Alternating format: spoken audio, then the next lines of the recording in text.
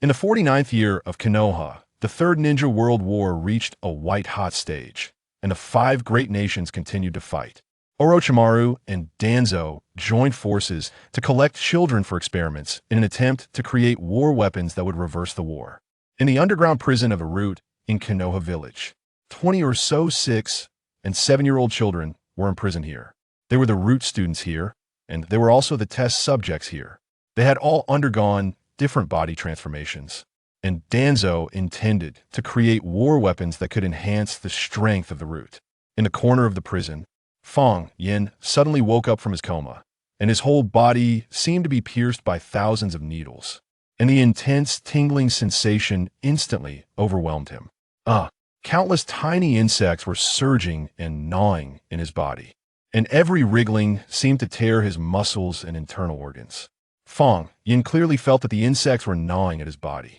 These insects were the products of the Konoha Root Laboratory.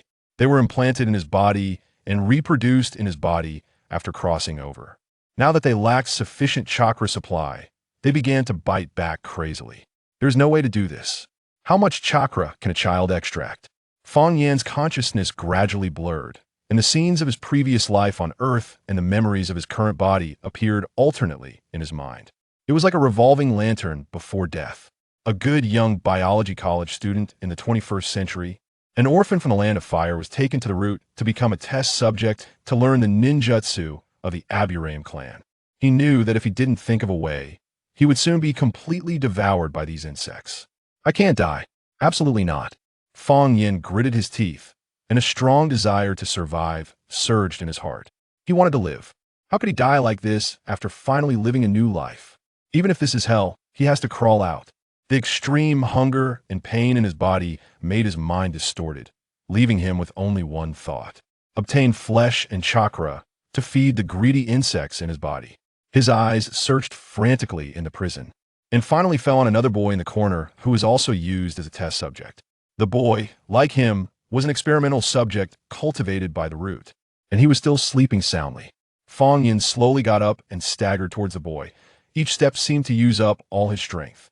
He reached out and grabbed a sharp stone on the ground. Fang Yin dragged his almost uncontrollable body and slowly approached the boy. He came to the side of the sleeping boy. The boy's breathing was even, and he didn't notice the danger at all. A trace of hesitation flashed through Fang Yan's mind. He had never killed anyone in his past life, but the severe pain caused by the gnaws in his body and the increasingly strong hunger instantly crushed this hesitation.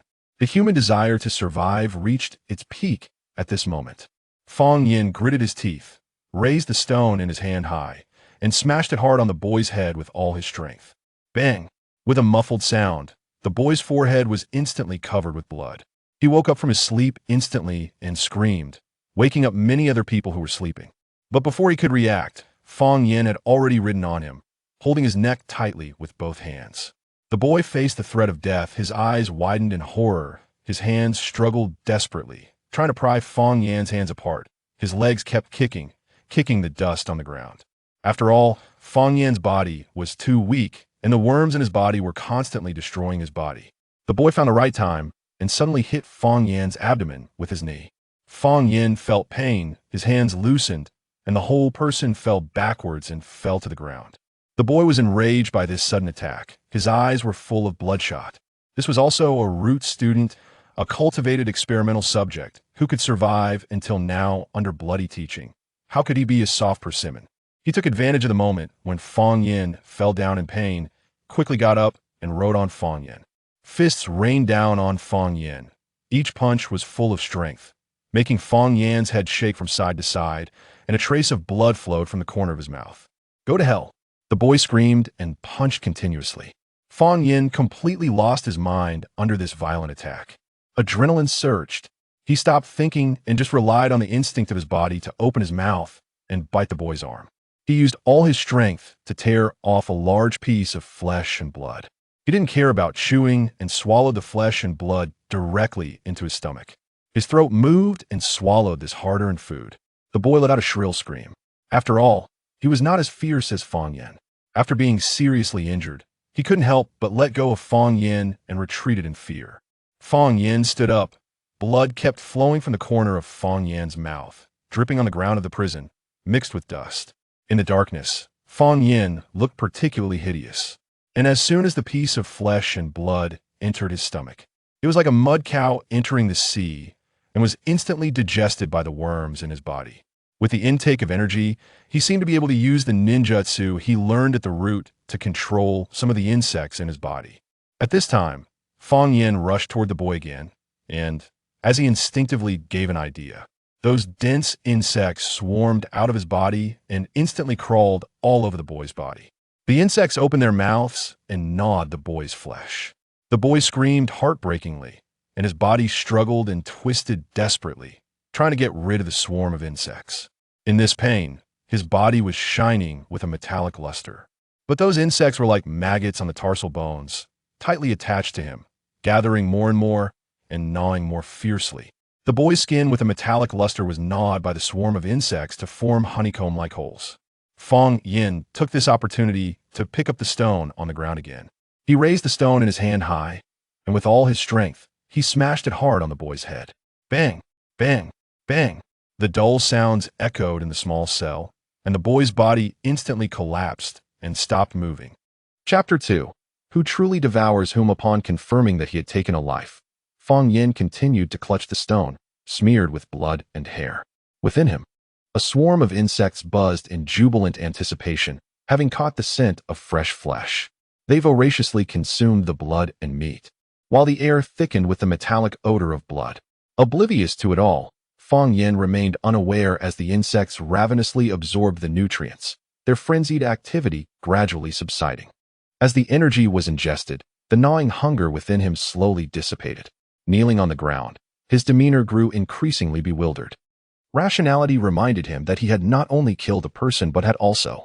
The instinct for survival faded, leaving behind only the torment of guilt and anguish. Fang Yin's expression became vacant. What had he become?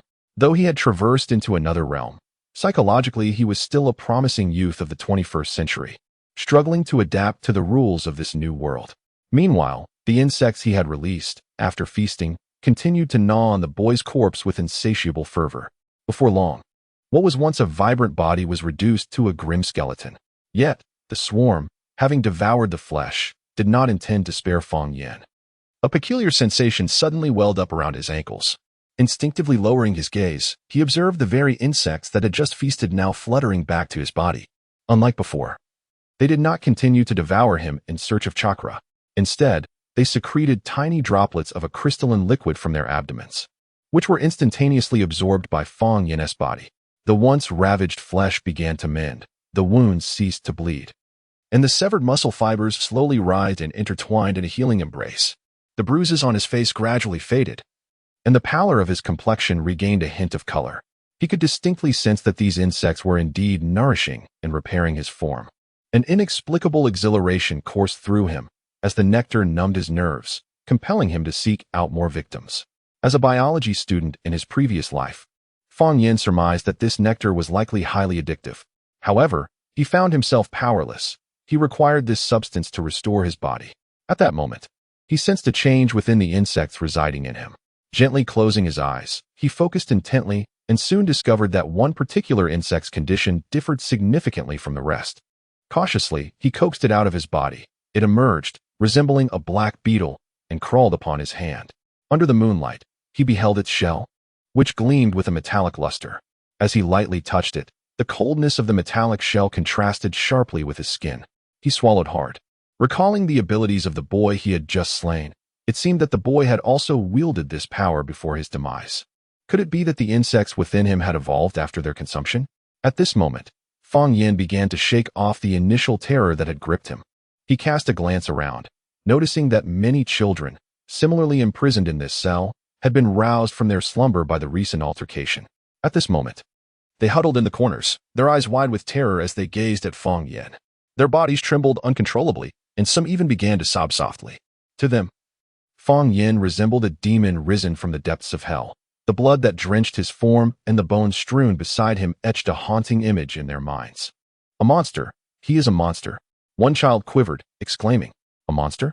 Fang Yin murmured, observing the cowering children before glancing at the insect in his hand. Unbeknownst to him, he had drawn an unspoken equivalence between the two. Just then, Amid the children's cries, the heavy door of the cell swung open. A masked ninja from the Root organization entered, his gaze sweeping across the chamber. It first settled upon the trembling children in the corner, then fixated on Fong Yin and the skeletal remains. What transpired here? The Root ninja inquired with a chilling tone. Under the weight of the ninja's scrutiny, Fong Yan's heart raced, and his mind raced to devise a response. It was evident that he stood no chance against this ninja in a confrontation. As he hesitated, unsure of how to reply, a child in the corner suddenly cried out, He is a monster. He has eaten people." Upon hearing the child's accusation, the Root ninja's eyes sharpened, locking onto Fong Yin as his hand slowly moved toward the weapons at his waist. Feeling the tension rise, Fong Yan's heart sank. But the instinct for survival compelled him to regain his composure. It was his internal transformation that had spiraled out of control, turning against us. I killed him in self-defense. It was the insects within me that ended his life. In this place, it was not uncommon for experimental subjects to lose control. And there were no surveillance measures in place. Furthermore, the deceased could not defend themselves, and he was certain that the other subjects had not witnessed him strike first. The Root ninja paused for a brief moment, his hand hovering over his weapon, before he gradually relaxed his grip. Yet his gaze remained fixed upon Fong Yin. "What is your name?" He sought to ascertain whether Fong Yin had indeed lost control. In recent days, numerous subjects had gone rogue, and per Lord Danzo's orders, any such discovery warranted immediate termination. However, the youth's demeanor did not readily reveal his state. Fong Yin inhaled deeply, striving to maintain a steady tone. "My name is Fong Yin." As he responded, he discreetly summoned the evolved insect within him, concealing it beneath his skin for potential use. Though he understood this was a futile struggle, he knew that the man before him intended to kill him, and he possessed no means to retaliate. The Root ninja narrowed his eyes slightly. "You claim that he lost control and attacked you. Why then is he the only one dead while the others remain unharmed?" Fong Yan's heartbeat quickened, yet in this critical moment, he remained resolute. "He lunged at me first, and instinctively, the creatures within me resisted. I was at a loss as to what was happening. By the time I regained my senses, he had already—" Fong Yin paused, seemingly lost in the haunting memory of that terrifying scene, even retching twice in the process. "I was utterly terrified and dared not move. Those creatures eventually returned to my body." He was reluctant for anyone to discover that he had struck first, as it would serve him no benefit. On the contrary, it could lead to being monitored by the Root, and he would be left pondering how to handle the next uprising of the swarm. It was far more prudent to feign self-defense, claiming that the swarm had seized control of his body. The Root ninja then cast his gaze upon the children huddled in the corner. Is what he said true? The children trembled under his scrutinizing stare, nodding in unison, their eyes still brimming with fear, yet none dared utter another word. The Root ninja glanced at Fong Yin once more before turning on his heel and striding away, the heavy prison door slamming shut behind him. Chapter 3. The beginning of transformation. Copperskin insect. As he watched the Root ninja depart, Fong Yan's taut body collapsed in an instant, leaving him slumped on the ground. Suddenly, he let out a self-deprecating laugh, imbued with bitterness. He had spent a year in this world, confined within the prison of the Root, and he had come to a profound realization. This rebirth was not a divine blessing, but rather a curse. Fong Yin retreated to a corner of the cell, closing his eyes and concentrating all his attention inward to explore the two types of insects within him. The most numerous were the small black insects implanted in him as part of Danzo's experiments. They were minuscule, resembling aphids, and possessed an extraordinary capacity for gnawing and devouring. Their insatiable appetite was akin to an abyss that could never be filled. Should the supply of chakra diminish, they would not hesitate to turn against their host. However, these insects were not devoid of benefits. When provided with ample sustenance, they would secrete a nectar that nourished their host. For instance, after consuming the flesh and chakra of that young boy, they not only quelled their restlessness, but also healed his battered body. Moreover, the form of these insects was highly unstable, prone to mutations. The second type of insect emerged as a result of his own mutation. He pondered deeply and ultimately named it the original goo, believing it to be the foundation of everything. With its unique properties, it held the potential to carve out a path uniquely his own, establishing him as the sole goo master in the ninja world. The other insect had just evolved after consuming the boy, developing a hardened shell. He was eager to study its characteristics, curious about how it differed from the original goo. Fong Yin instinctively channeled a thread of chakra toward the small armored insect. To his astonishment, The skin on his arm where the little beetle resided began to harden at a visible rate. Fang Yan's eyes widened in disbelief. He instinctively reached out with his other hand to touch the hardened skin, and at the moment of contact, he felt a texture akin to solid steel. He attempted to bend his arm, experiencing no discomfort yet distinctly sensing an enhancement in his defensive capabilities. This ability is simply astonishing. Fang Yan murmured to himself. Thus, I shall name you the copper-skin insect. To further investigate this newfound power, he infused a bit of his recently replenished chakra into it. The original goo was satiated and did not require chakra for the time being, allowing him to use his chakra freely. As the chakra flowed continuously, the small beetle became increasingly animated, and the area of hardened skin on his arm expanded rapidly, soon enveloping his entire forearm. Fang Yan wished to extend this enhancement further, but his chakra reserves forbade him from doing so.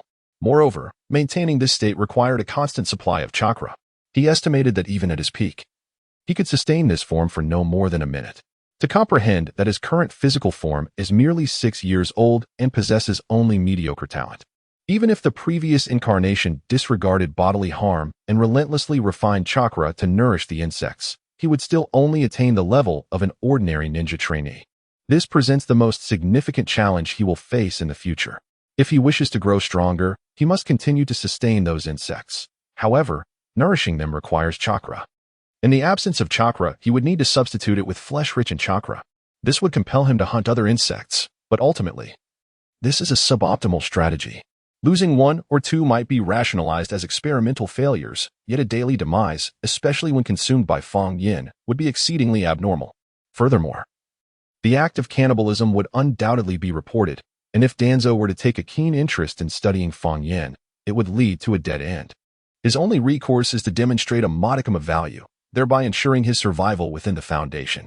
Thus, the immediate course of action is to take advantage of his ability to control the original insects, reducing their numbers to decrease chakra consumption. Fang Yan has been engaged in this endeavor for a year since his traversal, although he nearly met his demise in the process. The root cause lies in the necessity of the original insects for the Foundation's training. Without their aid, he would simply be unable to pass. This creates a vicious cycle, culminating in his inability to provide sufficient chakra, ultimately resulting in his untimely death. Having formulated a plan, Fang Yan no longer hesitates. He closes his eyes tightly. Immersing himself completely in the inner world, his mind fixated on the myriad original insects. He manipulates a portion of them to launch an assault on their kin. Those controlled insects extend their mandibles, pouncing upon their brethren and tearing them apart in an instant. He feels no remorse for the death of the original insects. Rather, the more that perish, the safer he becomes. Were it not for the need to conserve combat strength, he would prefer to retain only a few for breeding purposes. After contemplating the immediate survival issues, he turns his attention to the long-term dilemma. How can he extricate himself from the identities of an experimental subject and a Foundation trainee, both of which are fraught with the threat of sudden death? Fang Yan reflects on the original storyline he had encountered in his past life, piecing together clues to devise a plan that seems feasible. The next step is to showcase a portion of his abilities to capture Danzo's attention, thus striving to shed the trainee identity and truly become a root ninja. This would afford him a measure of safety, while thoughts of departing from Konoha must be deferred for now, as his current strength renders that aspiration unrealistic. With the Foundation pursuing him, there is no sanctuary to be found within the ninja world. According to the memories of his previous self, he was captured at the age of 3 at this juncture. Minato Namikaze should be just beginning to make a name for himself. By the time he matures, he may attempt to align himself with the Hokage, specifically Minato. After all, in a few years, he would ascend to a position of nominal Hokage, which might present an opportunity to acquire substantial resources. Having contemplated these possibilities, Fang Yan begins to refine his chakra using the methods recalled from memory. Encouragingly, his speed and refinement has markedly improved compared to before. Chakra is the fusion of spiritual and physical energy.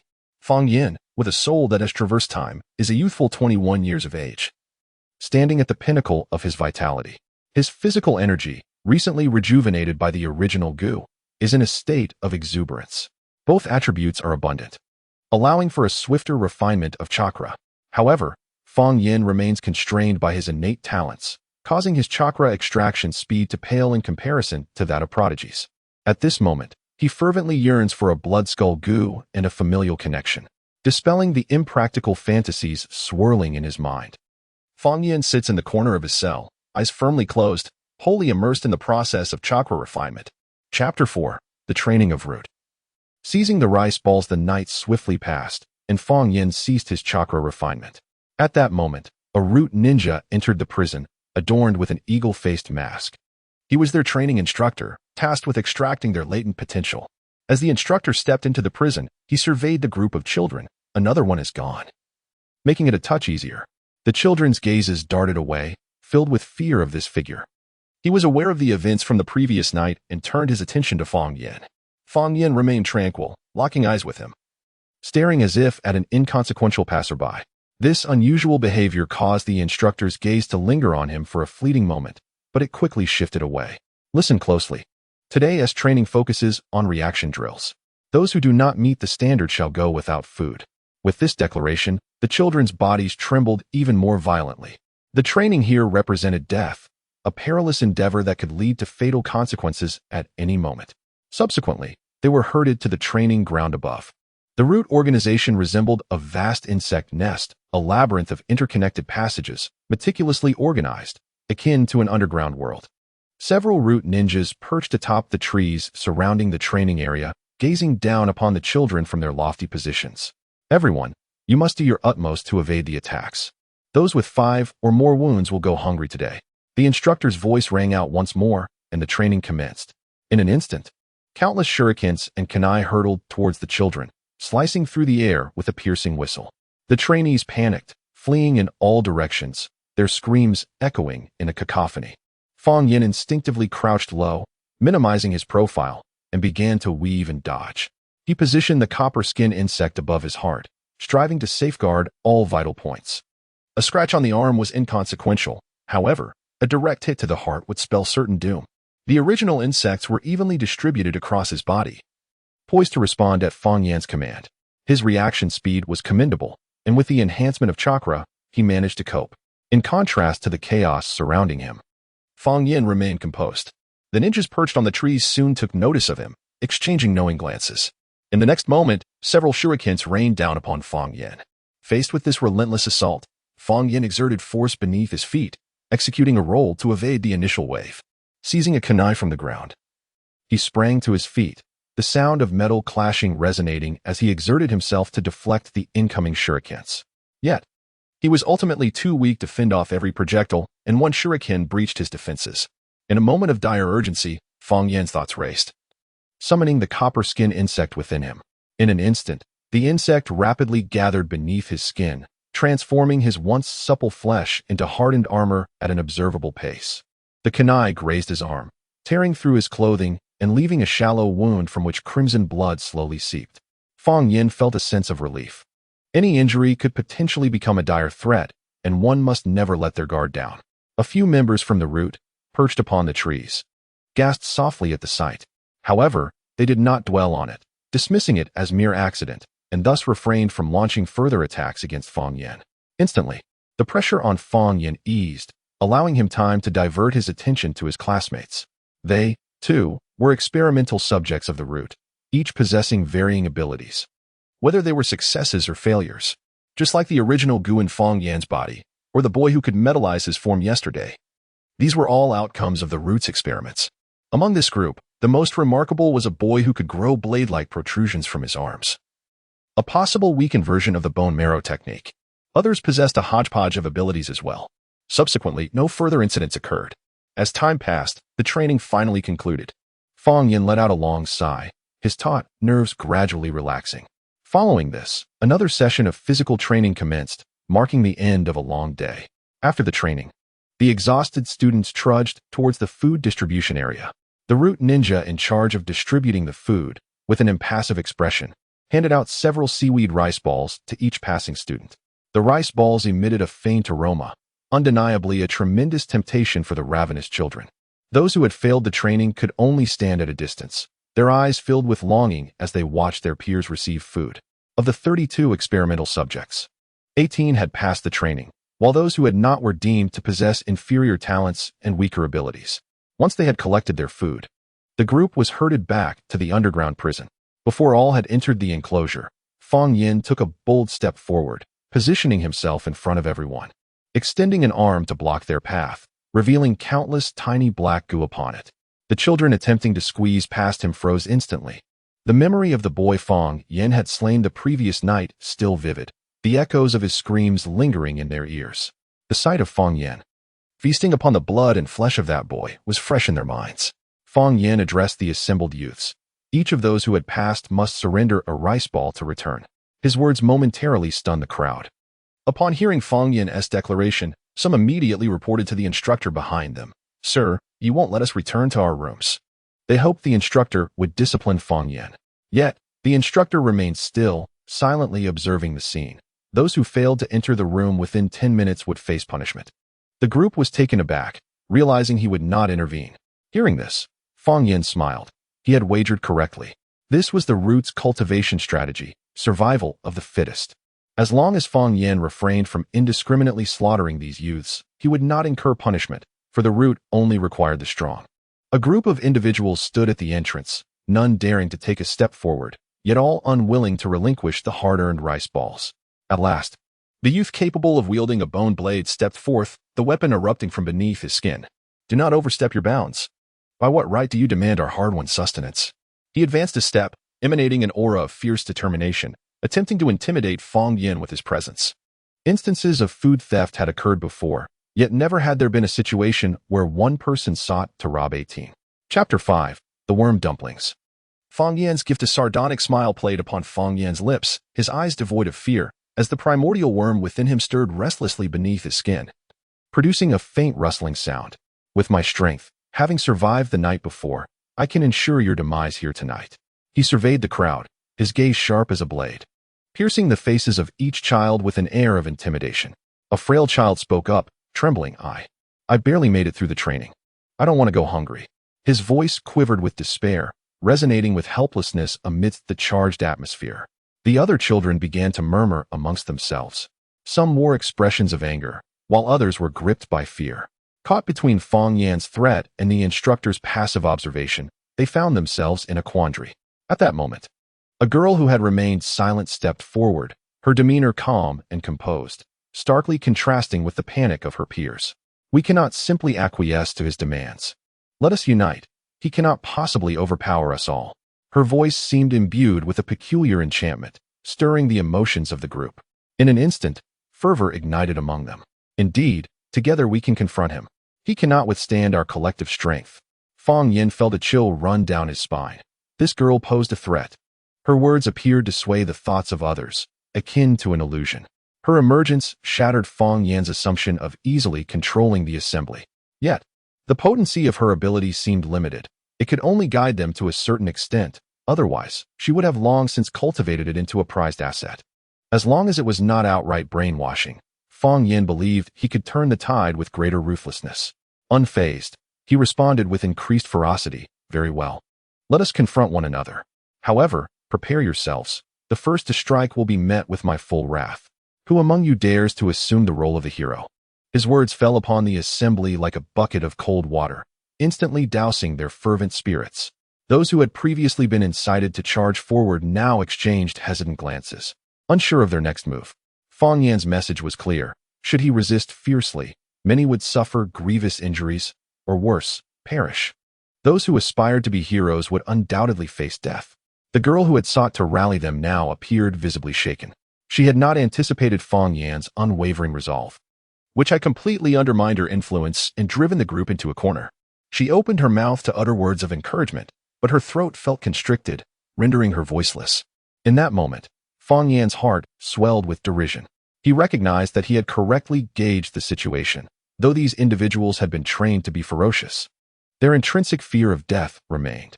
As long as Fang Yin exhibited greater ruthlessness, he could intimidate them into submission. "I shall grant you 3 seconds to contemplate your decision. After 3 seconds, should the dumplings remain unyielded, do not blame me for my lack of courtesy."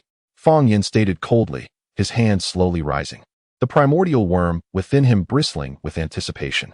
3. Fang Yin commenced the countdown. The breaths of the group of root students quickened. As the numbers drew nearer, the psychological defenses of the crowd began to crumble. At last, the slender child was the first to relent. weeping as he extracted his rice ball from his pocket and timidly offered it to Fang Yan. I will give it to you, please. Don't put in any worms. With this initial act of submission, others soon followed suit. Before long, a pile of seaweed rice balls had accumulated before Fang Yan. He gathered the rice balls in his coat, nodding in satisfaction and clearing a path. Very well, as long as you obediently comply. I shall not make things difficult for you in the future. One by one, the children averted their gazes as they passed by Fang Yan, entering the cage. Their hearts brimmed with resentment and fear, yet they felt utterly powerless. As a girl walked past him, she shot a fierce glare in his direction. But Fang Yan merely smiled faintly, feigning indifference. Yet, in his heart, he contemplated whether to eliminate her that very night. The situation was precarious. Should she indeed unite with the others to assault him, Fang Yan would undoubtedly meet his demise. Once all had entered the prison, Fang Yan expressed his gratitude to the instructor. Thank you for your assistance. The instructor, masked, fixed his gaze upon Fang Yan through the mask slits. Do not mistake my actions for kindness. I am merely adhering to protocol. I will report your conduct today to Lord Danzo in full detail. I am also curious about your plans for tonight.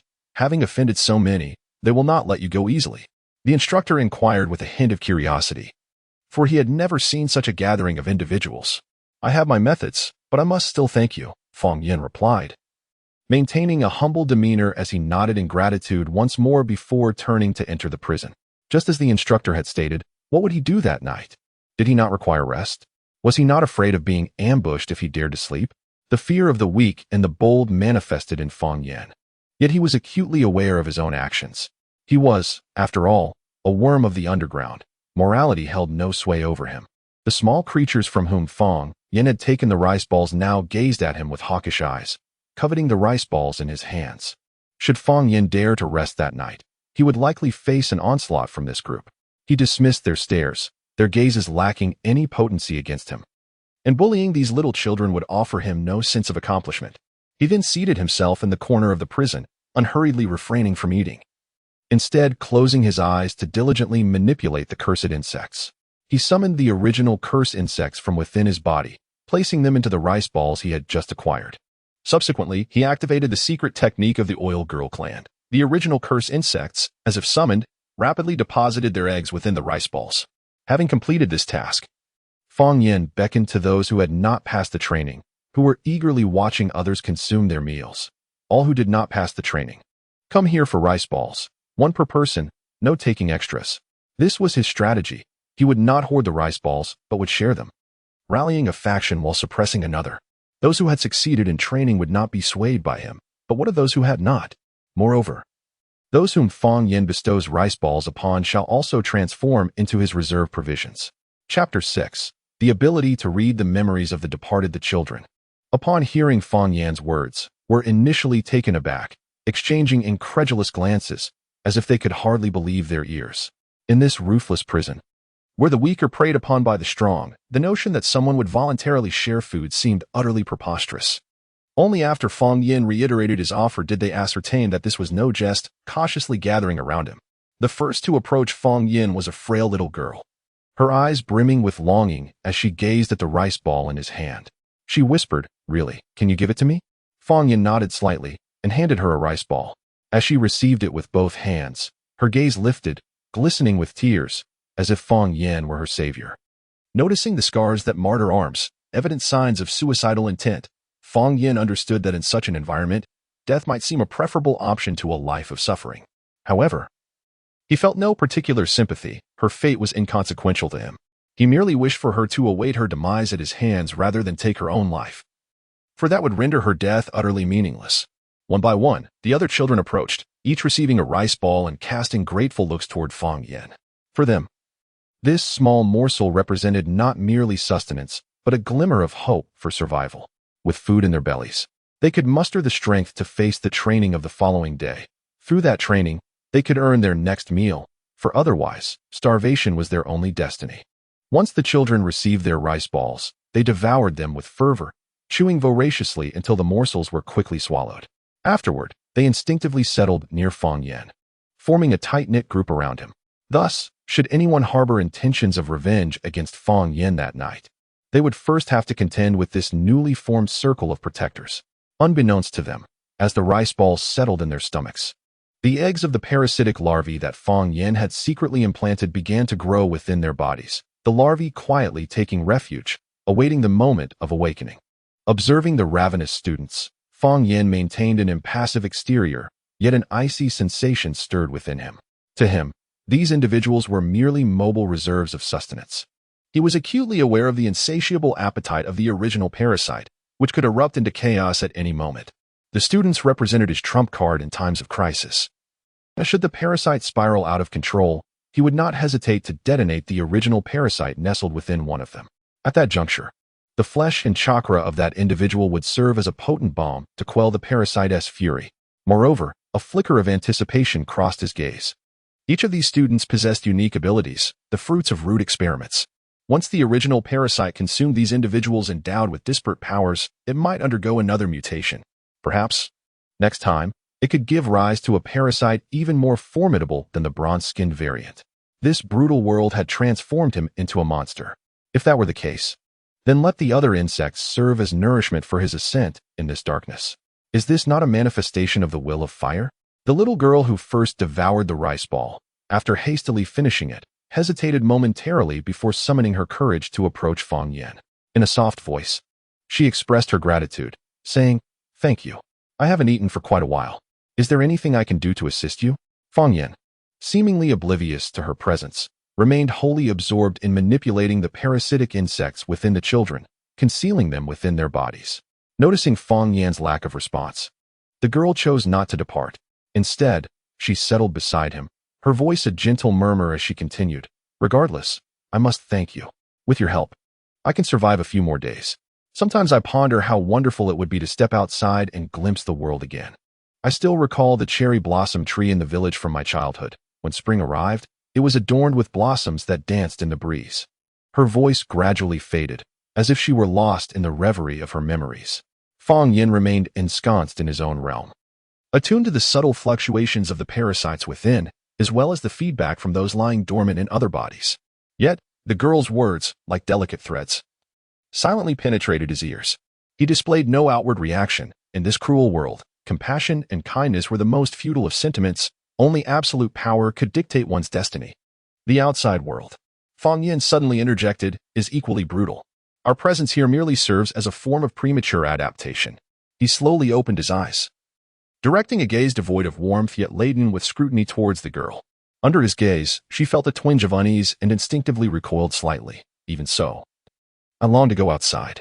Here, each day is filled with either training or fear, uncertain of when death may strike, no matter how harsh it may be outside. Fang Yin scoffed. Do you not wish to live outside? What, then, is your ability? At his words, a flicker of hesitation crossed the girl's eyes as she stammered. I can read the memories of the deceased. Fang Yin's eyes instantly gleamed with interest. This ability was formidable.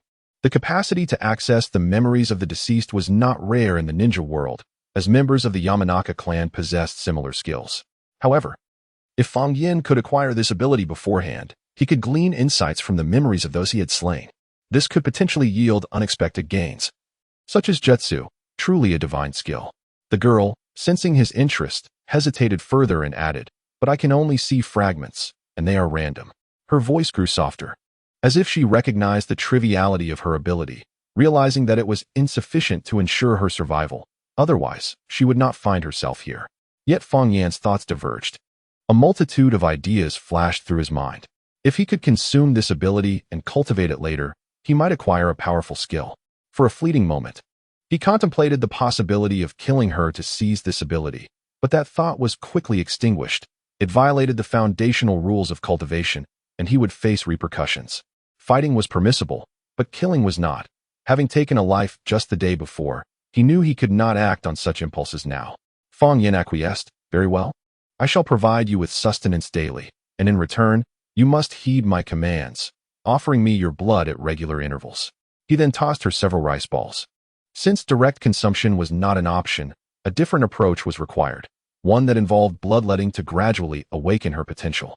The little girl instinctively reached out to catch the rice balls, glancing between them and Fang Yin, her eyes filled with conflict. Ultimately, the primal instinct for survival and her yearning for food compelled her to slowly nod in agreement. All right, I will comply. Fang Yan's eyes narrowed with satisfaction, a barely perceptible smile gracing his lips. Having fulfilled my promise, it is time for you to provide me with some blood. The little girl hesitated. How should I do that? I can manage it myself. Fang Yan seized her battered arm, introducing several original goo into her system, prompting the awakening of the goo hidden within her. The original goo within her responded to the command, opening its mandibles and voraciously consuming the blood. Fang Yan watched intently, his heart brimming with anticipation. At last, the goo completed their feast, yet he perceived no discernible change. Skeptical, he probed once more. The original goo within both him and the girl remained unchanged, devoid of any signs of mutation. Was it as he suspected? He understood well that mutations hinged on chance. Much like the time he had consumed a youth capable of partial metallization, resulting in merely a copper-skinned goo. The transaction is complete. You may depart now, he stated, closing his eyes to refine his chakra, seemingly indifferent to the young girl beside him. However, contrary to his expectations, she did not leave. She hesitated, remaining by Fang Yan's side, her hands nervously tugging at the hem of her clothing. Noticing her fidgeting, he cast her a glance, but made no effort to dismiss her. Thus, she sat quietly beside him, also engaging in the refinement of her chakra. Meanwhile, the instructor outside observed this peculiar interaction, a flicker of surprise crossing his eyes beneath his calm facade. He stood in silence for a moment before turning to depart. The behavior of these experimental subjects was exceedingly abnormal today, particularly that of the subject named Fang Yan. His series of actions warranted immediate report to Lord Danzo. Chapter 7. The Schemes of Danzo. The root of the matter at this moment. Within the confines of the root office, only Orochimaru and Danzo remained. Danzo sat behind his desk, resting his chin upon his hands. One cold eye fixated on Orochimaru before him.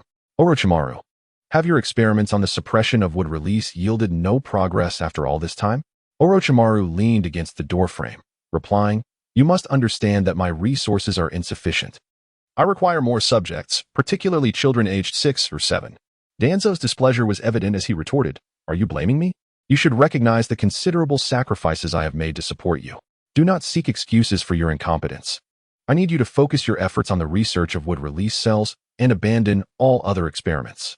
Orochimaru furrowed his brow, aware that under Danzo's roof, he had no choice but to acquiesce. He still needed Danzo's backing. Understood. The essence of their collaboration was one of mutual exploitation. At that moment, a knock echoed from outside the door, followed by a voice announcing, report, Hate seeks an audience. Danzo commanded in a low tone, enter. The instructor pushed open the door and stepped into the office, first bowing respectfully to Danzo and Orochimaru before recounting in detail the recent occurrences involving Fang Yan. He spoke of the test subject's rampage, his act of releasing insects to devour people, and his subsequent theft of food to distribute among others. Upon hearing this, Danzo fell into deep contemplation. Under his philosophy of nurturing within root, it was astonishing that someone would selflessly assist others, prompting thoughts of certain fools. Unbidden, the images of Hiruzen Sarutobi, Jiraiya, and more recently, Minato Namikaze, materialized in his mind. Hypocrisy. Danzo cursed inwardly. These three individuals, one a third Hokage, the others formidable contenders for future Hokage, provoked a tumult of emotions within Danzo. It was precisely such ideals held by Hiruzen that had drawn the attention of his mentor, Hashirama Senju, while he himself had lost the opportunity for the Hokage position. Now, yet another Hiruzen Sarutobi, Minato Namikaze, was presented before him. He was determined to prove that he alone was right. He was meant to be Hokage. Why should those who merely espoused lofty ideals receive accolades and reverence while he, who toiled in the shadows for the sake of Konoha, was perpetually overlooked and misunderstood? He needed to demonstrate that his path was the correct one. Only through power could Konoha endure. He would cultivate a tool that would surpass Minato Namikaze. He would prove that just as Hiruzen had nurtured Jiraiya and others, Danzo Shimura could do the same. Tomorrow, bring that test subject named Fang Yan to me. I wish to see him, Danzo declared abruptly, his gaze sharpening with a glint of ferocity as he commanded the instructor. Orochimaru, observing Danzo's intensity, revealed an intrigued expression. It seemed there was indeed an interesting child among those deemed failures. Unexpectedly, he inquired, have there been any changes in the insects within him? The falcon responded truthfully. After consuming an experimental subject, he seemed to have replenished his strength. Remarkably, after several days of fasting, he suddenly found himself invigorated enough to train, even excelling in reaction exercises. Orochimaru revealed a smile, resting his chin on his hand. How intriguing. I did not anticipate such an unexpected gain. Those experimental subjects were merely a diversion for him, most possessing abilities of little worth, devoid of research value. Their purpose was to engage in mutual slaughter, yet unexpectedly. One intriguing individual emerged from the fray. Meanwhile, Fang Yin remained oblivious to the fact that he had inadvertently attracted the attention of two exceedingly dangerous individuals, unaware of the fortune or misfortune that might ensue. The following morning, Fang Yin rose slowly, stretching his limbs. The wounds from his training had healed considerably under the nurturing influence of the original insect. He proceeded to nourish both the original insect and the copper-skinned insect within him. The original insect required a supply of chakra, while the copper-skinned insect thrived on metal. Thus, he placed it upon the prison bars to feast. Fortunately, the copper-skinned insect had a minimal appetite, and the slight gnawing on the bars went unnoticed. This observation allowed him to glimpse the evolutionary potential of the copper-skinned insect, contemplating the possibility of introducing it to various metals for further evolution. At that moment, the instructor opened the prison door. Fang Yin, come with me. Without a backward glance, he strode away.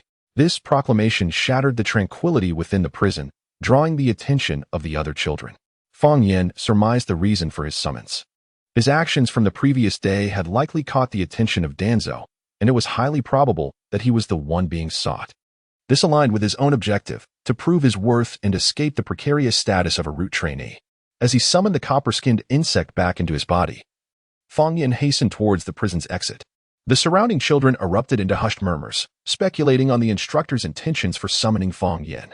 Those from whom he had snatched the rice balls hurled the most venomous curses in his direction. He was too arrogant yesterday. He must have angered the instructor and will be taken away to be disposed of, one child whispered. Indeed, he stole our rice balls. Now he faces his retribution. Another chimed in, a gleeful expression adorning their face. As Fang Yin was about to step out of the prison, he paused at the doorway upon hearing their chatter, slowly turning his head to survey the malicious faces.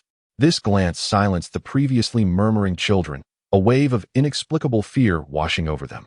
Fang Yin, witnessing this scene, smirked disdainfully and quickly followed in the footsteps of the instructor. Throughout their journey, Fang Yin subtly probed the instructor for information, yet he remained uncommunicative. Fang Yin gleaned no useful insights. They traversed the intricate underground passages, arriving before a door. The instructor raised his hand and knocked. A deep voice resonated from within. Enter. The instructor stepped aside, gesturing for Fang Yin to proceed. Taking a deep breath, Fang Yin pushed the door open and entered. He found himself with no choice. Even if this place resembled a den of dragons and tigers, he had to proceed. Before him lay an arena akin to the Ch-Nin exam's dueling grounds. A vast expanse at its center, encircled by a protective barrier for spectators. Atop a raised platform stood Danzo, surveying Fang Yin with a piercing gaze from his solitary eye. Flanking him were two root ninjas, one on each side, their forms shrouded beneath dark cloaks. Meanwhile, Orochimaru leaned casually nearby, a faint, enigmatic smile playing at the corners of his lips as he observed Fang Yin, much like one would regard a peculiar new toy. Fang Yin, in turn, directed his attention towards the two figures, fully aware of their identities. One was Danzo, the leader of Root, and the other was Orochimaru, a disciple of the Hokage, both wielding considerable influence and authority. Chapter 8. The Trial of Danzo and the Counterattack of the Root Ninja. Fang Yin knelt respectfully on one knee and said, "My lord." Before he could finish, Danzo's voice interrupted him. "You are not yet worthy of my acknowledgement. If you wish to earn my attention, demonstrate your worth." At that moment, a masked Root Ninja emerged from behind Fang Yin. Although he was merely a few years older than Fang Yin, he exuded an aura of cold menace. Danzo spoke coldly. Commanding the ninja, "Sever your right arm and engage him. Eliminate him."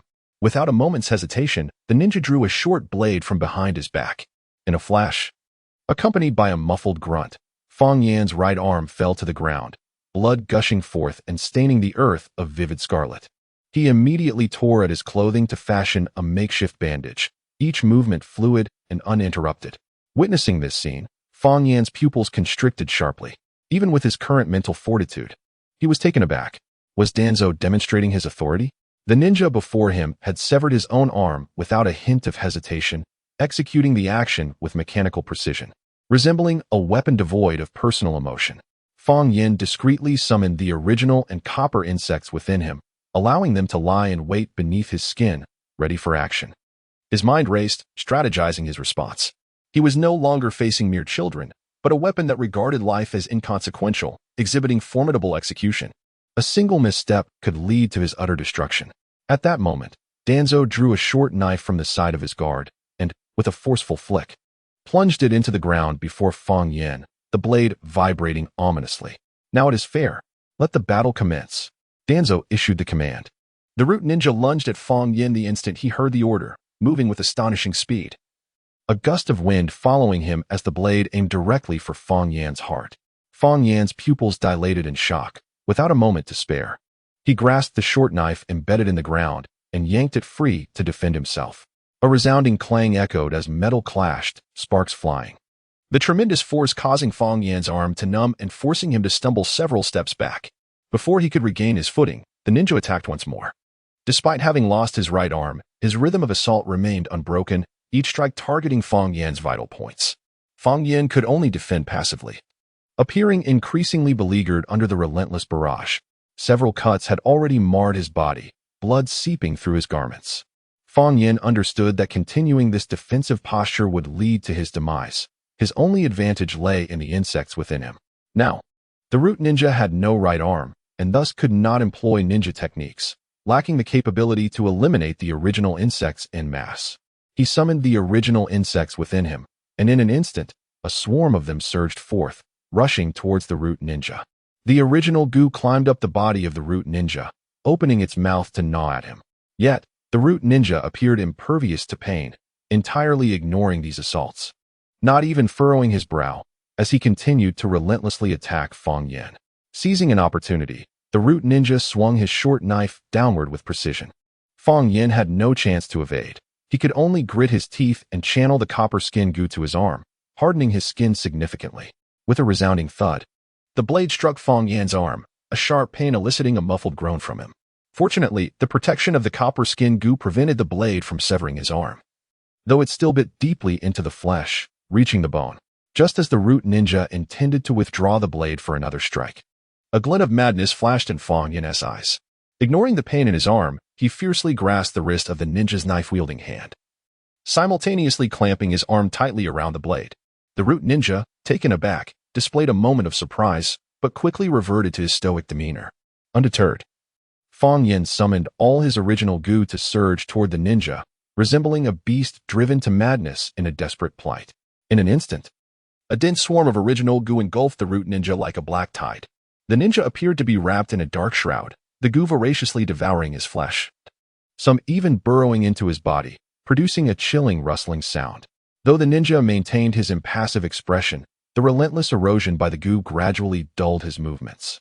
Seizing the moment, Fang Yin, enduring the excruciating pain, abruptly twisted his body, using his strength to wrest the short knife from the ninja's grasp. With all his might, he plunged the knife forcefully into the ninja's chest. The ninja's body stiffened momentarily, yet his gaze remained fixed on Fang Yin before he slowly collapsed. A look of relief flickering in his eyes. Fang Yin, utterly exhausted, slumped to the ground, gasping for breath, blood trickling from the corner of his mouth. His eyes filled with madness. He immediately commanded the original goo to begin consuming the ninja's corpse. The swarm of goo, invigorated by the order, zealously feasted upon the ninja's flesh and blood. Their mandibles opened and closed rapidly, producing a spine-chilling rustling sound, and in the blink of an eye, the root ninja's form vanished entirely. Following this, he summoned back the original goo, which returned to his body, their tails secreting glistening nectar. This nectar was swiftly absorbed by Fang Yin, and his wounds began to heal slowly, the bleeding cuts rapidly scabbing over. His previously pallid complexion gradually regained a hint of color, and his strength slowly returned. Chapter 9. Complete Transformation, Memory Goo. The girl in the cherry blossoms. Danzo observed the scene before him, a hint of satisfaction flickering in his eyes as he nodded slightly.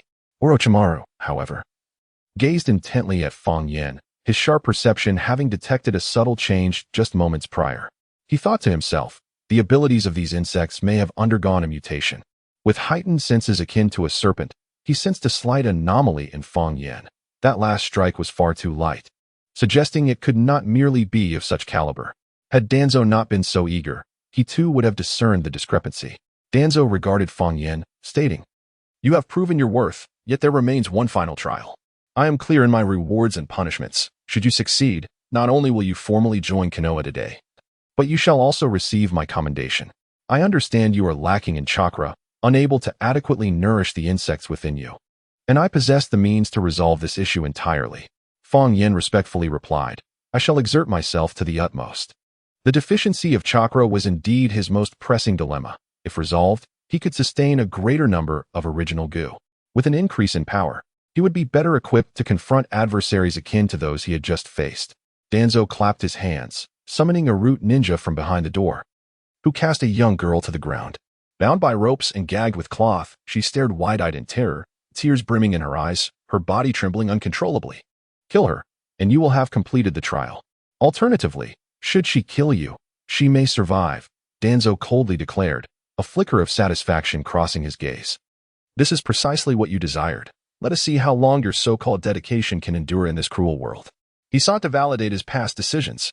Once, he had hesitated in sacrificing himself to save his comrades, leading to the relinquishment of the Hokage position. Yet today, he laid the choice before Fang Yen once more, eager to witness how this youth, reminiscent of Sarutobi Hiruzen, would respond. Danzo scoffed inwardly. "Let me observe whether you shall become the second Hiruzen."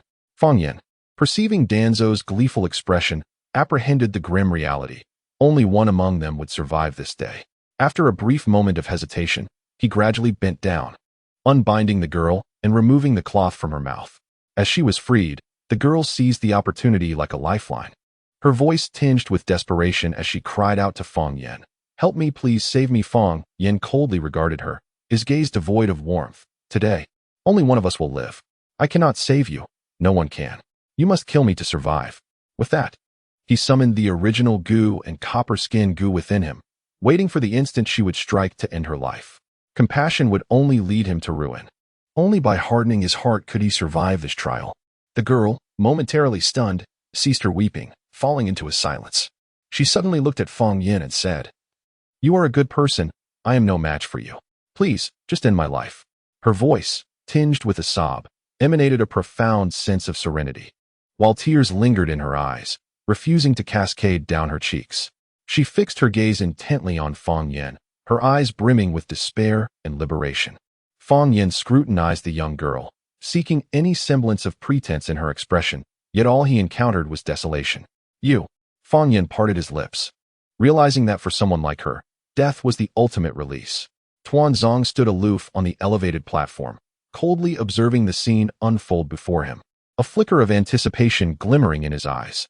He yearned to witness Fang Yen act as he had predicted, thus validating his own convictions. Orochimaru, with narrowed eyes, took a keen interest in every subtle reaction displayed by Fang Yen. Fang Yen inhaled deeply.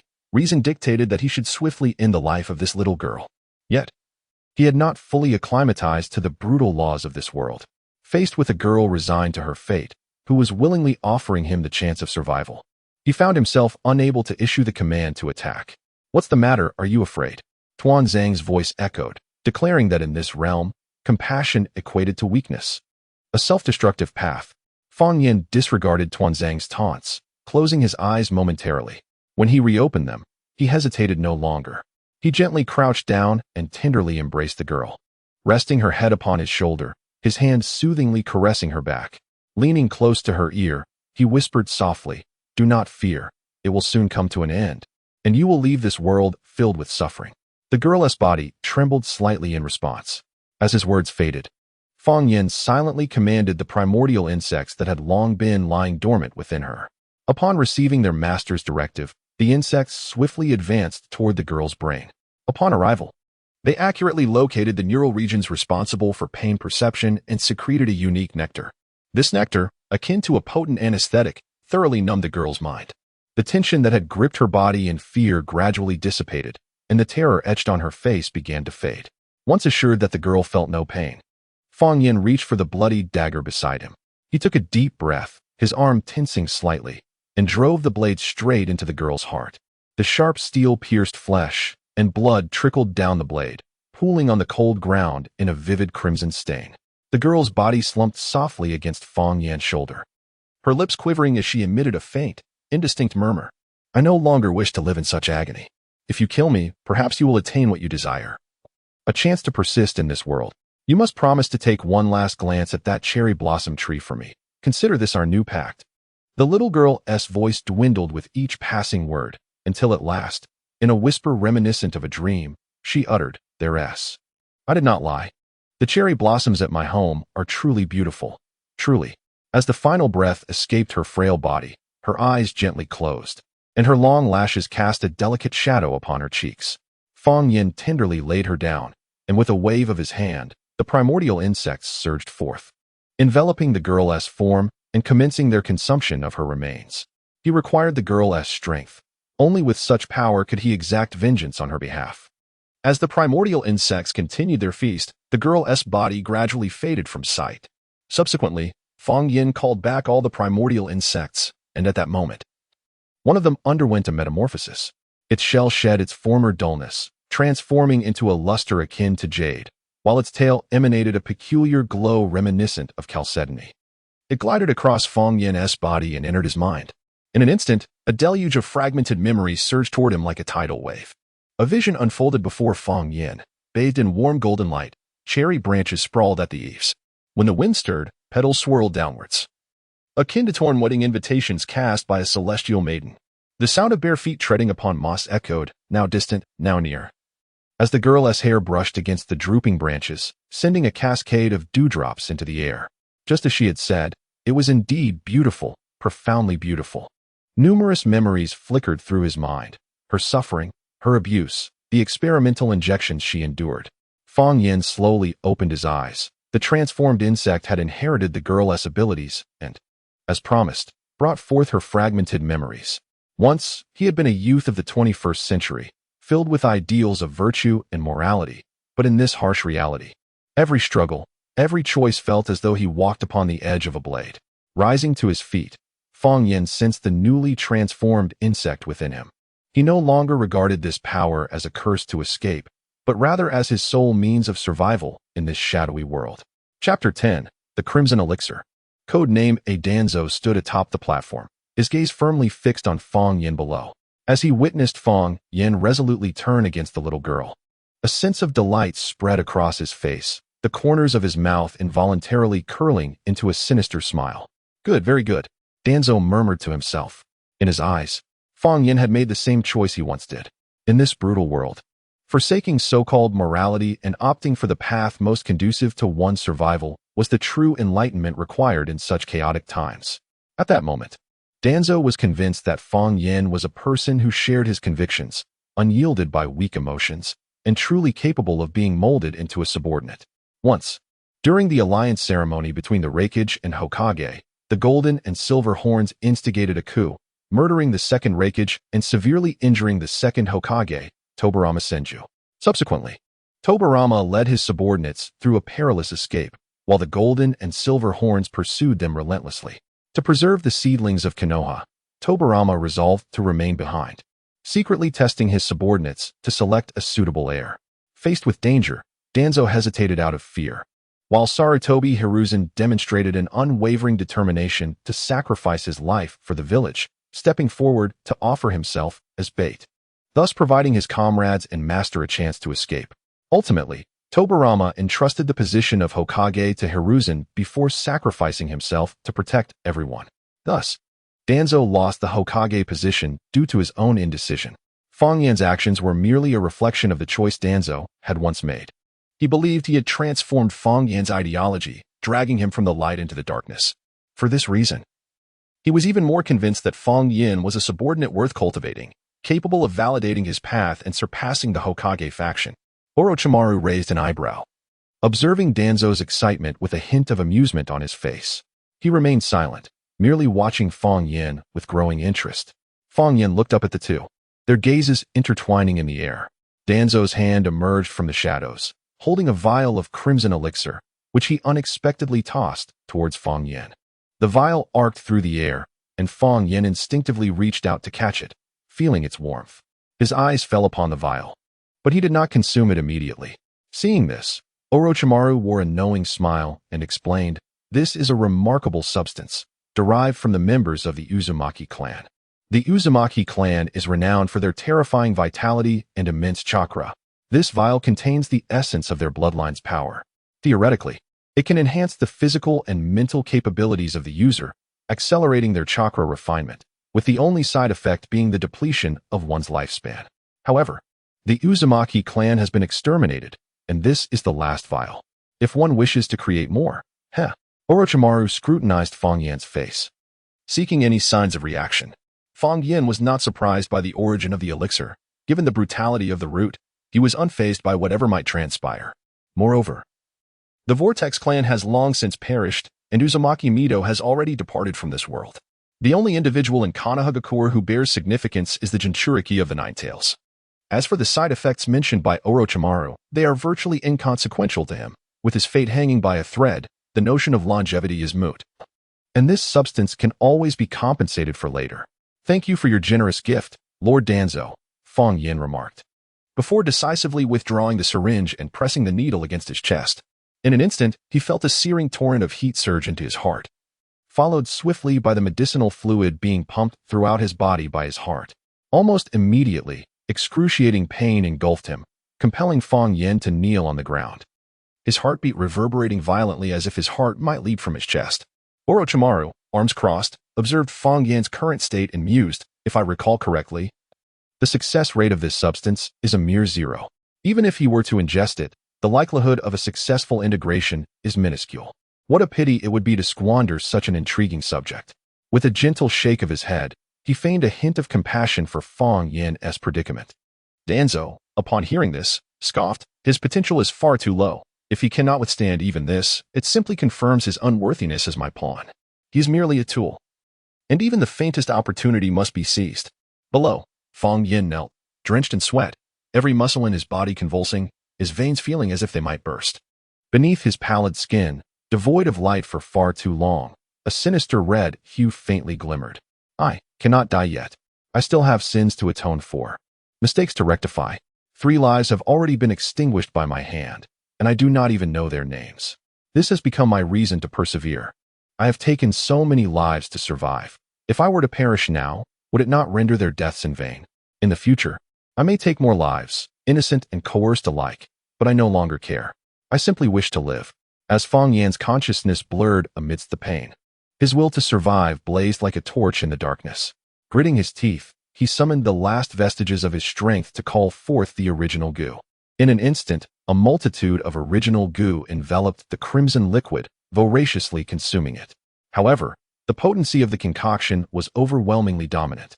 The original goo perished the moment they ingested the substance. Nonetheless, they still alleviated a portion of its power for Fang Yan.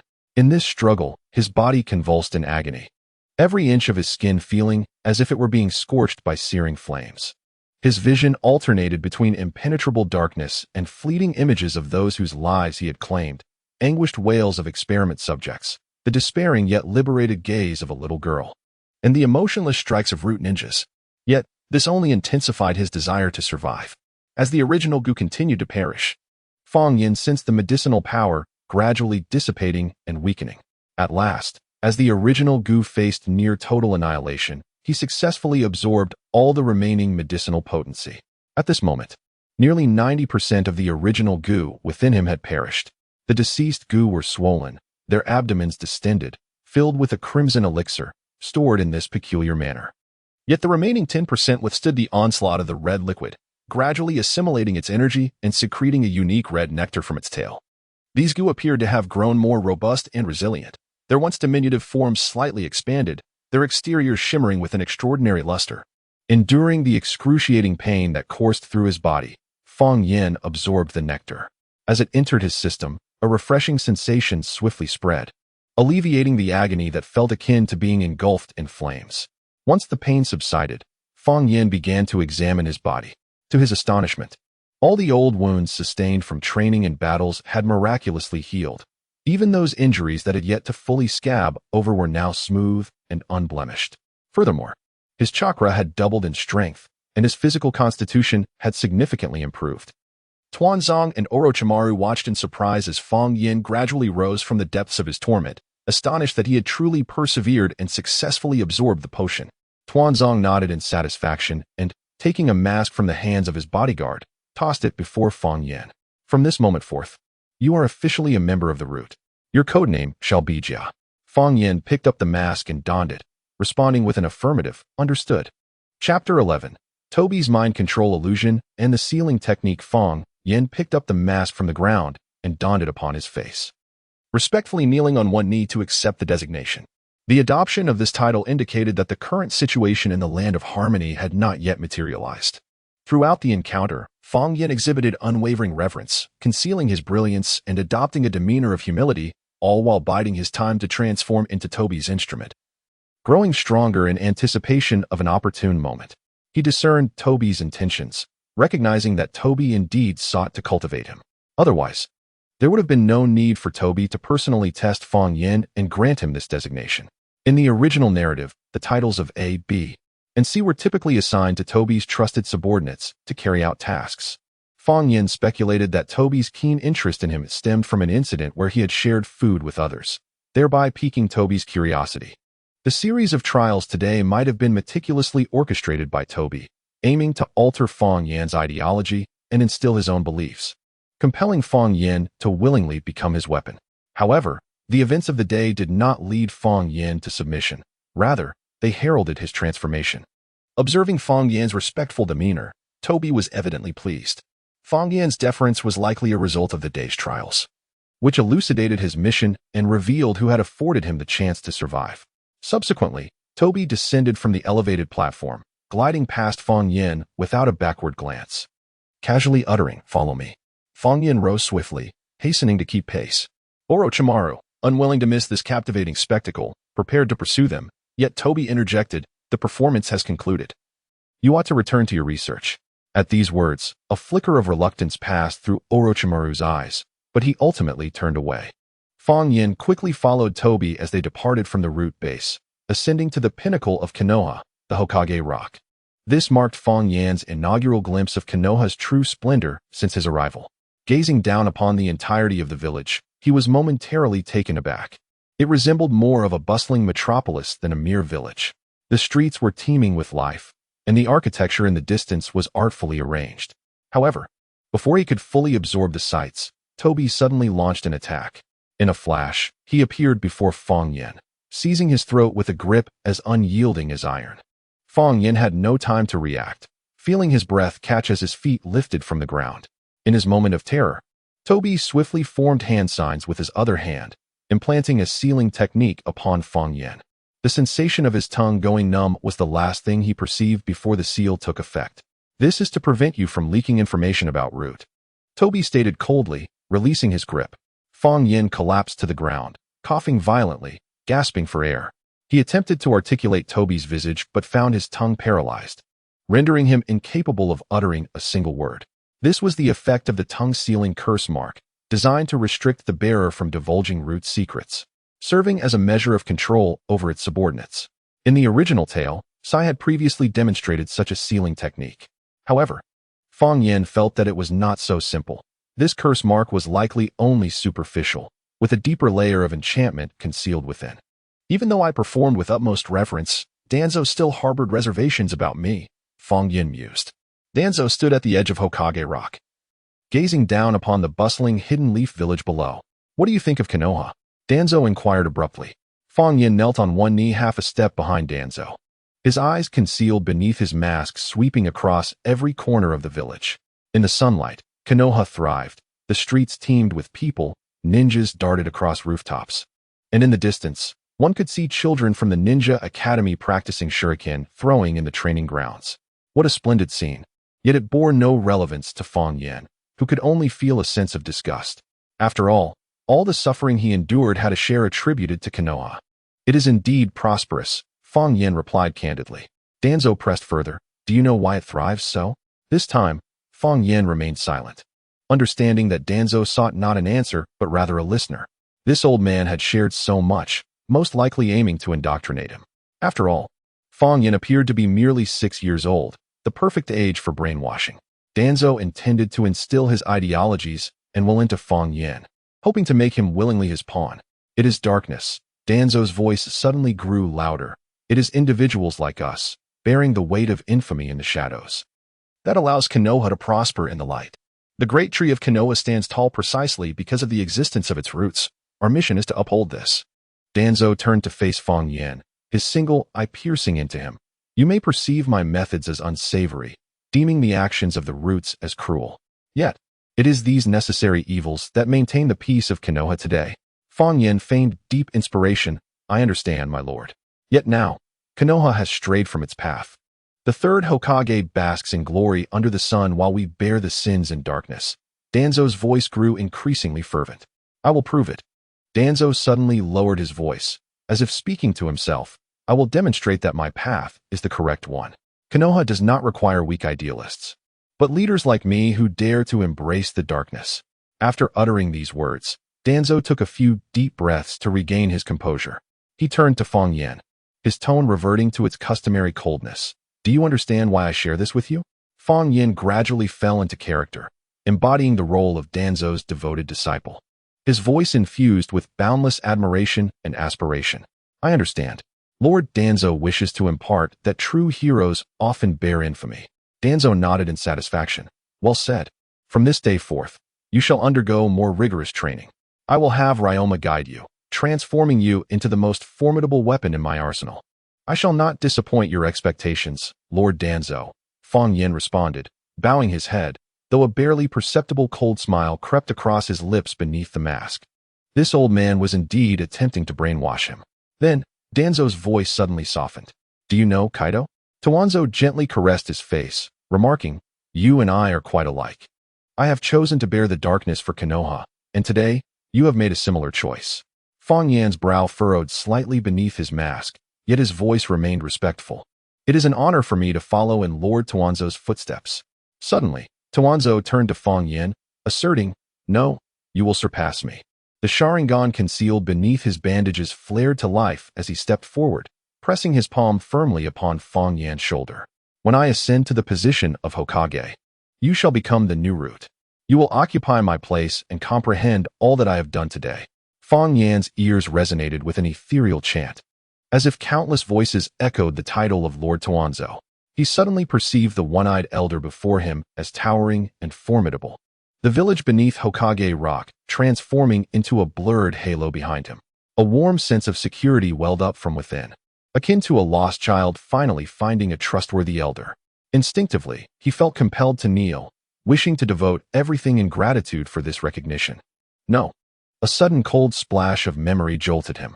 Fong Yan shivered at the depths of his consciousness. He vividly recalled how Tuanzo wielded the Kotoeme Tsukumi to manipulate Shinobu, and how he resorted to unscrupulous means to achieve his ends. How could he possibly harbor admiration for such a man? Cold sweat instantly drenched his back as he hurriedly summoned the memories in his mind, the cherry blossom illusion from the girl before her demise blossoming before him once more. Dew-kissed petals brushed against his nose, the crisp fragrance dispelling the sweetness of the illusion. In a daze, Fong Yan perceived the little girl shaking her head beneath the cherry blossom tree. As the vision faded, the hand upon his shoulder became nauseating. As a subordinate, I shall exert every effort, living up to your expectations, my lord. Fong Yan feigned a quivering voice filled with profound emotion. Though his teeth nearly ground to dust beneath the mask, he deliberately allowed his knees to tremble slightly, performing a portrayal of overwhelming excitement. Observing Fong Yan's demeanor, Tuanzo recognized the success of his illusionary brainwashing and, satisfied, withdrew his hand, returning his Sharingan to its normal state beneath the bandages. He turned to walk toward the base of route, stating, starting tomorrow, you will receive guidance from Ryoma. Today, you have a day off. Wander through Konoha and behold the place you are destined to protect. Fong Yan bowed his head, replying, as you command, my lord. Chapter 12. The whirlwind of Fong Yan and the excitement of Kushina as Danzo's figure receded into the distance. A cold sweat drenched Fong Yan's back. He was overwhelmed with trepidation, realizing that had he reacted even a moment slower, he would have undoubtedly become a fervent disciple of Danzo. The cunning methods employed by Danzo were exceedingly sinister. His series of brainwashing techniques were executed with remarkable fluidity. He began by extolling the virtues of the root's purpose in fostering a sense of honor, then proceeded to cultivate a personal rapport, enticing Fang Yan with the prospect of succeeding him as the leader of the route. Following this, he employed Jinjutsu to further manipulate Fang Yan's mind, ultimately compelling him to wander the village of Konoha to instill a sense of belonging. In such circumstances, one could hardly expect a 6-year-old child, let alone an adult of wavering resolve, to resist the allure. Were it not for Fang Yan's dual memories from his previous lives awakening him at the last moment, coupled with the mental shackles that lingered, the consequences would have been dire. He had underestimated Danzo's machinations and the cunning of the individuals inhabiting this world. This served as a stern warning to Fang Yan. Gazing blankly at the village of Konoha beneath him, an inexplicable glimmer shone in his eyes. He pondered when he might exact his revenge and bring an end to Danzo's life. After a prolonged period of contemplation, Fang Yan was confronted with another dilemma: how to best utilize this hard-won opportunity for freedom. He understood the necessity of discretion, as it was entirely plausible that root ninjas were covertly observing his every move. Countless thoughts swirled in his mind, yet most were impractical, too outrageous for a 6-year-old. Engaging in peculiar activities would surely raise Danzo's suspicions. After much deliberation, Fang Yan sighed internally, deciding it best to meander aimlessly for the time being. He descended the staircase adjacent to Hokage Rock. Walking alone down the streets of Konoha, he attracted the gaze of numerous passersby.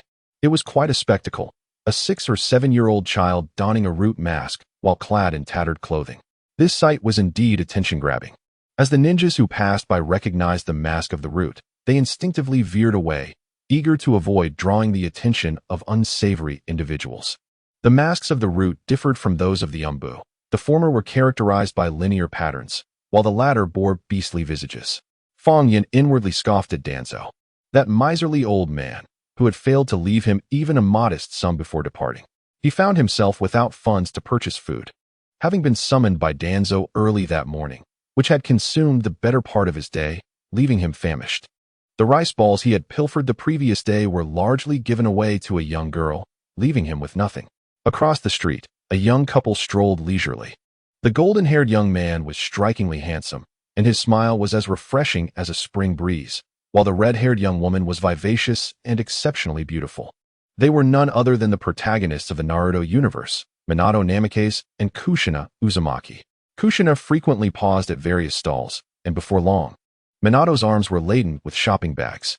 I've bought too much," Kushina remarked, a hint of embarrassment crossing her face as she glanced at the multitude of bags in Minato's grasp. "Why don't you use the Flying Thunder God technique to send some of these home first?"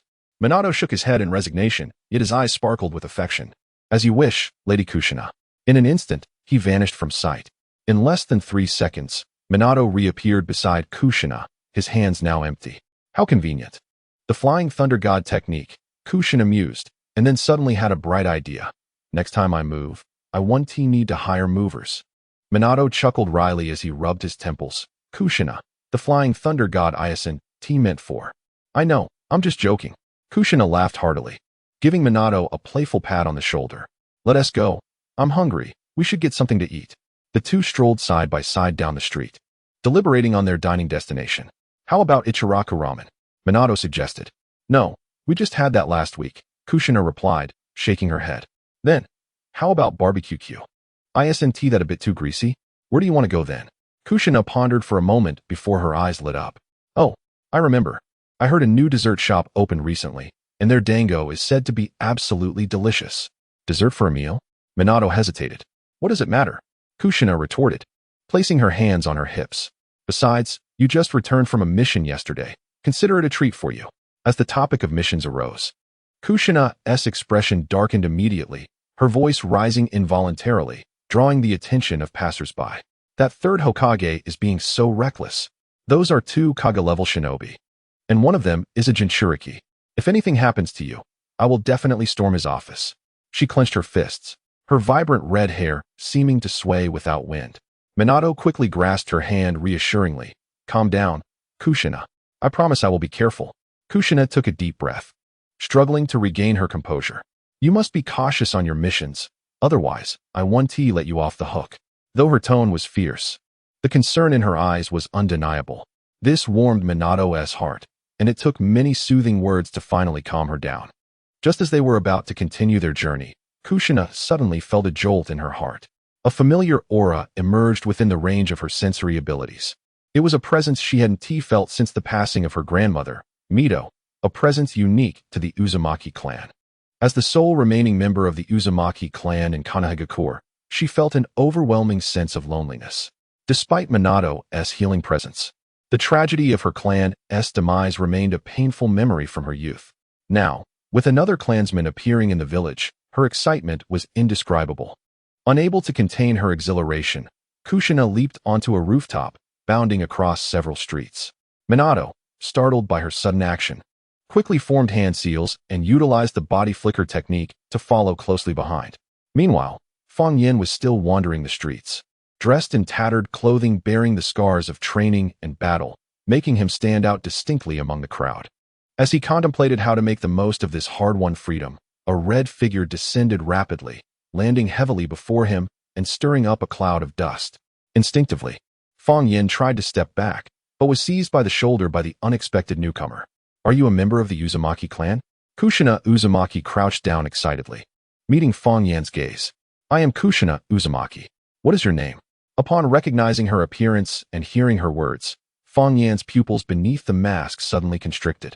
This was Kushina Uzumaki, the future wife of the fourth Hokage, Minato Namikaze, Naruto's mother, the host of the Nine Tails.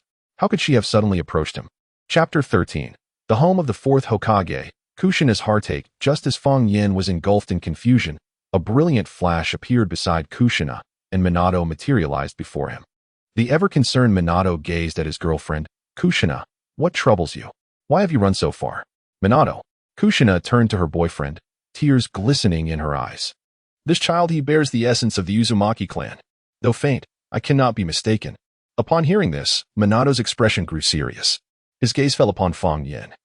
Recognizing the root ninja mask adorning his face, piecing together the boy's origins, it was highly probable he was a member of the Uzumaki clan, covertly nurtured by the root.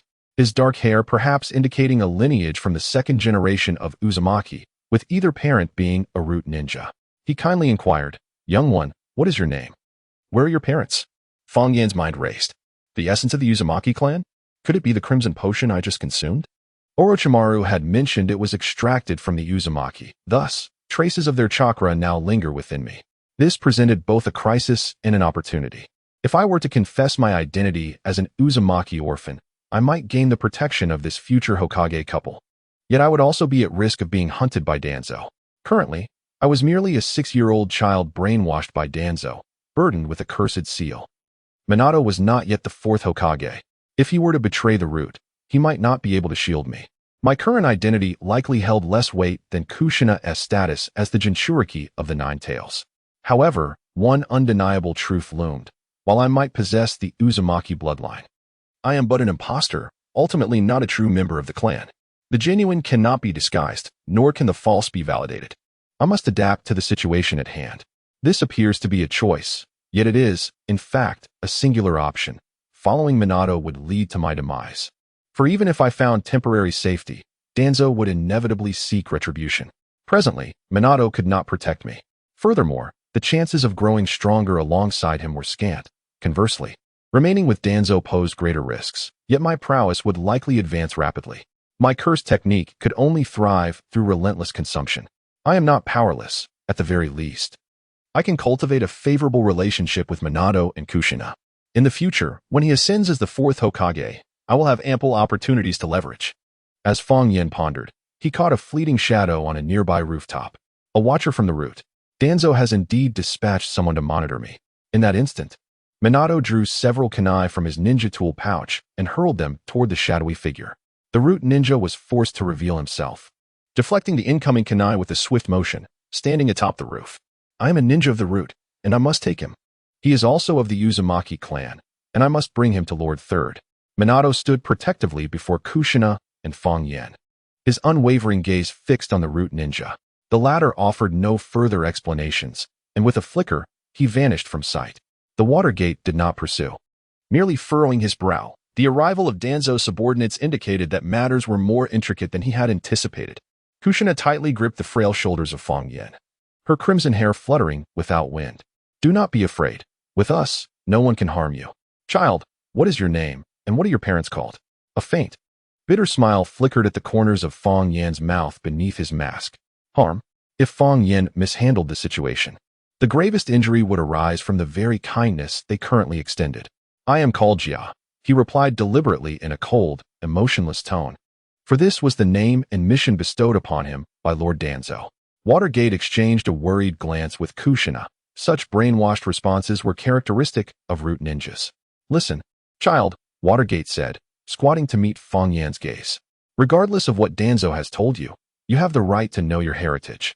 The Uzumaki clan. I know, Fong Yan abruptly interrupted, responding with indifference. But my choice remains unchanged. Guarding Konoha from the shadows is my mission. This statement left both of them momentarily stunned. Seizing the opportunity, Fong Yan stepped back, mimicking a cutting motion. In doing so, he not only showcased his state to elicit sympathy from the two, but also provided an explanation to the root ninja covertly monitoring them. Henceforth, no matter their actions, he would feign the demeanor of a wooden puppet, neither accepting nor resisting. Listening to Fong Yan's words, Kushina felt an intensifying anguish for the suffering endured by the Uzumaki clan in her ignorance, while she herself indulged in comfort here, with tears streaming down her face. Uzumaki Kushina embraced Fong Yan tightly. This time, Fong Yan did not evade her. Instead, he stood silently, maintaining an expression devoid of emotion. This was both to garner sympathy and to minimize his words, for speaking too much could reveal his true nature. Watergate frowned at the direction in which the root ninja had departed, then turned to Kushina. Kushina, take him home to rest. This situation is far from simple. I will seek out the third Hokage. Kushina glanced back at her boyfriend and nodded. Yes, I trust you. Rising to her feet, she took the dazed Fong Yan by the hand and led him away.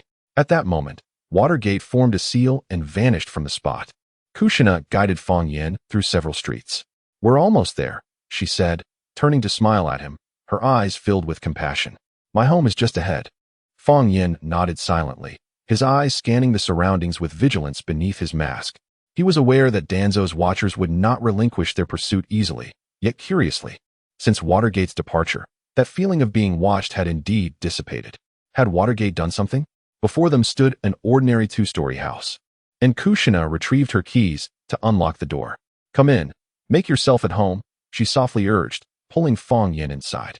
The entryway was neatly adorned with several pairs of shoes, and the walls displayed a few photographs, one of Watergate and Kushina together, and another seemingly of young Kushina with a red-haired elderly woman. Fong Yan's gaze lingered on the photograph for a moment, an instinct telling him that it depicted the Whirlpool Water's child. Please, have a seat here, Kushina urged, guiding Fong Yan to sit on the couch in the living room. While she crouched before him, her hands gently resting on his knees. Now, in this sanctuary, it was safe to remove the mask. Fong Yan's body tensed slightly. The mask was his shield, and its removal signified the exposure of his true self. A fleeting glimmer of compassion flickered in Kushina's eyes as she slowly extended her hand. Let me assist you, shall I? Fong Yan neither rejected nor accepted her offer. With a soft click, the mask was lifted away. Kushina gasped, covering her mouth as tears welled in her eyes. What have they done to you? Prolonged malnutrition and a life shrouded from sunlight had rendered his skin an unhealthy shade of ashen gray. Yet, the most harrowing aspect was his eyes.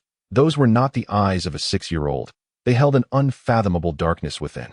In Kushina's perceptive gaze, this darkness reflected an unending chill. Fong Yan remained steadfast, his eyes unwavering. This is all necessary suffering. Root ninjas are forged in darkness. It is my mission. Mission? Kushina's voice rose sharply. Hearing this term from her kin stirred memories within her. In a dimly lit room, the young Kushina often heard words like Jinchuriki and surveillance mission echoing in her ears. Was the torment of the Uzumaki children also deemed a mission? Her crimson hair stirred without wind, chakra uncontrollably spilling forth, the very atmosphere of the room thickening with tension. Seizing the opportunity, Fong Yan hastily commanded the original insect within him to absorb some of the tailed beast chakra, hoping for a transformation. Just then, the Umbu sealing unit was on the verge of bursting in. It was only then that Kushina regained her composure, quickly reining in her turbulent chakra as she grasped Fong Yan's hand and inquired, By the way, I haven't asked your name yet. Jia, Fong Yan replied. Kushina gently probed. I meant your original name. Do you remember it? After a brief moment of hesitation, Fong Yan responded, Fong Yan. Upon hearing this, A smile blossomed on Kushina's face. You must be hungry. I'll prepare something for you. With that, she headed into the kitchen to prepare a meal. Chapter 14 Encounter. Fong Yin remained seated like a wooden doll, his eyes fixed ahead, while his mind delved into the intricate transformations of the original goo. The original goo, having absorbed the chakra of the tailed beasts, succumbed to an overwhelming force akin to the effects of a crimson elixir, resulting in successive deaths. The explanation was straightforward. It required further evolution. Its current capacity was woefully inadequate. Although the surviving original goo exhibited significantly enhanced endurance after consuming the crimson elixir, absorbing the chakra of the most formidable tailed beast, the Nine Tails, proved to be an insurmountable challenge. As Fong Yin pondered these matters, several voices echoed from outside the door. Obito, you're late again. We agreed to meet at the teacher's house. A melodious female voice called out. I saw an injured kitten on the way. A boy's carefree reply accompanied the sound of approaching footsteps. You fool, this is the third time this week, interjected a colder male voice. Fong Yin's body tensed instantaneously. These three voices, could it be? His thoughts raced. Should I collect some blood from the Uchiha clan? This immediate reaction seems rather fitting for my character, doesn't it? Just as he concluded this line of thought, the door was forcefully swung open. Upon recognizing the visitor, Fong Yin leapt from the sofa in an instant, activating the copper skin goo within him, hardening his entire arm. His right hand transformed into a claw, aimed directly at the throat of the spiky-haired youth leading the group, Uchiha Obito. Obito was caught completely off guard, his pupils dilating as he sensed the looming specter of death. Kakashi, however, reacted swiftly, seizing Obito's collar and yanking him back just in time, causing Obito to retreat rapidly. Nevertheless, Fong Yin's claw still grazed Obito's cheek, collecting several droplets of blood. Those precious drops were promptly consumed by Fong Yin's original goo, but before the goo could digest them, he eliminated them, effectively preserving Obito's blood. Though Fong Yin's initial strike missed, he did not pause. His chakra surged as he lunged once more at Obito. Observing this, Kakashi immediately released Obito and advanced to meet Fong Yin head-on. The clash of fists resounded as they exchanged blows in rapid succession. Kakashi felt his arm tingle. Astonished by the child's remarkable strength, Fong Yin's eyes flickered with surprise. Had his power grown so formidable? Was the Uzumaki clan's physique truly this extraordinary? At merely 7 years of age, having consumed the crimson elixir, he was able to contend evenly with Kakashi, who was 2 years his senior. While he may have lacked Kakashi's prowess in ninjutsu, his taijutsu, honed through rigorous training and the effects of the crimson elixir, had reached a comparable level. Of course, this was all without drawing his blade. Without hesitation, Fong Yin clenched his left fist, aiming for Kakashi's abdomen. Kakashi swiftly retreated to evade the strike. Fong Yin's fist struck the wall with tremendous force, leaving a dent in its wake. Lin, Obito, fall back, Kakashi shouted, simultaneously retrieving several shuriken from his equipment pouch and hurling them forward. Fong Yin evaded with agile movements, yet Kakashi's shuriken technique was undeniably exquisite, as one shuriken still managed to slice through the sleeve of his garment. Fong Yin prepared to launch another attack, but a voice from behind him exclaimed, "Stop." It was Kushina. Lowering his gaze, Fong Yin discovered that several golden chains had ensnared him, their origins unknown. These chains emanated a formidable chakra fluctuation, rendering him immobile. He attempted to struggle against the Vajra binding, but the chains remained steadfast. "Are you all right, Obito?" Rin anxiously inquired, examining the wounds on Obito's face. "No, I'm fine," Obito replied, still shaken, gingerly touching his cheek, which bore a minor abrasion. "Who is this guy?" Kakashi asked, his gaze fixed warily on Fong Yin. Kushina stepped forward to elucidate. "Fong Yin, calm down. They are not foes." Fong Yin's body gradually relaxed, yet his eyes remained cold. The original curse within him had successfully preserved Obito's blood, his objective accomplished. Kushina released the chains, gently ruffling Fong Yin's hair. "There is no danger here. You need not be so guarded."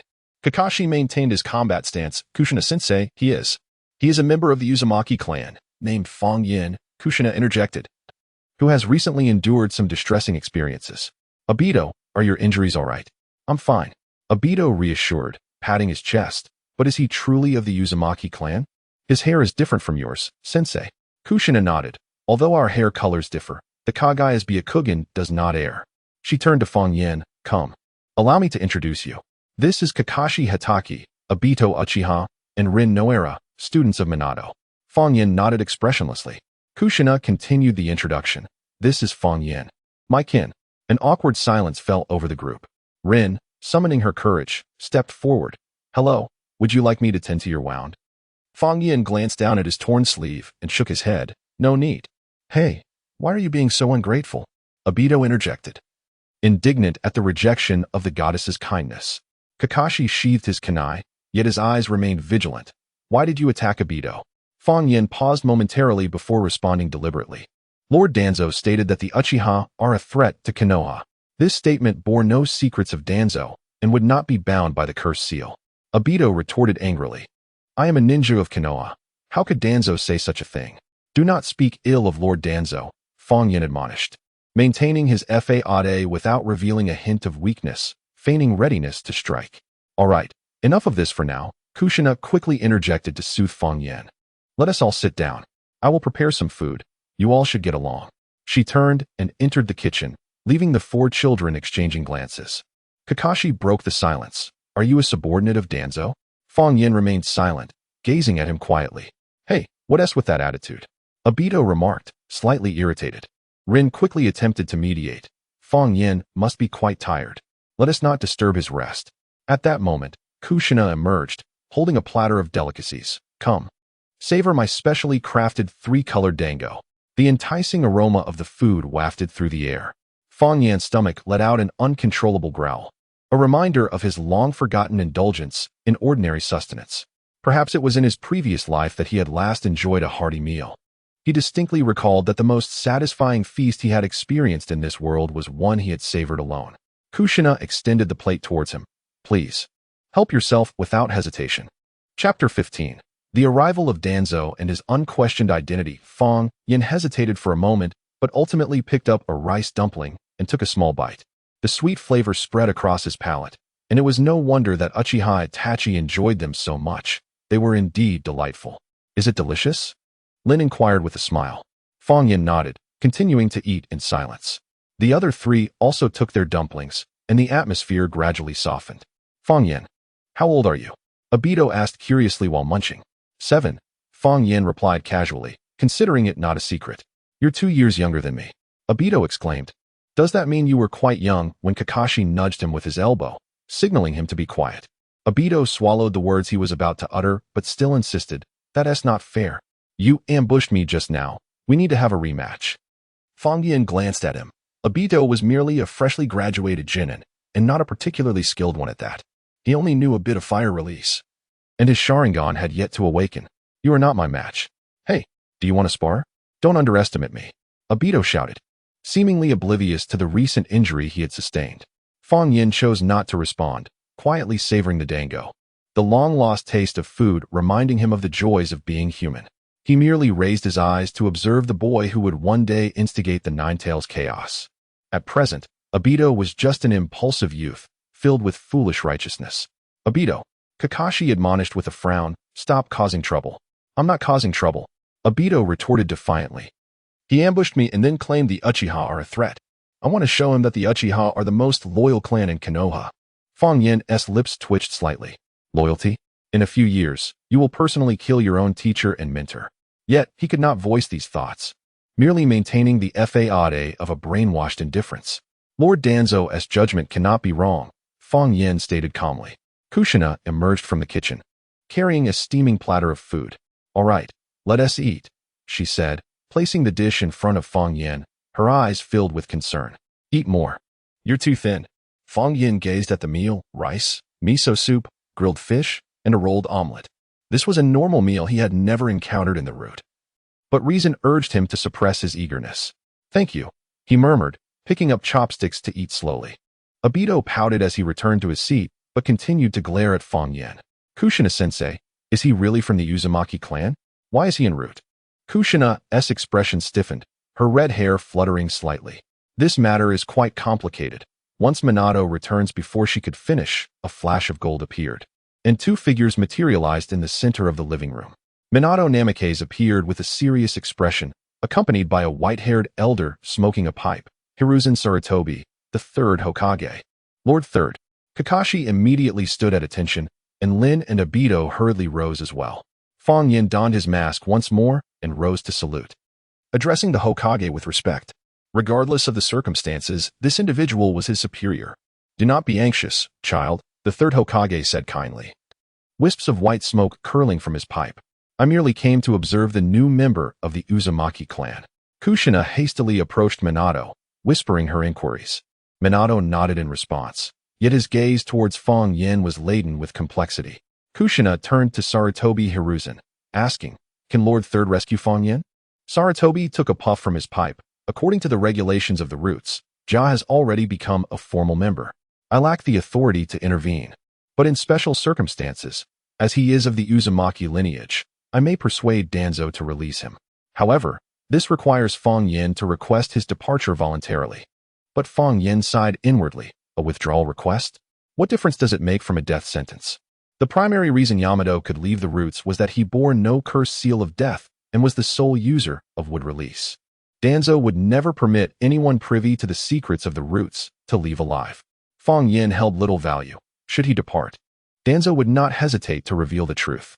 Fang Yin was merely a counterfeit member of the Uzumaki clan. Kushina exclaimed in anger, "This is utterly absurd. You expect someone who has been brainwashed to voluntarily ask to leave? He is still a child, and the last scion of our Uzumaki clan." The third Hokage crouched before Fang Yin, meeting his gaze directly. "Child, do you wish to leave the roots and attend the ninja academy like other children?" The living room fell silent, all present holding their breath in anticipation of Fang Yin's response. He could feel several intense gazes fixed upon him. Yet he was acutely aware of the watchers lurking in the shadows, representatives of the roots. "My mission is to guard Konoha in the darkness." Fang Yin mechanically recited Danzo's indoctrination mantra. "This is the essence of my existence." At that moment, the door was flung open with a crash, and Danzo entered, leaning on his cane. "Well said, truly a commendable subordinate," he remarked, satisfaction evident in his tone. He was exceedingly pleased with Fang Yin's recent declaration. The effects of the brainwashing remarkable. Approaching Fang Yin, he pressed his withered hand heavily upon the boy's shoulder. "What? Are you all attempting to take my subordinate from me?" The third Hokage exhaled a cloud of smoke, the ember in his pipe flickering. "Danzo, this child carries the blood of the Uzumaki clan." "And so what?" Danzo retorted with a cold chuckle, his fingers instinctively tightening. He was now Jia of the roots, the sharp blade of Konoha, and bloodlines were merely attributes of a tool. Kushina vehemently protested, "No. This child bears the blood of the Uzumaki clan. I cannot allow him to return to that hell." Danzo turned his gaze toward Kushina. "Jinchuriki, you must understand, if it were not for me, he would have perished in the war long ago. I granted him a chance at rebirth. For reasons unknown." Danzo refrained from exposing Fang Yin's true identity, instead tacitly affirming their suspicions. "He is not your plaything." Kushina broke free from Minato's grasp, stepping forward. "Look at him. How old is he?" 7. A 7-year-old child should engage in learning at school and play with friends, rather than. Her voice quivered, her gaze fixed upon Fang Yin. That look reminded Fang Yin of the little girl who had perished in his hands, filled with the same sorrow and the same impotent rage. This was his own choice, Danzo stated coldly. "Choice? Is that what you call it? What have you done to him? Brainwashing?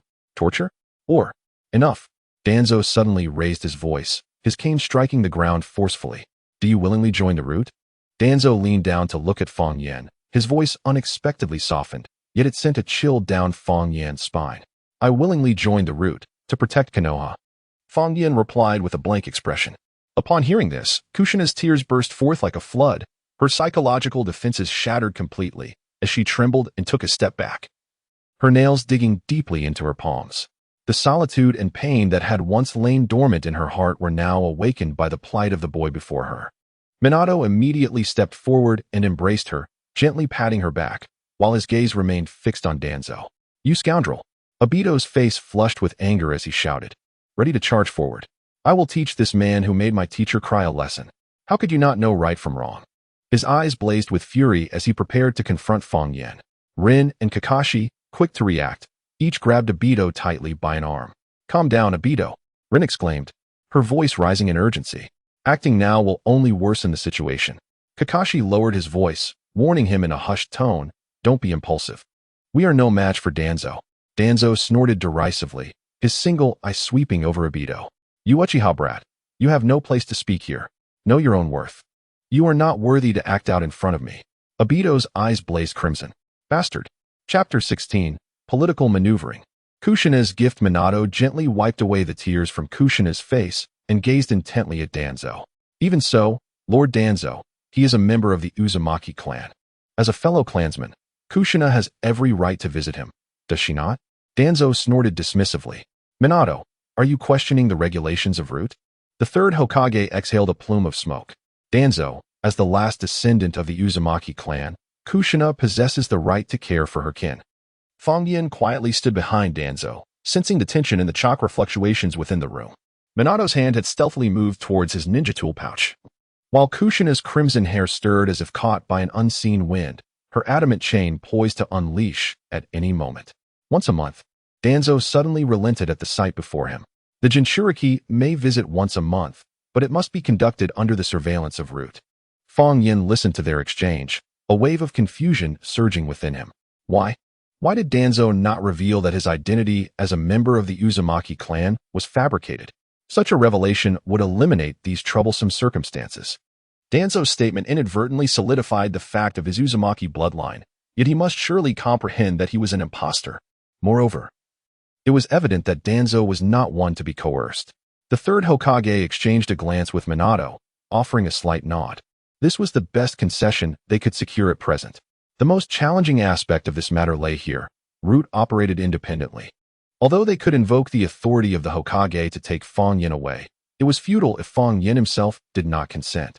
Yet Fong Yin was acutely aware that he could not accompany them, lest Danzo would not let him off easily. Kushina retracted her chain. At least allow me to tend to his wounds. Danzo glanced at the third Hokage's warning gaze and reluctantly nodded. 5 minutes. Kushina swiftly retrieved medical supplies from her pouch and gently treated the wounds on Fong Yan's arm. Does it hurt? She whispered. Fong Yan shook his head. No, it doesn't. Kushina's hands trembled slightly, a tear falling onto Fong Yan's arm. You should not have to endure this. Kushina noticed the curse seal on Fong Yan's tongue as he opened his mouth, along with the hidden cursed mark on his neck. Is this the tongue curse seal of eradication and a deeper control seal? Danzo, how could you employ such methods on a child? As a master of sealing techniques, Kushina was well acquainted with these two cursed seals, which were indeed passed down from the Uzumaki clan. Danzo remained indifferent. These are necessary precautions for Root. The third Hokage sighed. Danzo, release the second cursed seal. Impossible. Danzo vehemently refused. Unless he dies, the second cursed seal will never be lifted. It is an ironclad rule of Root. Fong Yin confirmed his earlier suspicions in his heart. Indeed, Danzo would not grant him any opportunity to escape control. But this only strengthened his resolve to find a way to break the curse. Without lifting the second curse seal, he would have no chance of resistance. 5 minutes swiftly elapsed, and Danzo impatiently rapped his cane. Time is up. The door stood resolutely before Fong Yin and Zhou Xian'ai, obstructing their path. Does Danzo lack even this modicum of patience? Danzo reprimanded. It's not your place to chastise me. The harmony between Zhou Xian'ai and Watergate was evident. Their understanding unspoken. Seizing the fleeting moment, Zhou Xian'ai discreetly placed an object into Fong Yan's sleeve. I will come to see you on this day next month. She solemnly vowed as she released her grip on Fong Yan's shoulder. With a cold snort, Danzo turned towards the exit, declaring, Kakashi, we shall depart. Fong Yan silently followed Danzo out, and as they passed the third Hokage, the elder murmured, Take care, my child. With his back to the others, Fong Yan stepped out of the room, transitioning from light into darkness. There was no lingering or hesitation. The recent joy was not meant for him, for darkness was his true domain. As they watched the two depart, the atmosphere in the room returned to tranquility, with no one daring to speak first. The third Hokage, Sarutobi Hiruzen, stood at the entrance of the Watergate residence, the glowing ember of his pipe flickering in the dim light. He gazed towards the direction where Danzo had taken Fong Yin, weariness etched upon his features. Zhou Xian'ai. The third Hokage turned, filled with remorse. Apologies for what? The Hokage seemed to desire a stronger Konoha. Her voice trembled with suppressed fury.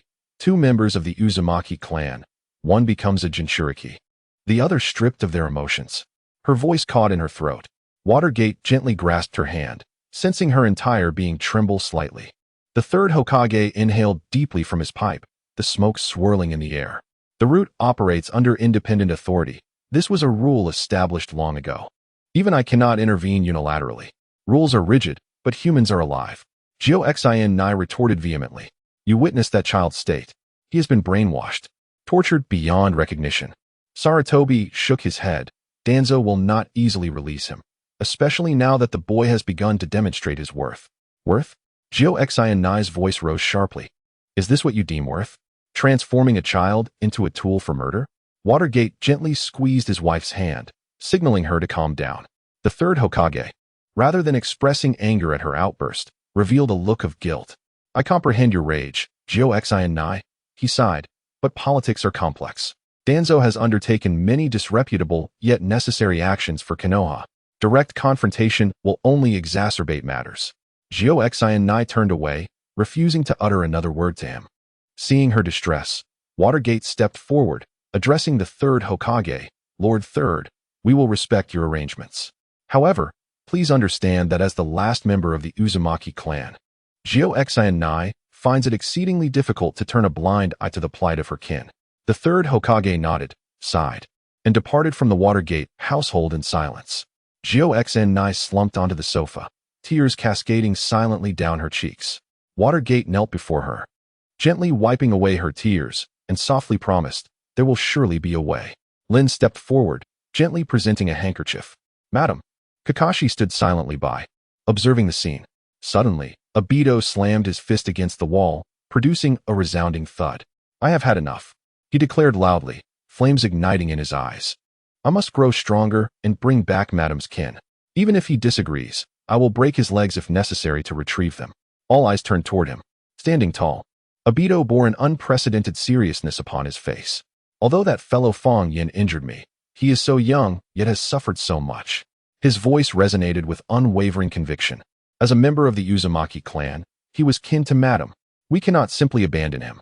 Kakashi, with his sharp tongue, retorted, with you? You can't even face Danzo. Kakashi. Lin shot him a reproachful glance. Kakashi, realizing his indiscretion, swiftly fell silent. Yet Obito remained undeterred, his excitement only growing. I will become stronger than anyone else. Then I will become the new Hokage and rescue Kushina's kin from that dreadful place. Kushina lifted her gaze to this underdog, this brash youth, feeling deeply moved. Thank you. Minato gently grasped Kushina's hand. Kushina, we do have a chance.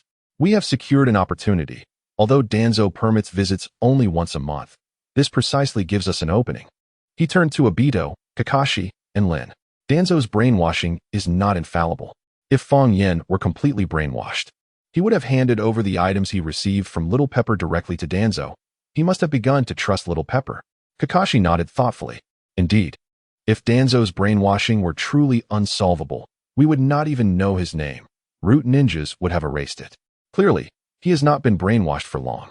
Exactly, Minato affirmed, casting an approving glance at Kakashi. This indicates a flaw in Danzo's brainwashing. We can utilize our monthly meetings to gradually awaken his self-awareness. Kushina also regained her composure. Yes, I must prepare diligently for each month's opportunity and strive to awaken Fong Yin. Chapter 17. The sealing technique of the Uzumaki clan on the other side, within the roots. Fong Yin knelt on one knee, facing the back of Danzo. He spoke, I have carelessly exposed my whereabouts, and I humbly request Lord Danzo to impose punishment. After a prolonged silence, Danzo suddenly let out an ambiguous chuckle. Jia, you have performed admirably. Fong Yan's brow furrowed beneath his mask. This reaction felt amiss. Namikaze Minato was one of the third Hokage's favored successors, while Uzumaki Kushina was the host of the Nine Tails. Danzo turned to face him. Their initiative to contact you is a fortuitous opportunity bestowed upon me. Instantly, Fong Yin comprehended Danzo's intent. Danzo sought to cultivate him into a pawn who could approach them and earn their trust. Danzo produced a scroll from his sleeve. Within this scroll lies partial intelligence regarding the Uzumaki clan. Memorize it thoroughly and become a trusted clan member. Await my orders to assist me in completely controlling the Nine Tails host. Do you understand? Fong Yin respectfully accepted it with both hands raised. I understand. Danzo nodded in satisfaction. Starting tomorrow, you will receive guidance from Yamanaka Ryo. He is one of my most capable subordinates and will teach you how to better wield those insects. Yes, Fong Yin replied with his head bowed. Though internally he remained vigilant. The Yamanaka clan were experts in manipulating insects. He must not allow them to discover the secret of the original goo. Very well. You may leave, Danzo concluded. Subsequently, Fang Yin was led to a chamber within the roots, where he discovered a pristine black uniform and gray armor laid upon the bed, accompanied by a short blade.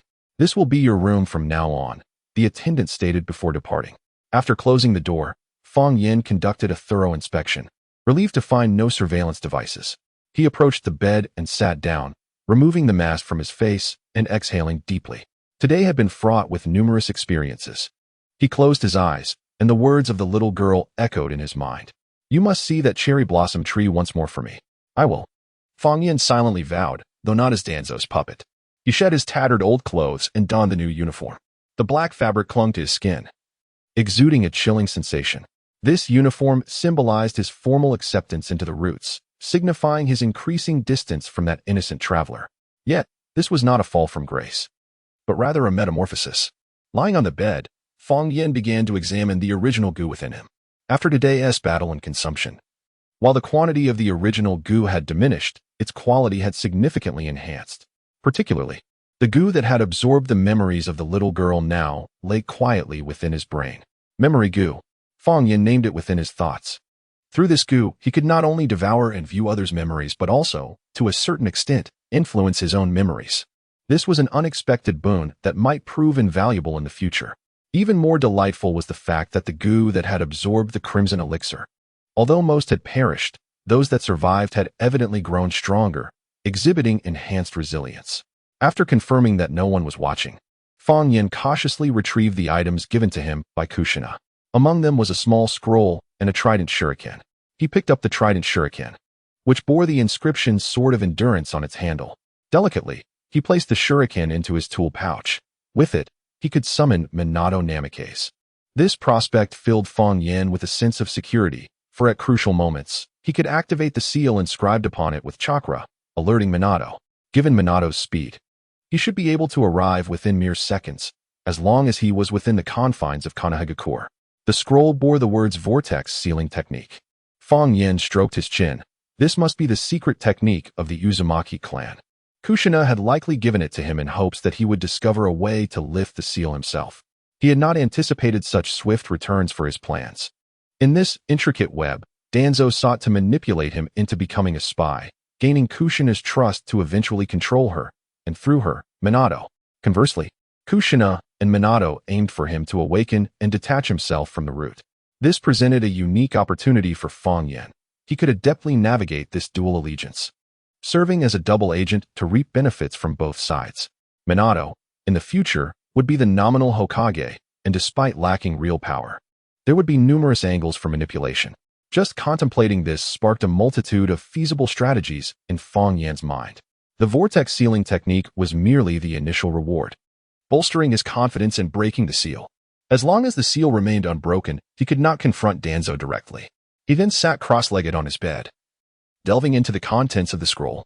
It contained numerous insights and techniques related to sealing, including the Uzumaki clan's exclusive adamant and sealing chains.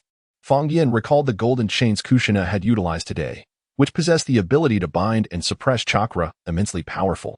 He was uncertain whether he, as a half-baked member of the Uzumaki clan, could wield it, but he knew he must first digest the remaining crimson elixirs within him. These elixirs were stored within the bodies of deceased original insects, temporarily preserved. However, it would be prudent to digest them sooner rather than later, to avoid revealing any weaknesses when meeting Kushina. With 90% of the original insects dead, he also needed to procure some blood food to activate the Oil Woman clan's secret technique for large-scale reproduction of original insects. With these thoughts in mind, Fang Yin entered a state of chakra refinement and commanded the original insects within him to bite through the corpses containing the elixirs. Upon receiving the command, the original insects sprang into action. Those deceased bodies, holding the crimson elixirs, were torn apart by their living counterparts, and the dark red liquid began to seep out, coursing through Fang Yin's veins. A soft groan escaped his lips, and beads of sweat appeared on his forehead. The burning sensation brought on by the elixir was more intense than the first time, as if countless tiny flames danced within his veins. He gritted his teeth, compelling himself to remain alert, slowly absorbing the liquid with his chakra refinement technique. Seconds turned into minutes, and by the time the final drop of elixir was consumed, Fang Yin was drenched in sweat. He opened his eyes and discovered that it was already deep into the night outside. He had succeeded. Fang Yin felt the surging chakra within him, which had increased by approximately 10% compared to before. He sensed that the amount of chakra in his body could now rival that of certain Nin. However, the most significant aspect was the evolution of his physique. Fang Yin's body now resembled a flawed sage's, exhibiting enhancements in recovery ability, as well as in the speed of chakra refinement and restoration. While his chakra limit might have previously been comparable to that of a Nin, it had now been elevated to at least the level of a Nin. The only cost for such advancement was the depletion of his lifespan. Chapter 18. The invitation from Orochimaru. Fang Yin was immersed in the delightful surprise of chakra refinement when he suddenly heard a faint rustling sound emanating from the corner of the room. Alert, he opened his eyes to behold a small serpent, entirely white, slithering gracefully into the chamber, glistening under the moonlight. The white snake flicked its tongue, its vertical pupils fixated intently on Fang Yin. This was no ordinary serpent. The perimeter of the base was protected by a barrier, rendering it impossible for common creatures to infiltrate. Upon sighting this white snake, Fang Yin immediately deduced its origin, aside from Orochimaru. No one else in the entire base could employ such ninjutsu. With a quiet motion, Fang Yin reached for the short blade at his bedside. In an instant, as the white snake accelerated towards him, he drew his sword. The blade gleamed like snow, slicing the serpent cleanly in two, its severed body writhing briefly on the ground before becoming still. Frowning, Fang Yin prodded the snake's corpse with the tip of his blade and discovered a miniature scroll hidden within its belly. Cautiously, he employed the original worm to ascertain that it was devoid of poison before unfurling the scroll. It bore but a single line of small text. "Come to my laboratory tomorrow. Your insects are quite intriguing."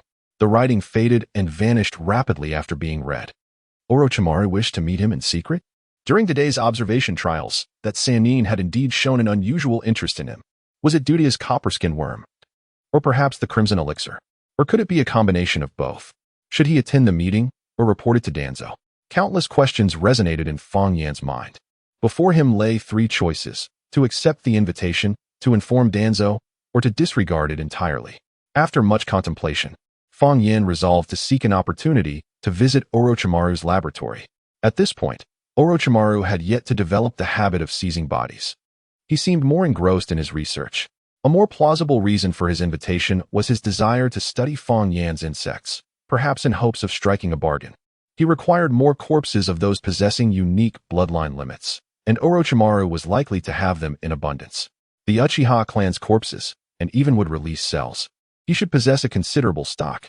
Why did Fang Yin remain at the base, if not for these opportunities for enhancement? He then commanded the original worm to consume the snake's body and the scroll, lying back on his bed, eyes closed in deep reflection, contemplating how to approach Orochimaru when they met the following day. The invitation from Orochimaru represented both a peril and an opportunity. This scientific madman held the key to the most advanced forbidden techniques in Konoha. Acquiring resources from him could accelerate Fang Yin's growth beyond his expectations.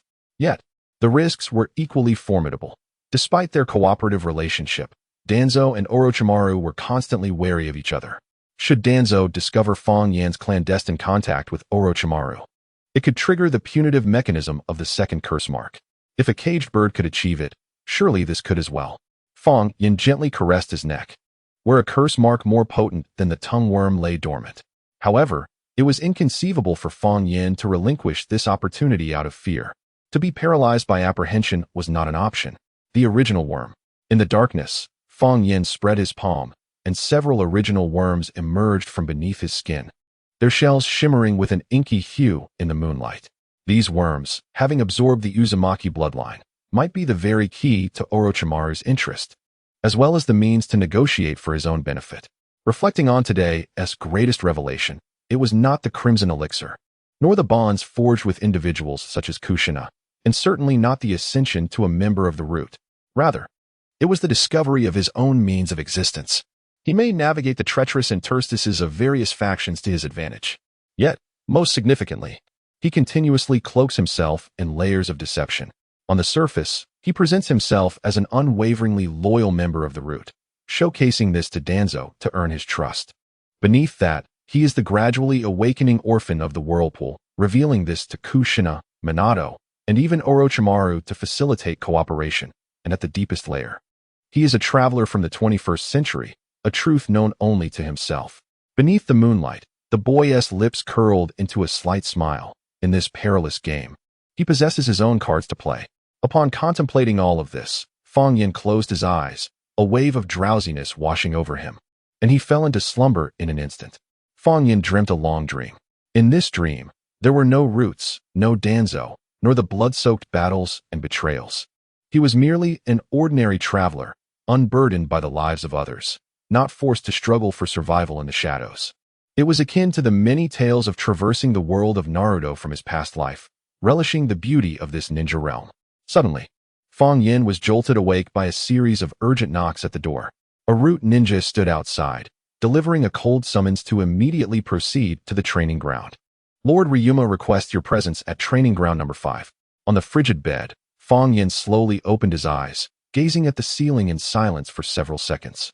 Then, he raised his hand, opening his palm. A few pitch-black insects emerged from beneath his skin, quietly resting in his hand. Fang Yin regarded them with a calm expression. Ah. Fang Yin, are you envious of them? Yet, that which does not belong to you ultimately remains outside your grasp. He gently closed his fingers, retracting the insects back into his being. A dream, after all, is merely a dream. He rolled off the bed, donned his mask, equipped himself, strapped on his short blade, and stepped through the door. At training ground number 5, Fang Yin stood at the entrance, a faint frown concealed beneath his mask. He observed over 20 youths standing in neat rows within the arena, instantly recognizing them as former experimental subjects he had once been confined with. Compared to his departure yesterday, the group was diminished by a few. Yours is the last training session, Ryuma commanded as he noticed Fang Yin's arrival. Understood. Ryuma stood at the front of the formation, his entire figure shrouded beneath a black coat, his voice echoing across the training ground, cold and devoid of emotion. The rules are simple. The last person standing will become an official member of the root. Fang Yin was not surprised by this. It was quintessentially root. However, the group of youths appeared quite frantic, casting anxious glances around. It can begin. Ryuma wasted no time with unnecessary dialogue, promptly declaring the commencement, and then leapt onto the viewing platform of the training ground. Chapter 19. The blood-soaked graduation ceremony. Betrayal and slaughter. The iron gate of the training ground slammed shut behind him as Fang Yin stood at the edge of training ground number 5. His gaze concealed beneath a mask surveying the 20 or so youths within. The faces that once cowered in the corners of a prison now reflected varying degrees of fear and resolve as they looked toward him. Fang Yin observed the scene quietly. They had likely conspired in advance, deciding to eliminate him first. Even those who had previously benefited from Fang Yin's kindness now regarded him with hostility. Do you remember what I said? A clear female voice shattered the silence. Fang Yin turned to see the influential young girl stepping forth from the crowd. She raised her hand, pointing at Fang Yin. He is the strongest. If we do not kill him first, none of us will survive. Her voice, sweet yet venomous, reverberated in the enclosed space. The children who had once shared Fang Yin's food began to stir restlessly.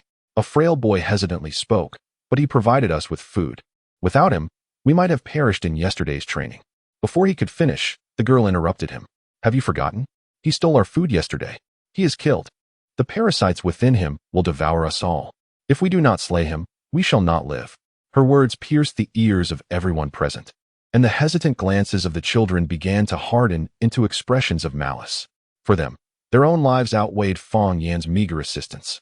Fang Yin remained silent, merely watching the girl as she commanded the crowd.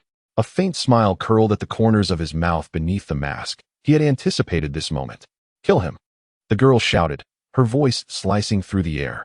The 20 or so subjects surged forward simultaneously, their eyes filled with fear and murderous intent. Fang Yin stood still, unflinching. Just as the first wave of attacks was about to descend upon him, a dull thud echoed. The foremost boy suddenly froze, his chest grotesquely caving in as if something within him writhed. Ah! He emitted a heart-wrenching scream, and in the next instant, his body swelled like a balloon. With a pop, blood sprayed forth as his body erupted, countless black insects bursting from within, surging towards his companions like a dark tide. Uh-uh. There were worms in yesterday's food. No, no, save me. The cries of despair echoed as one by one, those who had been implanted with Fong Yan's eggs exploded. Their flesh and blood became sustenance for the primordial insects, which rampaged through the training ground. The girl's face turned pale instantly. She staggered back only to find her arms inexplicably crawling with tiny black dots. No, it's impossible. In terror, she slapped her arms, but to her horror, the black dots swiftly burrowed into her skin. Fong Yan approached her slowly, his voice frigid. Do you believe that inciting them can lead to my demise? He raised his hand and snapped his fingers lightly. Bang! The young girl's right arm exploded, flesh and blood scattering. She fell to her knees, howling in agony, only to see Fong Yan crouch beside her, whispering in her ear, "Your methods are commendable, but farewell." Had Fong Yan not been prepared, having implanted goo worms in some of them with the last remnants of his original goo, he might have truly faced death at their hands. As his words lingered in the air, an original goo worm penetrated her eye. Her body convulsed violently as countless wriggling black dots surged beneath her skin. Boom! Her head burst apart, a deluge of blood and insects erupting forth. Fong Yan too was splattered with blood. The swarm of insects engulfed the training ground, shrouding it in silence, save for the sound of the insects feasting upon flesh. Among them, 2 mutated goo worms intertwined with the original goo entered Fong Yan's body. This time, fortune did not favor him. Of the 20-odd test subjects, only one successfully mutated. Fong Yan felt a newly born goo worm writhing within him, ravenously consuming his chakra. The goo worm had elongated into a sharp, skeletal form, its limbs morphing into razor-like appendages, clearly a product of devouring the blade-armed boy. It nestled against the goo worm on Fong Yan's spine. I shall name you Blade Worm, Fong Yan mused inwardly. Standing at the center of the training ground, he observed the swarm of insects swirling about chaotically. There were far too many for him to nurture. His chakra was insufficient. Let the feast begin. The original goo seemed to respond to a call. The once chaotic swarm suddenly stirred. They began to tear at each other, mandibles piercing into the bodies of their kin. The training ground resonating with the sounds of their brutal conflict. As time passed, the number of insects gradually diminished. The weaker goo worms succumbed in battle, becoming sustenance for their brethren. In contrast, the stronger goo worms grew more emboldened, their bodies becoming robust after feasting on their kind. Eventually, the carnage reached its climax. Only tens of thousands of original goo remained on the field. At last, Fong Yan extended his palm, summoning them back. The original goo, sensing their master's command, ceased their fighting and flew toward him, burrowing into his body. At that moment, these thousands of original goo had amassed tremendous energy, ready to secrete nectar at any time. Yet, Fong Yan chose not to use it immediately. The nectar contained a wealth of energy that could heal wounds, restore chakra, and catalyze goo worms, strategic reserves indeed. Having lacked the opportunity to store before, he now resolved to accumulate more. The training ground fell into a profound tranquility. The test subjects completely vanished, becoming a part of Fong Yan. Yuan Longma leapt down from the high platform and approached Fong Yan slowly, scrutinizing the young man. This is the graduation ceremony that Lord Danzo instructed me to prepare for you. How does it feel? Fong Yan's lips curled slightly beneath his mask. Though his tone remained respectful, I am grateful for Lord Danzo's nurturing. Yinyu Ryoma responded, Your insects are quite unique. Allow me a closer inspection. At your command. Fong Yan replied, fully aware that he could not evade the scrutinizing gaze of this master of insects.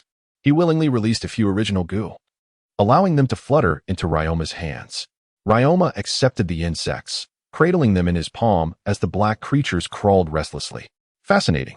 The genetic stability of these insects is rather tenuous, seemingly on the brink of mutation, he remarked, gently prodding one of the goo. The creature immediately unfurled its sharp mandibles, attempting to bite his finger. Indeed, Fong Yan acknowledged, deliberately showcasing the capabilities of the original goo to obscure their potential for mutation. Ah, I see why Lord Danzo has taken you under his wing. Come with me, Ryoma instructed. Fong Yan followed closely as they traversed several dimly lit corridors, ultimately arriving at a chamber adorned with intricate sealing techniques. In the center of the room stood several transparent cultivation pods, each housing an array of peculiar insect specimens. This is the insect chamber of the root, Ryoma elucidated. Here, you can learn to better control your insects. He approached a metallic cabinet and retrieved a small scroll. This is an advanced secret technique of the Yunyu clan. The knowledge you previously acquired was merely superficial. These are the true core techniques of the Yunyu clan, encompassing not only ninjutsu but also comprehensive studies of insects. Ryoma handed the scroll to Fong Yin. There are numerous varieties of insects here, including parasitic and destructive ones. You may attempt to rear some of them, which will enhance your abilities. Lord Danzo has bestowed upon you the codename armor. Remember not to disappoint him. Fong Yin respectfully accepted the scroll, saying, "Thank you, Lord Ryoma." Ryoma nodded, turning toward the doorway. Do not falter in fulfilling Lord Danzo's expectations. Chapter 20. The Toxic Phosphorus Insect. Summary of insects at the end of the chapter.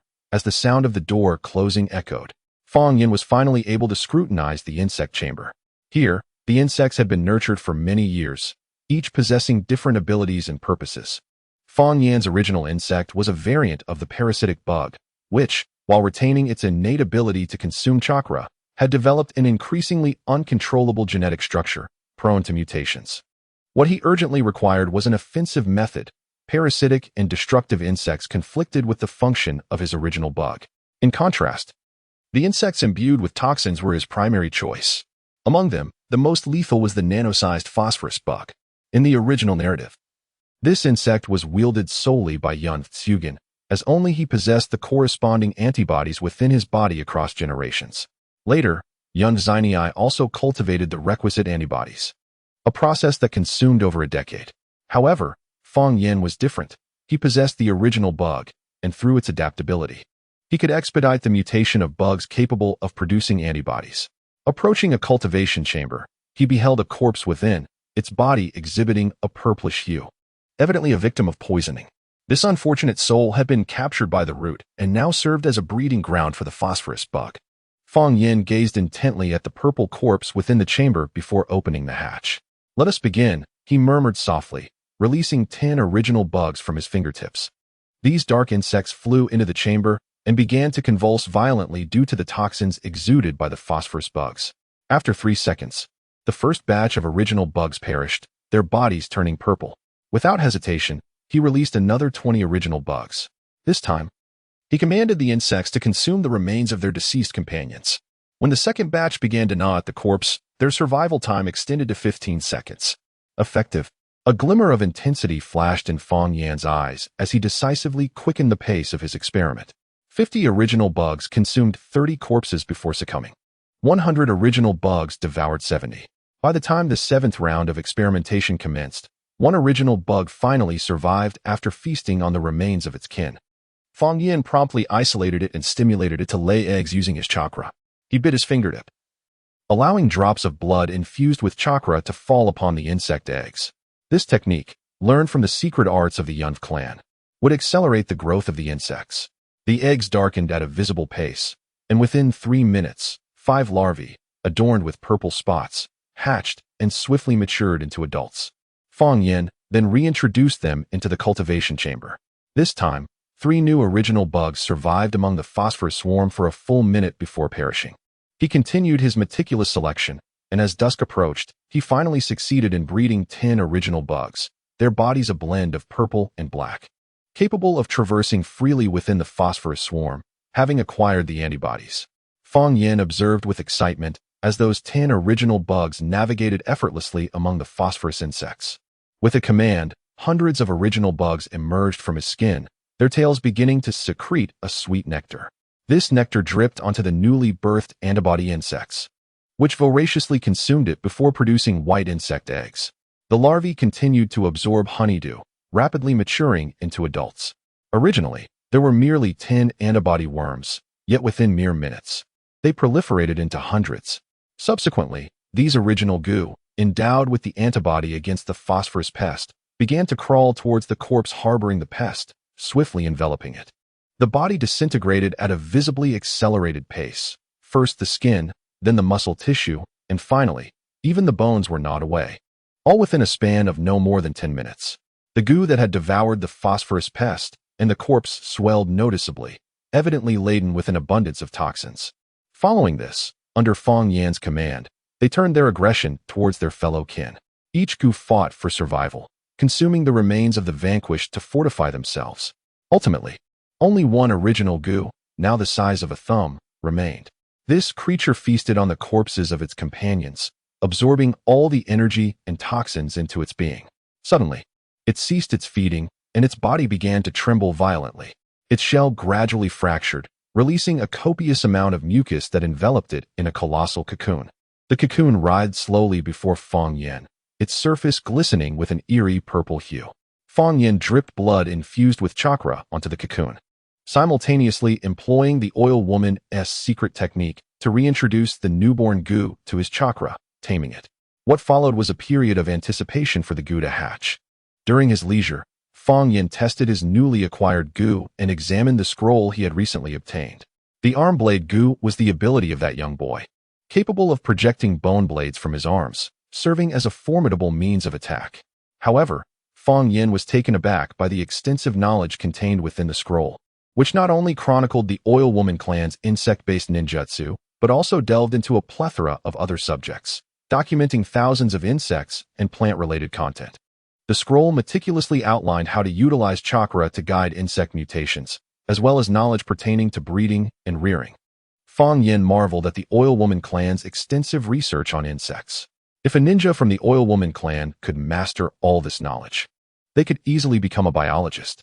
The scroll even contained records of classical experiments, such as those involving fruit flies and genetic inheritance from his previous life. Upon closer inspection, he discovered numerous plants and creatures within the ninja world that were absent in his former life, revealing an ecological environment starkly different from Earth. For this ninja world defied scientific logic. The purple smoke orchid, capable of releasing insect-repelling pollen, was often accompanied by the purple smoke bee, whose tail stinger toxin combined with the pollen to yield a lethal poison. Time passed unnoticed until the cocoon ruptured, and a brand new goo, shrouded in swirling purple mist, emerged. With 6 pairs of wings vibrating and its tail's venom sac swollen almost to the point of bursting, Feng Yin decided to name it the phosphorus venom goo. Having absorbed the toxins from the phosphorus pest, he extended his hand, allowing it to crawl along his wrist and into his body. Eager to test the capabilities of this new goo, Feng Yin exited the insect chamber and ventured into a dense forest nearby. He infused the phosphorus venom goo with chakra.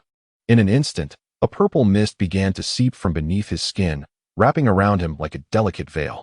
Feng Yin reached out to touch the white mouse brought forth from the insect chamber, and in an instant, the creature rolled back its eyes and succumbed to death, its body rapidly withering away. A surge of joy filled Feng Yin's heart. Indeed, the potency of this toxin-laden ability was formidable. He then slightly parted his lips, expending chakra to activate the insect, from which a dense purple mist of poison erupted, cascading forth into the air. Wherever the noxious vapor spread, flora withered instantaneously. Leaves turned yellow and shriveled at a visible pace, ultimately transforming into a morass of decay.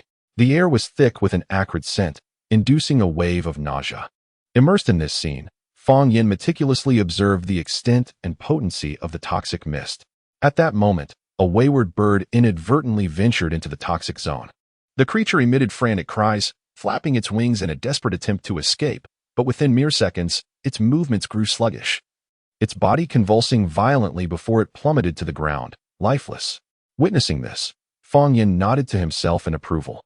This expelled mist not only harbored lethal toxicity, but also possessed the ability to obscure one's presence. In a practical combat scenario, the potential applications were manifold.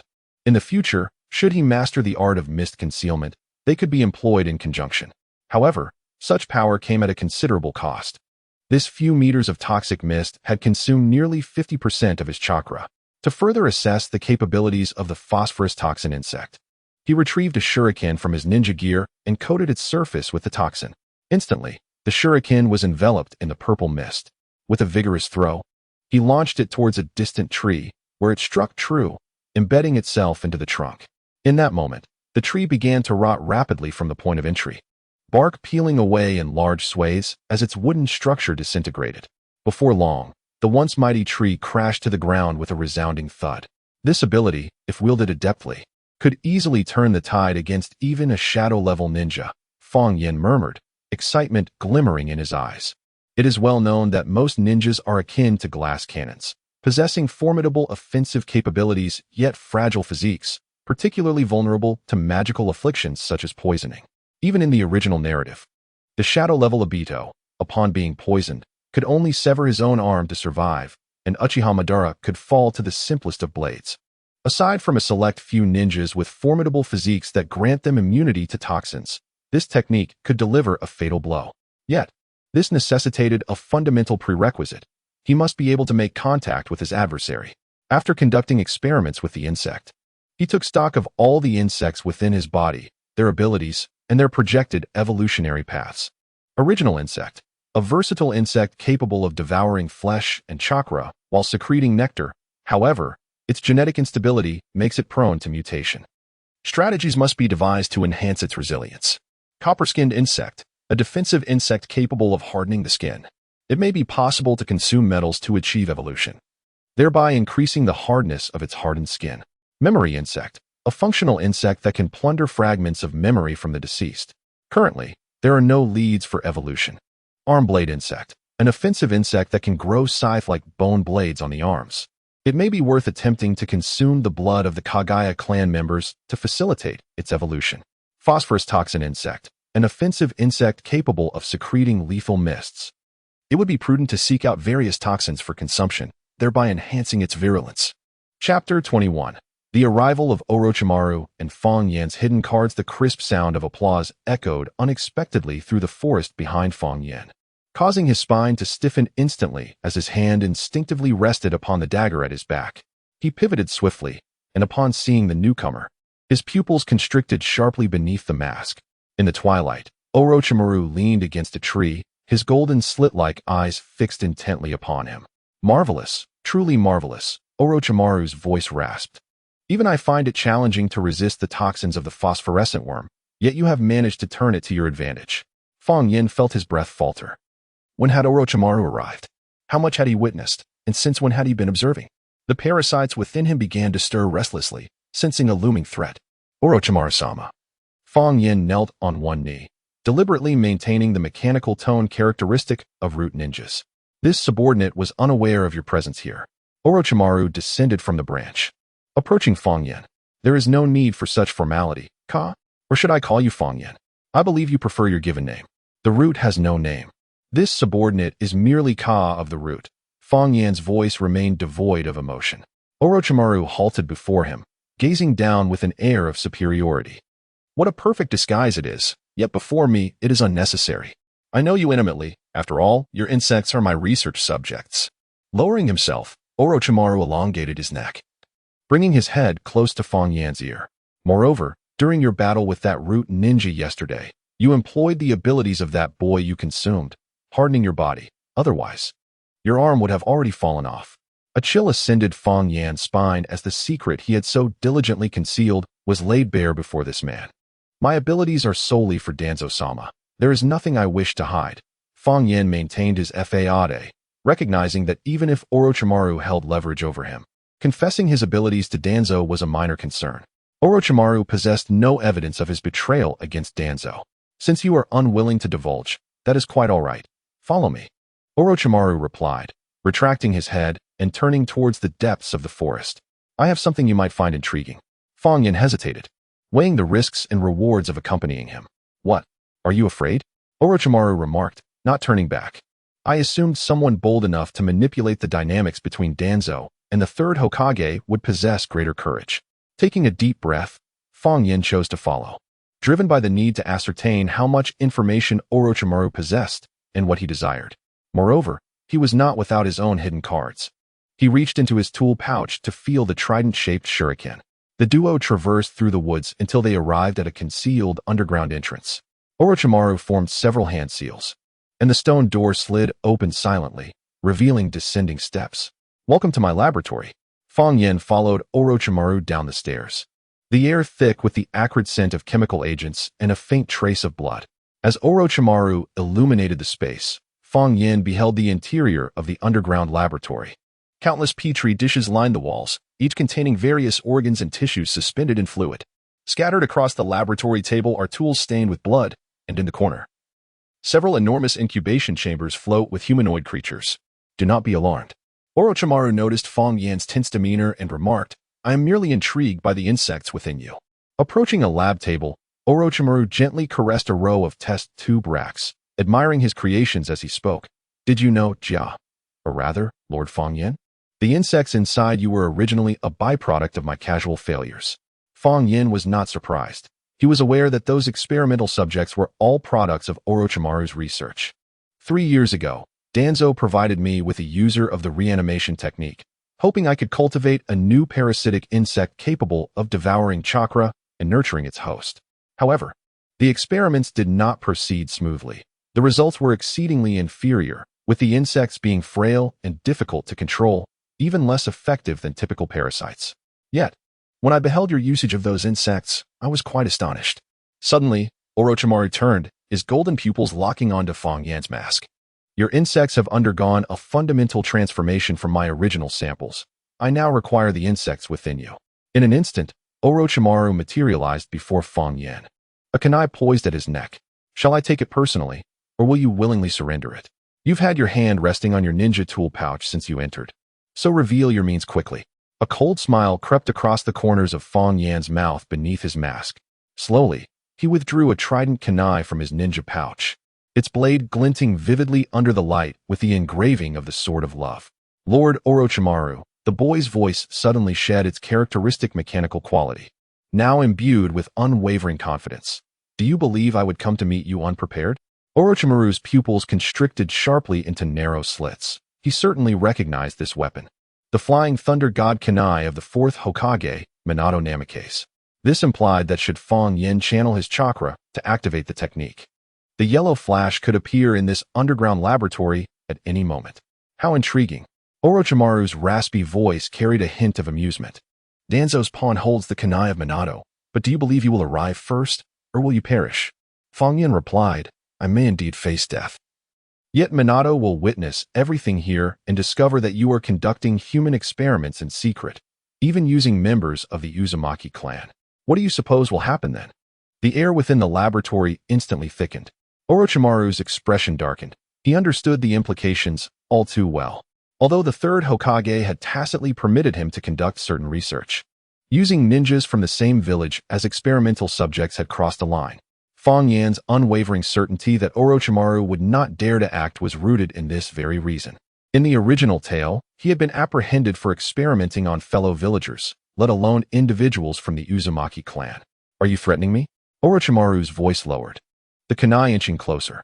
Fong Yan, with unwavering eyes concealed behind his mask, met Orochimaru's gaze. No, I am proposing a transaction. With a deliberate motion, his other hand slowly raised, several original goo, adorned with purple patterns, emerged from beneath his skin. You wish to study my insects, while I desire certain collections from your laboratory. Orochimaru's gaze shifted between the Flying Thunder God Kunai and the original goo, and suddenly he emitted a deep, resonant chuckle. How intriguing, utterly fascinating. Does Danzo know that his hound can bite? His laughter gradually subsided. Nonetheless, you are indeed qualified to negotiate with me.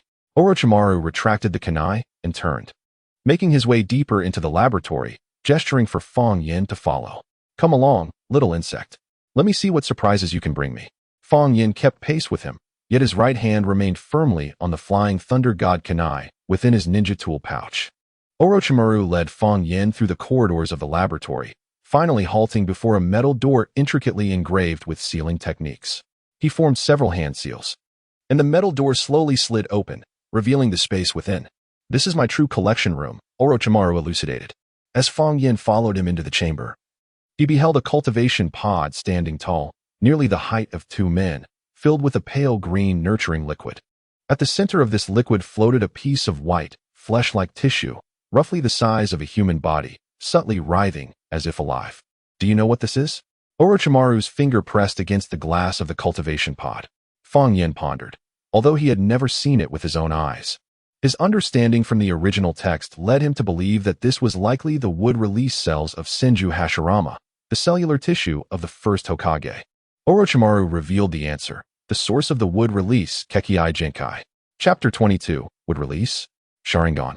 Even though Fong Yin was well prepared, his heart still raced violently upon receiving the confirmed information. This was precisely what he had longed for. If he could integrate the wood release cells into the original goo to create goo worms, his power would undoubtedly surge. Do you desire it? Orochimaru keenly sensed the subtle changes in Fang Yan's demeanor. I can offer you a small portion. He turned towards the corner laboratory, retrieving a specially crafted glass container from the refrigeration unit. As an exchange, Orochimaru placed the container before Fang Yan. I require the insects within you, specifically the ones you use to absorb the toxins from the phosphorus blight. Lord Danzo would never permit. Fang Yan attempted to invoke Danzo's name to gain leverage. Stop feigning, Orochimaru interrupted impatiently. We both know you are not merely a brainwashed tool of the root. Otherwise, you wouldn't be concealing the flying thunder god Kanai from Minato. After a moment of silence, Fang Yan suddenly chuckled softly. Since his true intentions had been unveiled, further pretense was futile. Indeed, Lord Orochimaru possesses remarkable insight. The youth's voice returned to its original tone. However, what do you intend to do with my insects? Orochimaru revealed a satisfied smile. Research, of course. Your insects exhibit astonishing adaptability and evolutionary potential, precisely what I have been seeking. The wood release cells possess exceptional vitality and veracity, which ordinary ninjas cannot endure. Yet your insects may serve as the perfect vessel. He approached another refrigeration unit, extracting a small petri dish containing a piece of white tissue the size of a fingernail. This is a diluted sample of the primary cells, with low activity, suitable for initial experimentation. Orochimaru extended the dish towards Fang Yan. If you agree to the transaction, this shall be yours. Even through the container, Fang Yan could sense the vibrant life force within. After multiple uses of honeydew, his perception of life had sharpened significantly. The fervor in his eyes gradually gave way to calmness. He did not accept the petri dish, but instead took a step back. Acquiring the wood release cells would be futile. The original goo could not withstand such a potent force as corrosion. In the short term, it could not be converted into combat power, rendering it worthless to him. In contrast, he had a more advantageous option, to obtain it from the original character's armor in the future. However, through this negotiation, he had discerned Orochimaru's boundaries, and it was time to present his own conditions. Lord Orochimaru, he spoke softly, it seems you have misunderstood. I am currently disinterested in the wood release cells. Orochimaru's golden slit pupils narrowed slightly, his serpent-like tongue flicking over his lips. Interesting. Then what is it that you desire? Fang Yan's gaze swept across the specimen shelves in the laboratory. I require more toxin samples, preferably mixed neurotoxins. In addition, various high-density metals, including chakra metal and the corpses of the Kagaya clan, who have awakened their bloodline limits. These three items were the crucial materials he needed for the evolution of his goo worms. Since Orochimaru was already privy to many of his secrets, he might as well be forthright. Orochimaru raised an eyebrow, remarking, You possess quite an appetite, little insect. While metals and toxins are manageable, the Shikatsumiyaku. Do you comprehend how rare their corpses are? Those of the Kagaya clan who awaken the Shikatsumiyaku are the most elite of ninjas. It is precisely due to their rarity that I seek to collaborate with Lord Orochimaru. Fang Yan replied, maintaining his composure. Given your status, obtaining a complete corpse of the Kagaya clan from the battlefield of Kumogakure should pose no significant challenge, especially in these times of war. Orochimaru studied the youth before him thoughtfully, asking, Pray tell, what do you intend to do with them? He already harbored suspicions, but yearned to hear Fang Yan articulate his intentions. Evolution, Fang Yan succinctly replied, My insects require more potent nourishment. He raised his hand, sharp bone blades suddenly extending from his arm, glinting coldly in the light. That is the ability of another experimental subject. Orochimaru's pupils constricted. Not only have you acquired the hardening ability, but you have also managed to seize such a Kekkei Genkai. As the creator of these experimental subjects, he recognized the origin of this power at a glance. Despite his prior preparations, witnessing it firsthand still left him astounded. What a wondrous ability. Orochimaru's voice trembled slightly with excitement. Devour, evolve, plunder. This is the perfect creation I have longed for. He suddenly stepped forward, gripping Fang Yan's shoulders with an extraordinary force. Fang Yan could distinctly feel the violent fluctuations of Orochimaru's chakra. Do you know, little insect, I have been in search of an eternal form of life? The evolutionary potential exhibited by your insects is the very answer I have devoted my life to pursuing. Lord Orochimaru, you are losing composure, Fang Yan calmly reminded him. Orochimaru, as if awakening from a dream, released his grip, yet the fervor in his eyes remained undiminished. He stepped back, erupting into a low, Eerie laughter that echoed against the metallic walls of the laboratory. Danzo, that old fox, has no idea what treasure he has acquired. The ability to plunder Kekkai Genkai transcends the realm of ordinary ninjutsu. He abruptly turned, inquiring, "Tell me, what are your limits? How many types of Kekkai Genkai can you accommodate simultaneously? Is there an end to evolution?" Fang Yin cautiously responded, "We are still in the exploratory phase. Each act of devouring and evolving carries uncertainty, and not all Kekkai Genkai can be perfectly inherited." This was the truth. Although the arm blade Gu had acquired the bone blade ability, it still fell short compared to the genuine Shikatsumiyaku. The copper-skinned Gu's defenses also had limits and could not withstand direct attacks from ninja tools. Orochimaru nodded thoughtfully, then swiftly approached the safe deep within the laboratory. He formed several hand seals and placed his palm against the surface of the safe. With a soft click, the safe slowly opened. "Since you are not interested in the wood release cells, how about this?" Orochimaru retrieved a glass container from the safe, within which floated a crimson eyeball. "What do you think of this?" Fang Yan's breath caught in his throat. It was a genuine three-tomo Sharingan. The recollections of Kakashi in the original work reveal that Danzo possessed the three-tomo Sharingan prior to the Uchiha clan's extermination, frequently altering it. Given Orochimaru's character, acquiring at least one is quite plausible. Moreover, at this juncture, his fascination with the Sharingan had not yet fully awakened. Thus, this may merely have been an incidental acquisition for experimental purposes. Chapter 23. A new mission, preparations before the transaction. Orochimaru elucidated. "This is a relic of a Uchiha Jonin. At that time, I was the commander on the front lines, and it took considerable effort to preserve it." He placed the container upon the laboratory table. "Imagine, if your insects could absorb the power of the Sharingan, perceiving, replicating, and casting illusions." Fang Yin involuntarily swallowed, finding this temptation exceedingly difficult to resist. Furthermore, compared to wood release, the repulsion from the Sharingan was significantly lesser, making absorption considerably easier. Yet he quickly regained his composure. Orochimaru would not offer such a precious bargaining chip without ulterior motives. "What do you desire?" Fang Yin inquired directly. Orochimaru smirked. "Clever. What I seek is quite simple. Those insects." Fang Yin immediately grasped the intent of the mad scientist. He wished to replicate his abilities, potentially utilizing him as a new test subject. "Very well," Fang Yin cautiously replied, "but living insects are out of the question. They perish within a day of leaving my body." This was the truth. The original insects required his chakra to remain active, and once detached, they could survive no longer than a day. Previously implanted and other test subjects were merely insect eggs, which were, strictly speaking, not fully developed and remained in a dormant state. Orochimaru pondered momentarily. "Then I shall require regular donations of your blood and cellular tissue, along with the corpses of your insects. In exchange, I will provide you with everything you desire: the Sharingan, the remains of the Kagaya clan, special metals, and much more." Fang Yin deliberately feigned hesitation. "Your enhancement benefits me as well," Orochimaru coaxed. "What can Danzo offer you? Darkness, bondage, endless slaughter?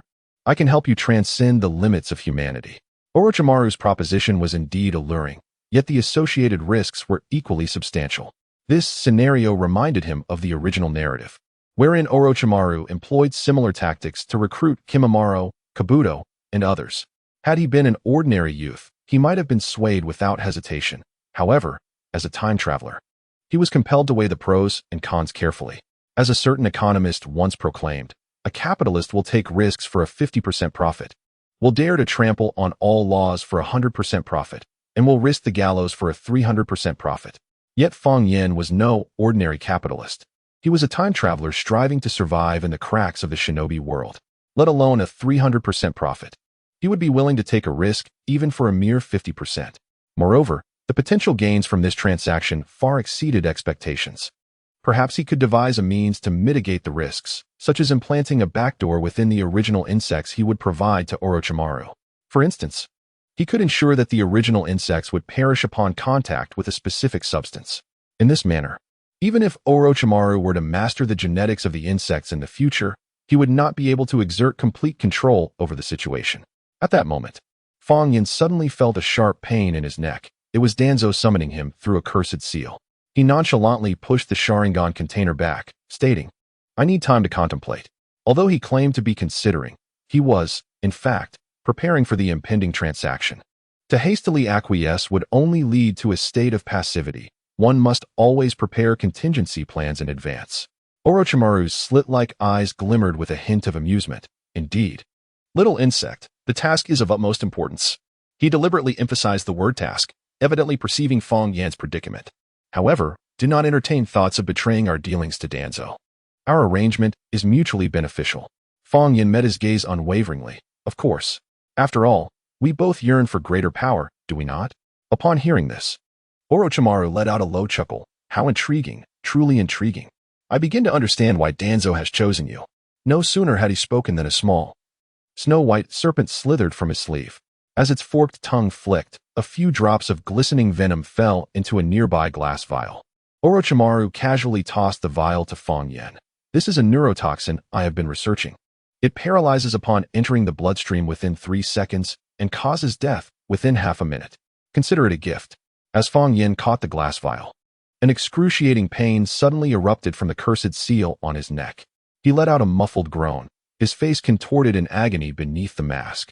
Observing this, Orochimaru remarked with a semblance of a smirk, "It seems Danzo is rather anxious."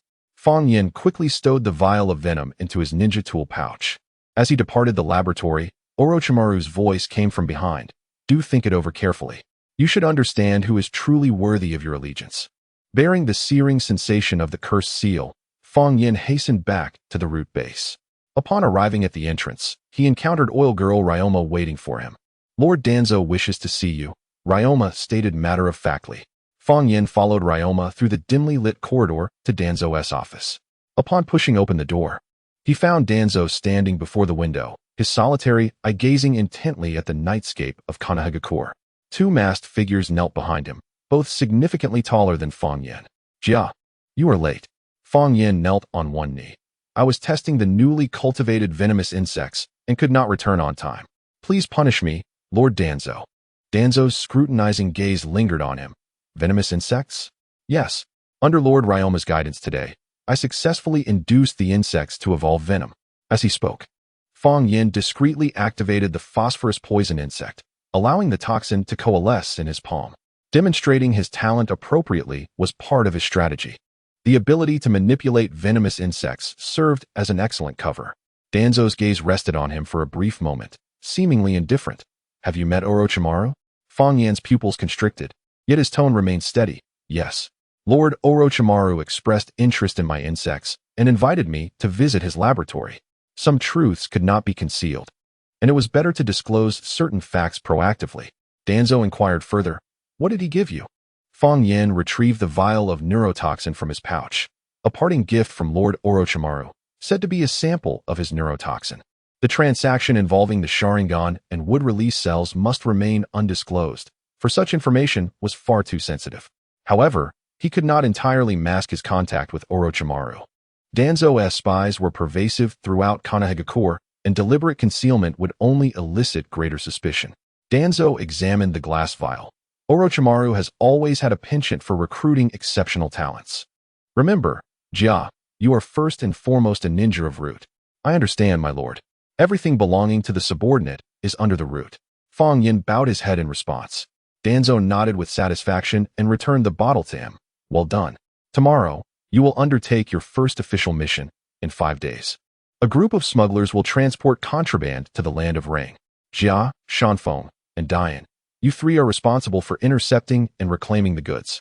At present, during the Third Shinobi World War, the land of Rain and the land of Fire are in a state of hostility, and such smuggling activities cannot be tolerated." "Yes." The 3 answered in unison. Danzo turned to one of them. "Shanfeng, you will lead, with full authority to command." "Understood." After leaving the office, Fong Yan returned to his room. He removed his mask, exhaled deeply, and fed the newly acquired neurotoxin to the poisonous goo. The goo devoured the venom eagerly. Watching the insect absorb it successfully, Fong Yan felt relieved. The day's gains far exceeded expectations, yet the risks loomed ominously.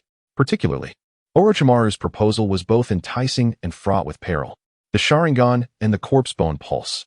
If he could indeed integrate these bloodline limits into the goo, his power would undergo a qualitative leap. However, collaborating with Orochimaru was akin to seeking the skin of a tiger. Fong Yan needed to devise a meticulous plan. This mission might present an opportunity, He could discreetly install a backdoor in the original goo he would hand over to Orochimaru. For instance, if the goo were to come into contact with a specific liquid, it would perish, ensuring that even if Orochimaru later mastered the goo techniques, he could not gain complete control. Yet, this required the chance to act independently. He must find a way to divert his two companions. After much contemplation, he placed his hopes on a particular ninjutsu, insect clone. This was a C-rank ninjutsu, more intricate than the secret arts he had previously learned. If he could master it before the mission, perhaps he could send the insect clone to execute the backdoor setup. This was also one of the reasons he chose to remain in the roots. Following Minato would never afford him such comprehensive access to the inheritance of insect techniques.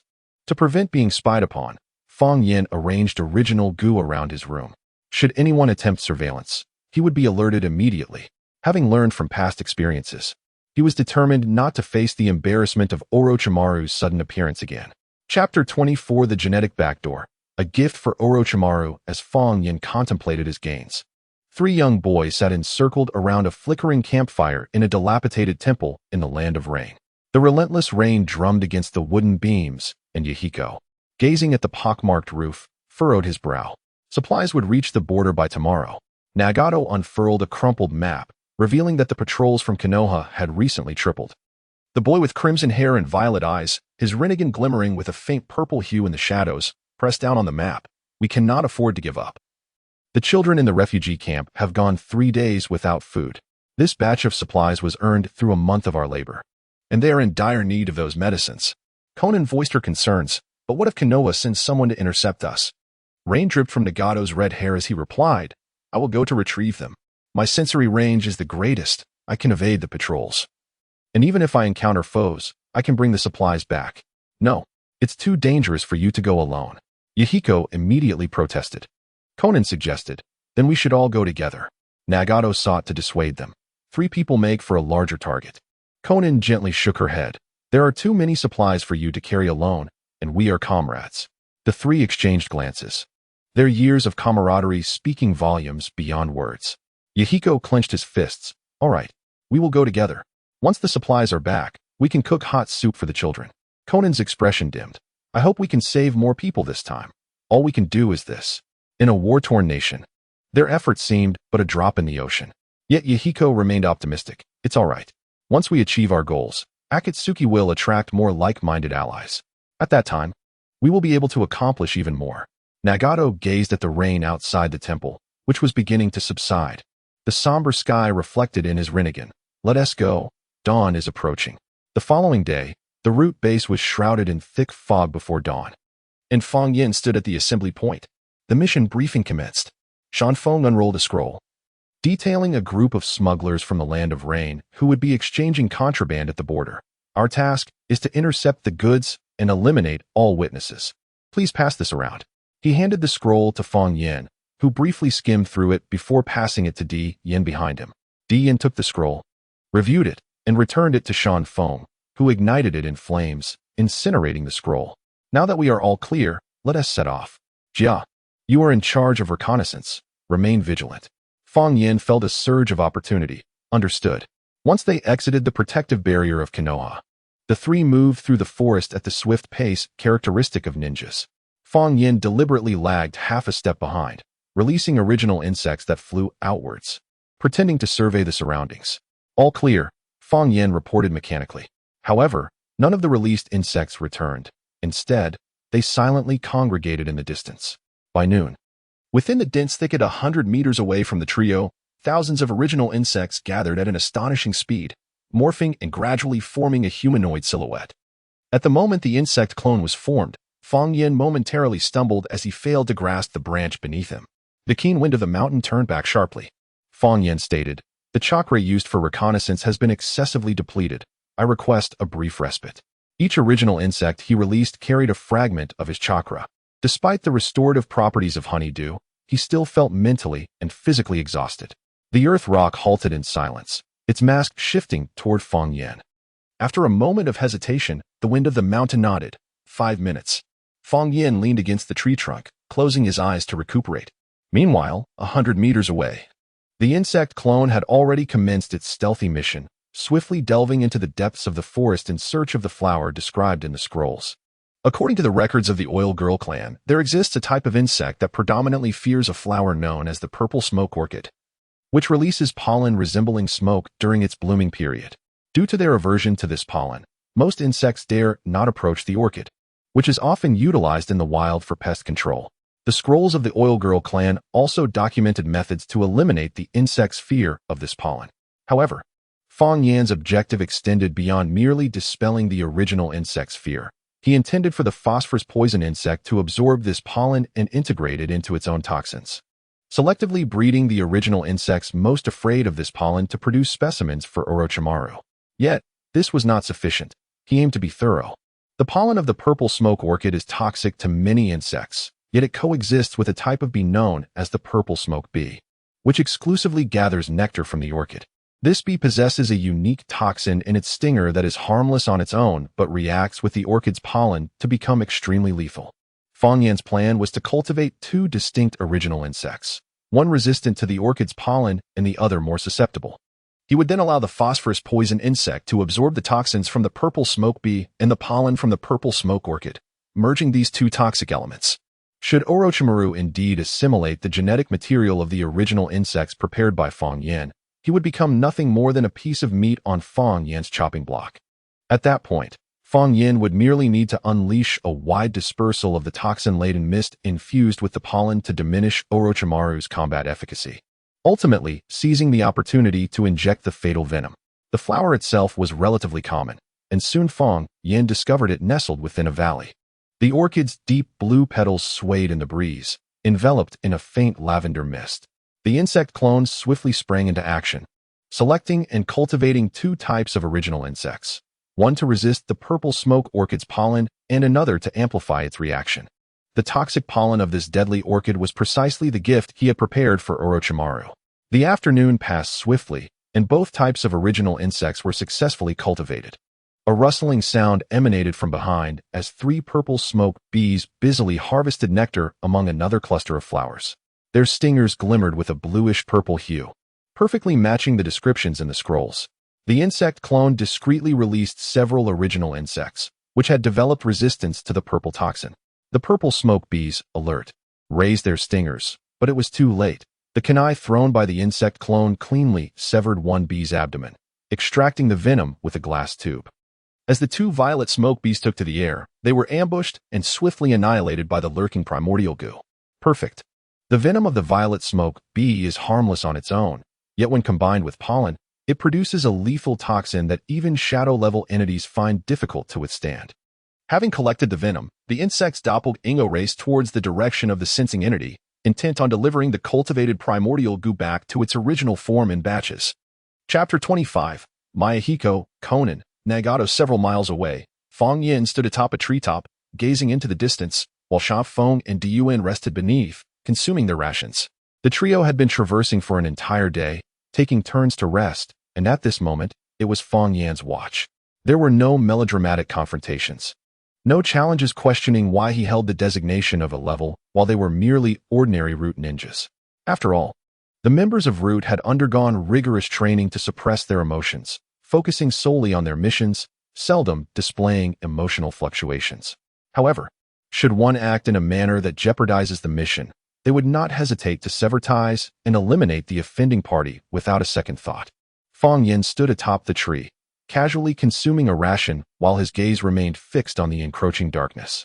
Just moments ago, his insect clone had returned with a wealth of information, the progress proving to be smooth. Every few minutes, several original insects quietly returned, silently slipping into his sleeve. Diyuan leaned against the tree trunk, his mask slightly lifted, observing Feng Yan's silhouette. He noted the incessantly returning black insects but chose to remain silent, en route. It was commonplace for the Oil Girl clan's ninjas to utilize insects for reconnaissance. Shanfeng closed his eyes in meditation before abruptly speaking. Have your insects reported any anomalies? Feng Yan's voice emerged from beneath his mask, calm and mechanical. No signs of enemy presence detected, but there are residual chakra signatures 3 kilometers ahead, indicating a potential ninja passage. Shanfeng nodded. Continue monitoring. We shall rotate shifts in 2 hours. Understood.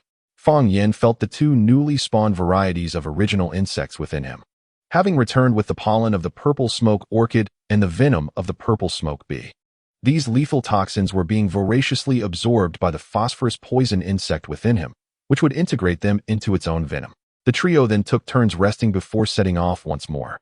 At last, they arrived at the ambush site described in their mission before the sun graced the horizon. The forest, shrouded in mist before dawn, saw Fang Yin unabashedly stand in the middle of the mountain path. Mere smugglers were not worthy of lurking in the shadows. Shanfeng and Diyuan positioned themselves on either side of the branches, forming a triangular formation that effectively barred the entire roadway. The target has appeared.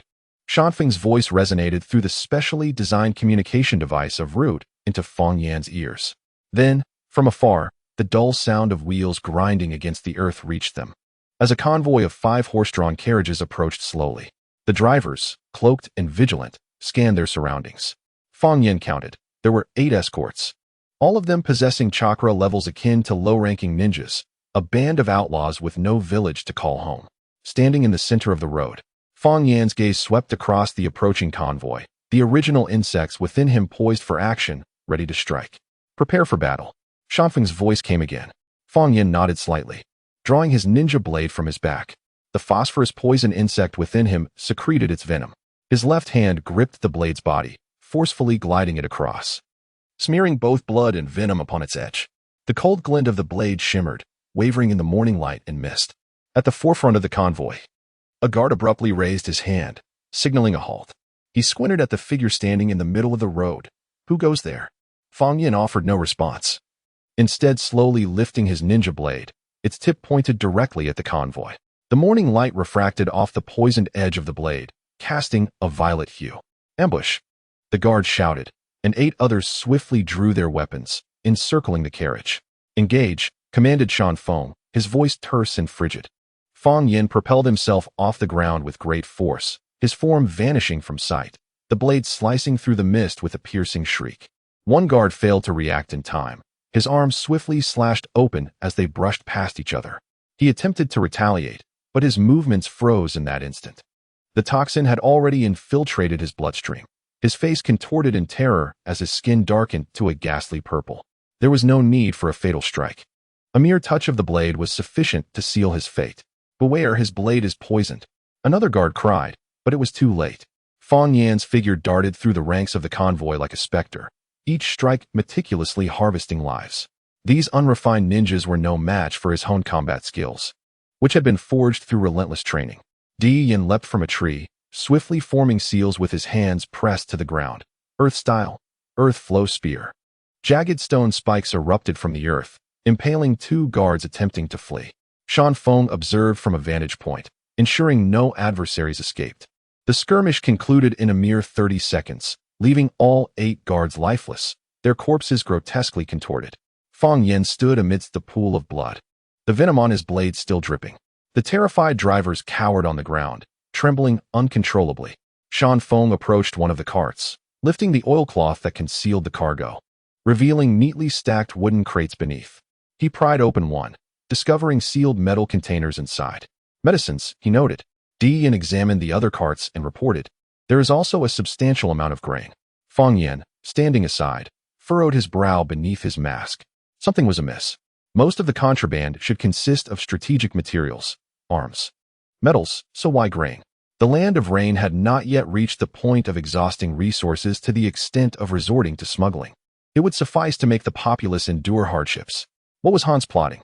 Shanfeng sensed the anomaly as well and swiftly commanded, Yin, investigate the surroundings for any ambushes. Jia, interrogate these drivers. Yin nodded and vanished into the woods. Fang Yin approached the quaking drivers, the toxin from his poison talisman coalescing in his hands. Who sent you? His voice was chillingly cold. An elderly driver trembled as he replied, We were merely hired to transport goods. Our employer claimed these are relief supplies for refugees. Liars, Fang Yin hissed, seizing the driver by the neck, the toxin permeating his skin, leading to an instant demise. Fang Yin then turned his gaze to the remaining drivers. This is your final chance. Who sent you? At that moment, someone spoke up. Yes, it was a young man named Yahiko. He was the one who sent us. In an instant, Fang Yin comprehended all his previous uncertainties. Yahiko, of course, was the cause of it all. In the original narrative, Yahiko was depicted as an ambitious figure intent on achieving godhood for the sake of world peace. And it was likely that he was covertly distributing these resources to aid the disaster-stricken. However, this matter bore little relevance to Fang Yin. He pondered what he would do if he were to encounter the three of them. Nagato possessed the Rinnegan, an adversary who could neither be struck down nor provoked. For should he unleash his power, Fang Yin would find himself in a perilous situation, unable to escape. Just then, a voice crackled through the communication device. 3 ninjas have been detected approaching. Their chakra signatures are exceptionally strong. Yamaf immediately commanded, "Prepare for battle. Jia, eliminate these intruders." Without hesitation, Fang Yin snapped the neck of the carriage driver and released dozens of original goo, the most evolved ones, which had amalgamated all beneficial traits. These original goo swiftly extinguished the lives of the other drivers and settled upon the lifeless forms of the 8 fallen ninjas. Fang Yin activated his ninjutsu, and in an instant, all of them were transformed into sustenance for the insects, returning as a multitude of original goo into Fang Yin's being. He intended to seize this opportunity to breed the original goo further, optimizing those that had fallen behind in evolution. He would continue to propagate only those few resilient original goo that had withstood the crimson elixir and exhibited enhanced resistance to toxins, while he would cease the breeding of all other varieties once they had been exhausted. Chapter 26. Fang Yin's Gift in the Forest. Rustling sounds echoed as 3 figures emerged. At the forefront was a youth with orange hair, clad in the headband of the Rain Village and a black trench coat. Beside him stood a red-haired boy, his violet Rinnegan appearing particularly eerie in the morning light. Finally, there was a girl with blue-violet hair. Mayahiko, Nagato, Conan have truly arrived. The corners of Fang Yin's mouth twitched beneath his mask. Although the Rinnegan was indeed among his targets, this was evidently not the opportune moment. Perhaps he could seize the chance to take one of them hostage, leveraging their bond to persuade Nagato to surrender the Rinnegan to him. However, how could Fang Yin ensure his own safety? Would the likes of Jiraiya and Kamizuki allow him to hoard such power? Even if he were to eliminate Jiraiya and Kamizuki, would Uchiha Madara spare him? Would Danzo? Fang Yin's thoughts raced. Clearly, this was not the time. He must not be blinded by immediate gains. Mayahiko surveyed the heaps of corpses and the devouring original curse, his expression seething with rage. "Did you kill them?" Kamizuki spoke coldly. "Ninja from the Rain Village? This is a mission assigned by the roots of Konoha. Non-combatants, please retreat." Although they were currently in wartime, their strength did not guarantee absolute superiority. With 2 newly initiated members beside him, Kamizuki aimed to avoid any unnecessary conflict. "Those are our supplies. Return them to us." "Yours?" "Huh." Kamizuki scoffed, then turned to Fang Yin, commanding, "It seems we cannot return them. Destroy everything. It must not fall into enemy hands." Fang Yin nodded, understood. The lives of the common people in the Land of Rain were of no concern to him. Resolutely, he retrieved an explosive tag and affixed it to the cart. At this moment, the 3 members of the Akatsuki were likely of Chunin to Jonin caliber, with Nagato being the strongest, possessing the 5 elemental jutsu. As long as he did not kill any of them and provoke Nagato into a rampage, escaping unscathed should not pose a problem. Perhaps he could consider relinquishing some supplies to garner their favor. The question remained whether this aligned with Fang Yin's interests. After a moment's contemplation, he resolved to offer them a portion of medicinal supplies. After all, in the future, Danzo would conspire with Hanzo to eliminate them, and he might profit from that scheme. Mayahiko's eyes widened in fury. "Return those supplies to me. They are essential for survival." From Conan's sleeve, a multitude of papers erupted, transforming into shurikens. "Mayahiko, they will not listen to reason. Strike." Taking a deep breath, Mayahiko declared, "Then there is no other choice. Nagato, Conan, prepare for battle." Before his words could fully settle, Kamizuki had already made his move, his speed astonishing as his ninja blade lunged for Mayahiko's throat. In that instant, the combat-ready Nagato from the Rain Village appeared before Mayahiko, drawing a kunai to intercept the strike. Sparks flew as metal clashed in the morning light, their figures intertwining. Nagato quickly instructed, "I will hold him off. You 2 protect the supplies." "Understood." They nodded in agreement. Mayahiko swiftly formed hand seals, water style, water chaos wave. A torrential surge of water erupted from his mouth, crashing towards the carriage where Fang Yin resided. He aimed to extinguish the ignition talisman's flames in a bid to avert an explosion. Earth escape, earth flow wall. The earth suddenly materialized before Fang Yin as he pressed his hands to the ground. A formidable earthen wall rose abruptly, effectively fending off the oncoming waves. Jia, proceed with the mission, came the calm, mechanical voice of Di Yan. Fang Yin nodded and seized the opportunity to rush towards the other carriages, pressing down the ignition talismans once more. Yet, an onslaught of paper shurikens unexpectedly assailed him from the side, and the fierce assault from Xiaonan echoed. You shall not succeed. Fang Yin swiftly pulled Di Yan behind him, opening his mouth wide as a violet toxic mist surged forth towards Xiaonan. Upon contact, the paper shurikens rapidly corroded, disintegrating into mere scraps that floated down. Xiaonan's expression shifted. Poison? She quickly retreated, simultaneously forming hand seals as more sheets of paper poured from her sleeves, shielding her from the toxic onslaught. At that moment, Fang Yin managed to affix ignition talismans onto several more carriages. However, the toxic mist proved insufficient to deter the trio. If one were to consider which ninja village had the highest distribution of gas masks, it would undoubtedly be the Rain-Hidden Village, due to Hanzo's infamous salamander. The villagers were equipped with gas masks to prevent being harmed by its poisonous mist. Indeed, just as Fang Yin affixed the final ignition talismans, a figure surged through the toxic haze, wielding a katana aimed directly at him. Fang Yin hastily raised his blade to block, the sound of metal clashing reverberating through the air as sparks flew from the collision of his short sword and Yahiko's katana. The two figures darted swiftly between the carriages, their blades slicing through the mist, etching deep gashes into the ground. Why destroy those supplies? Yahiko shouted amidst the exchanges. That is food for survival. Fang Yin's voice, cold and mechanical beneath his mask, replied, Mission. Yahiko intensified his assault, fury blazing in his eyes. A mission? Is this a laughable excuse for allowing children to starve before your eyes? Fang Yin found it increasingly difficult to fend off the assault. Sidestepping a slash while wielding his ninja blade, toxic venom trailing a violet arc along the edge. Clang! The two blades clashed once more, and Fang Yin swiftly retreated, unleashing a swarm of original insects that surged towards Yahiko. Upon witnessing this, Yahiko quickly fell back. Fang Yin rapidly assessed the situation. Shanfeng was locked in an equal struggle with Nagato. Di Yan was restrained by Xiaonan, and he faced Yahiko. Prolonged delay would only turn the tide against them. Jia. Shanfeng's voice suddenly rang out. Detonate. Fang Yin caught a glimpse of Di Yan being driven back by Nagato's fire techniques as another earthen wall rose before him. He dashed behind the wall, forming hand seals. Explosion. Boom. Boom. Boom. The cacophony of explosions was deafening as 4 carriages disintegrated in a blaze, pharmaceuticals and food consumed by the flames. Yahiko's pupils dilated in horror. No. He lunged towards the nearest carriage, only to be hurled back by the blast shockwave. Yahiko! Nagato shouted anxiously, swiftly forming hand seals. Wind release. Gale palm. A ferocious whirlwind temporarily subdued the flames, allowing Nagato to dash into the inferno and pull Yahiko to safety. Retreat. The mountain breeze commanded calmness.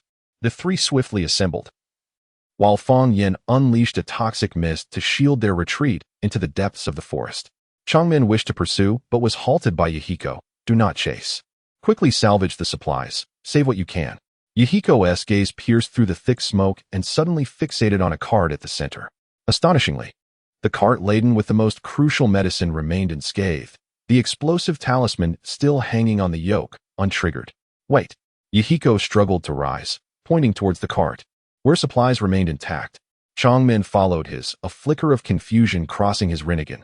How could this be? Yet, he promptly utilized water release to extinguish the flames above. Conan stepped forward. I shall investigate. Be cautious, it might be a trap, Changmin urgently warned.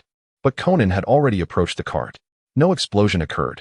Conan turned back, calling out, while lifting the oilcloth to inspect the goods. The medicines were all present. Yahiko dashed towards the cart, trembling hands brushing over the sealed vials. Wonderful. At least these can save many lives.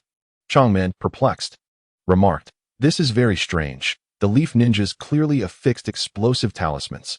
There's no reason they wouldn't detonate this cart of supplies. Perhaps the talisman was faulty, Conan suggested, examining the explosive talisman. After all, it was a human creation. Shoddy workmanship or errors in crafting could lead to a failure to detonate. Hence, Many ninjas cultivated the habit of inspecting their gear before missions to avoid being caught off guard by minor details. However, after a meticulous examination, Conan found no issues. The talisman's curse markings were intact. With a flick of her fingertip, the talisman fluttered away like a butterfly into the distant thicket. It detonated with a resounding explosion, sending splinters flying. The three exchanged glances. This talisman was undeniably unharmed. Yahiko exclaimed excitedly, it was intentional. The ninja who used insects deliberately left the most vital medicines untriggered. I knew he wasn't a heartless individual. Yet, Changmin remained uneasy, sensing that the leaf ninjas would not be so benevolent. Let us hope so. Be cautious when using the medicine to prevent any poisoning. Conan gently caressed the medicine packaging, lost in thought. Perhaps that masked ninja is not as we imagined? Yahiko carefully began to remove the medicines from the cart. Regardless, these drugs can save many children. We must return to the refugee camp promptly. Changmin nodded. Let us leave this place. The leaf ninjas may return. The trio swiftly divided the medicines into their portable sealing scrolls. Yahiko hoisted the backpack filled with medicines, a smile breaking through. No matter what, today has proven our beliefs to be true. As long as we persist in spreading kindness, one day, people will come to understand each other and transform this world. Chapter 27. Farewell to Orochimaru. Deep within the forest, Fang Yin and his companions swiftly distanced themselves from the battlefield. Shanfeng halted his steps, coldly declaring, the mission is complete, but the intelligence was flawed. The ninjas from the rain-hidden village have intervened. We must report to Lord Danzo immediately. Di Yin nodded in agreement. Their strength is formidable, particularly that red-haired one. Fang Yin remained silent, merely trailing behind the two. His mind replayed the image of Nagato's Rinnegan, so near yet so distant. What a pity. Were it not for the fact that Uchiha Obito still lived, he would have devised a way to obtain the Rinnegan to enhance his power. Yet Obito remained, albeit in a decrepit state, and one could never be certain of his hidden cards. A malnourished camel is still larger than a horse. Currently, Fang Yin possessed merely the strength of a Ch-nin, making it inadvisable to take risks. Nevertheless, since acquiring the Rinnegan was not feasible, he could leverage this opportunity to unlock greater benefits. By patiently waiting for a new opportunity, he could utilize the persona he had crafted to gain their trust. And when Danzo and Hanzo allied to eliminate them, he would act. By then, what Fang Yin desired would extend far beyond the Rinnegan. 2 days later, within the root base of Konoha, the trio knelt on one knee before Danzo, with Shanfeng respectfully presenting the mission report with both hands. The legendary Rinnegan, Danzo mused, stroking his cane. Jia, you performed admirably. Fang Yin, still kneeling, replied, I failed to completely destroy the supplies. Please punish me, Lord Danzo. Danzo waved his hand dismissively. No matter. The true value of this mission lies in confirming the holder of the Rinnegan. You all did well, especially you, Jia. This is your first mission. Fang Yan's excitement was palpable. I am unworthy. All of this is the power bestowed upon me by Lord Danzo. The rest of you may leave. Jia, I have a task for you. Once Shanfeng and Di Yin had departed, Danzo continued, Orochimaru sought you out recently, did he not? He seems quite curious about you. Fang Yan's heart tightened. Had this matter not already been addressed? Did he suspect something? No, everything he had done was flawless. While his mind was rife with questions, he maintained an impassive facade, replying, yes. Danzo nodded, excellent. I have observed your loyalty, yet Orochimaru is not loyal to me. Fang Yin lowered his head. I am willing to eliminate him for you, my lord. Fang Yin was acutely aware of his own capabilities.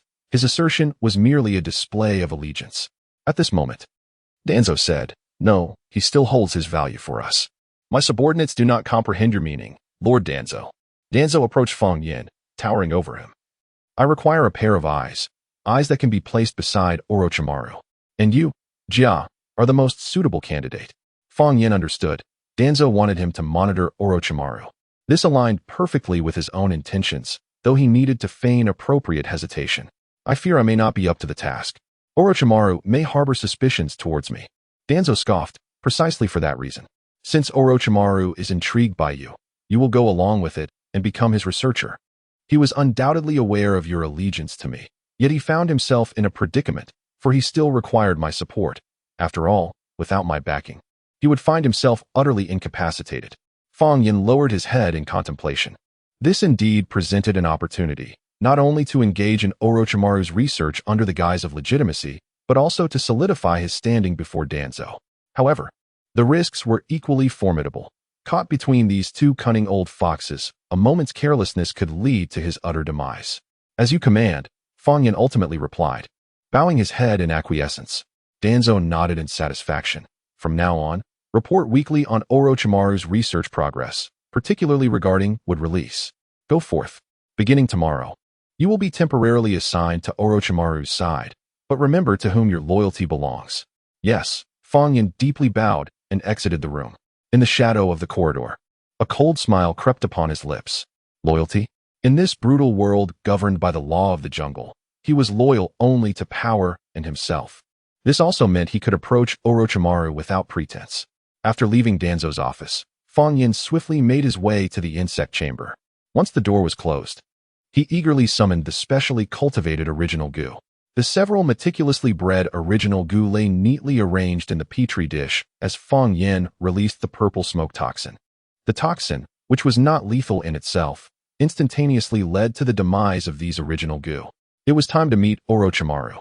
Only then did Fang Yin feel at ease in putting away the petri dish. With this, should Orochimaru dare to utilize anything associated with the original goo, he would find himself constrained by Fang Yin. Ideally, it would be like with Kabuto, merging genes, which would certainly provide ample opportunities. The following morning, Fang Yin arrived at Orochimaru's laboratory as instructed. Unlike his previous visit, this time he came in a legitimate capacity as an assistant. The door to the laboratory slid open silently, revealing Orochimaru waiting there. Ah, little bug, you have finally arrived. Has that old coot Danzo finally allowed you to venture out? Orochimaru's voice held a playful tone. Fang Yin removed his mask, revealing a calm visage.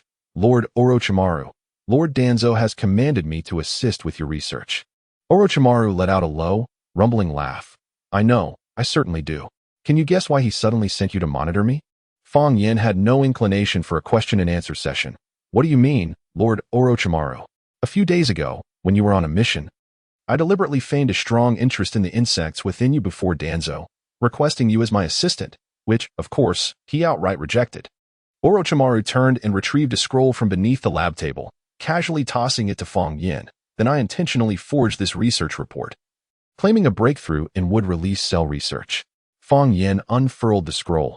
The data appeared impeccable, yet as a biologist, he immediately discerned the intentional exaggerations within. That old fox Danzo, upon seeing this report, immediately grew suspicious. Orochimaru chuckled darkly, believing I was clandestinely conducting some secret research, which is why he sent his most trusted aide to watch me. Fang Yin closed the scroll, a sense of vigilance brewing within him. Orochimaru's schemes extend far beyond what he initially perceived, even anticipating Danzo's reactions with remarkable precision. So, you deliberately allowed Danzo to release me? Orochimaru replied, indeed. I require a legitimate reason to conduct my research on the parasites within you under Danzo's very nose, while Danzo seeks a watchful eye on my activities. It is a mutually beneficial arrangement. Fang Yin paused in silence for a moment, then suddenly chuckled softly. Lord Orochimaru, your foresight is truly commendable. However, he opened his hands to reveal several specially cultivated original goo. I believe these will pique your interest even more. Chapter 28, Evolution, White Thorn Goo. Iron Skin Goo. Orochimaru's pupils contracted suddenly, greedily fixating on the insects within. Could this be the variant capable of absorbing the toxins of the phosphorescent bug? He reached out to take the original goo from Fang Yin's hands, only to have it swiftly withdrawn. Not only that, Fang Yin's voice bore a hint of confidence as he declared, these insects have undergone 3 enhancements and can withstand the erosion of most bloodline limits. However, it is now time for you to demonstrate your sincerity. Orochimaru instinctively licked his lips. Perfect. Truly perfect. So what is it that you desire in return? Fang Yin smiled. My demands remain unchanged. I seek a corpse awakened with the bone bloodline, alongside various high-density metallic chakra, though he longed to disclose other materials. Doing so would only expose his additional trump cards. Orochimaru was a potential adversary, and he needed to remain ever vigilant. Orochimaru grinned. Of course. The items you seek have long been prepared. Fang Yin raised an eyebrow beneath his mask. Oh? Orochimaru turned and strode deeper into the laboratory, halting before a metal cabinet inscribed with sealing techniques in the corner. He swiftly formed hand seals. Release. As the seals were undone, the cabinet door slowly slid open, revealing neatly arranged specimen containers within. The most striking was a transparent glass jar containing a complete male corpse, distinguished by its silvery long hair, pallid skin, and the stark white bone spines extending from its spine. A high-ranking member of the Hokage clan, captured by my own hands 3 months ago on the battlefield of Cloud Hidden. Fang Yan's gaze was riveted upon the corpse. He could sense the arm blade goo within him stirring restlessly, as if detecting a power of the same origin.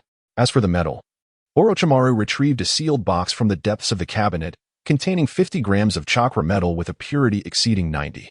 He pointed towards the workbench on the opposite side of the laboratory, where dozens of metallic samples were meticulously arranged, various high-hardness metals, including the latest titanium alloy. Fang Yan approached the Kagaya clan's corpse, feeling the fierce aura of the bone bloodline even through the glass. The arm blade goo within him was nearly bursting forth. Salivating at the prospect of this feast. Deal. Fang Yan decisively handed several original goo to Orochimaru.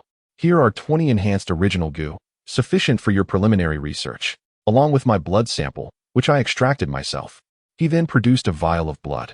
Orochimaru accepted the 2 items as if they were treasures, immediately turning towards the experimental table and eagerly commencing his research on these unique goo insects. Fang Yan approached the Kagaya clan corpse, releasing the arm blade goo, which promptly burrowed into the glass jar and began to feast upon the body. Several hours later, the arm blade goo completed its consumption of the corpse. Fang Yan recalled the arm blade goo, infusing it with chakra, allowing it to spring forth from his arm once more, razor sharp. He casually swiped it across a metallic block on the table.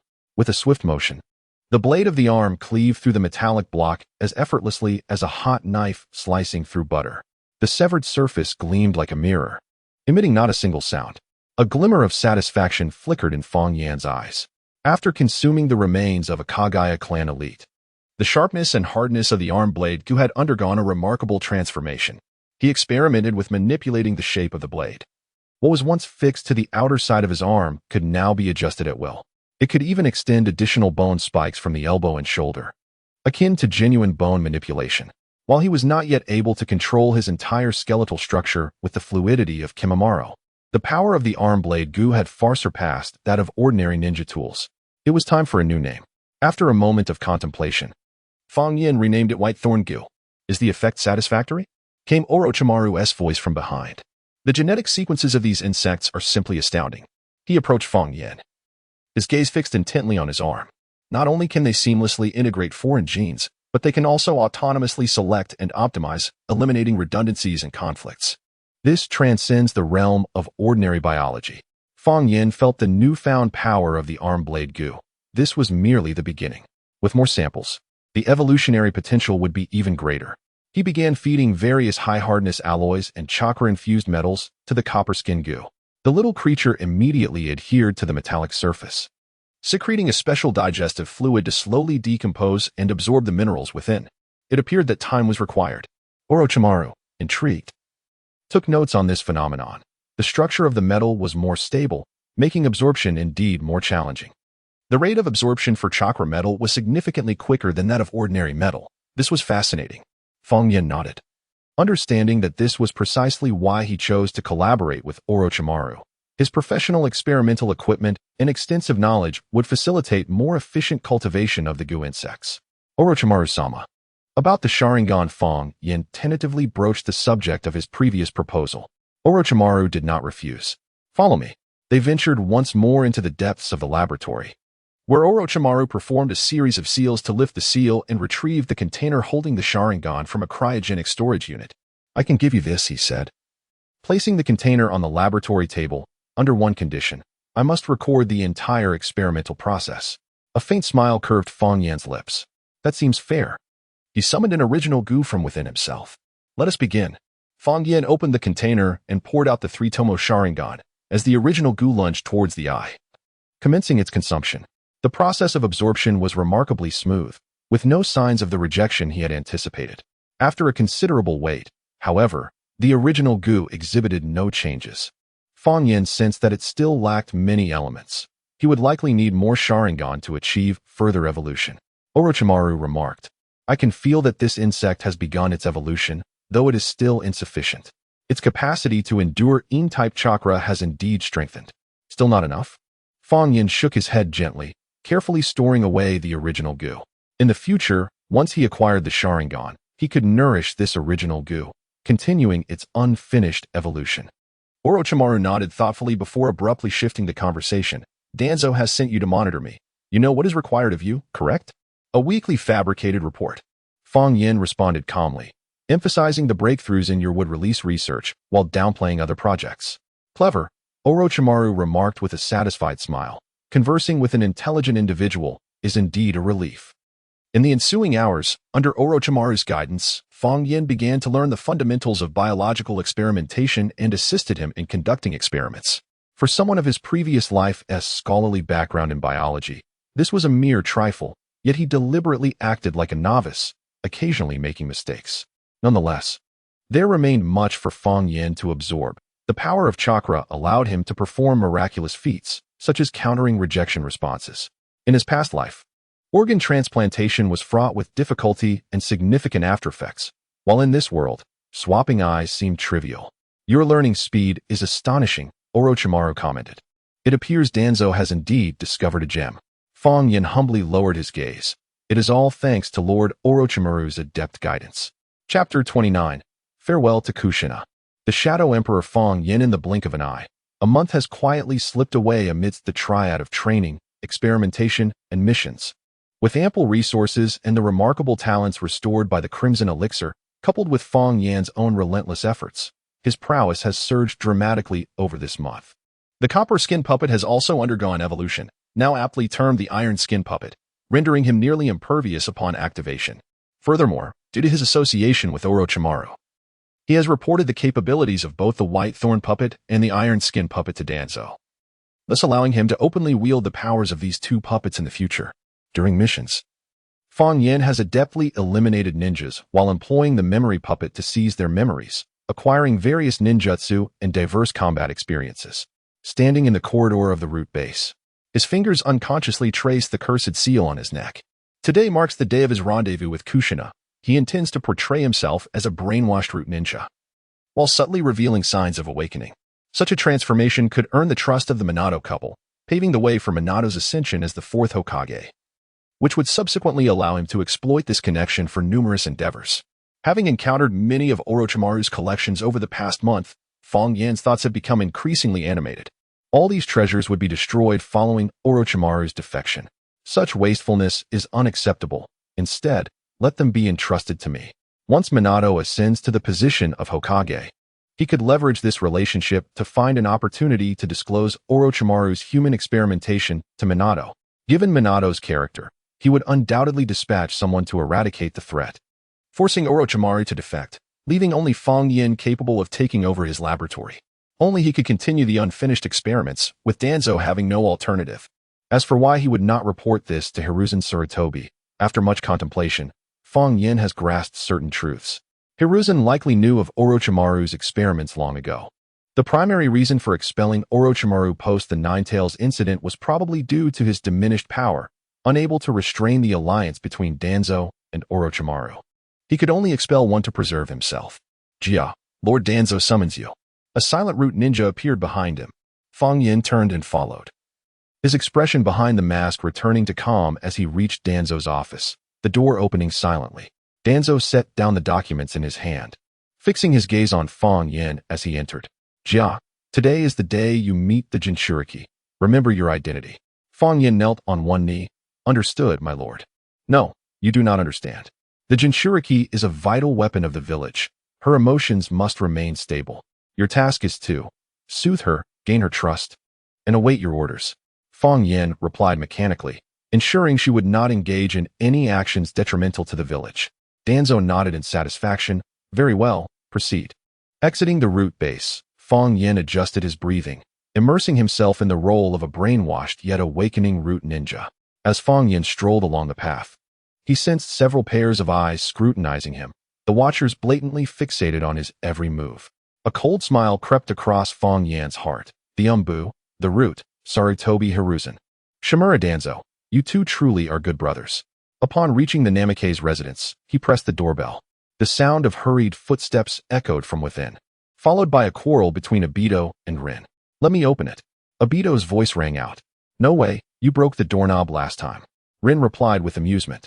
The door was abruptly yanked open, revealing Obito's ever-smiling face at the threshold. Upon seeing Fong Yan, his expression instantly turned complex.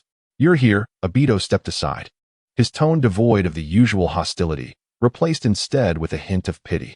"Kushina is in the kitchen."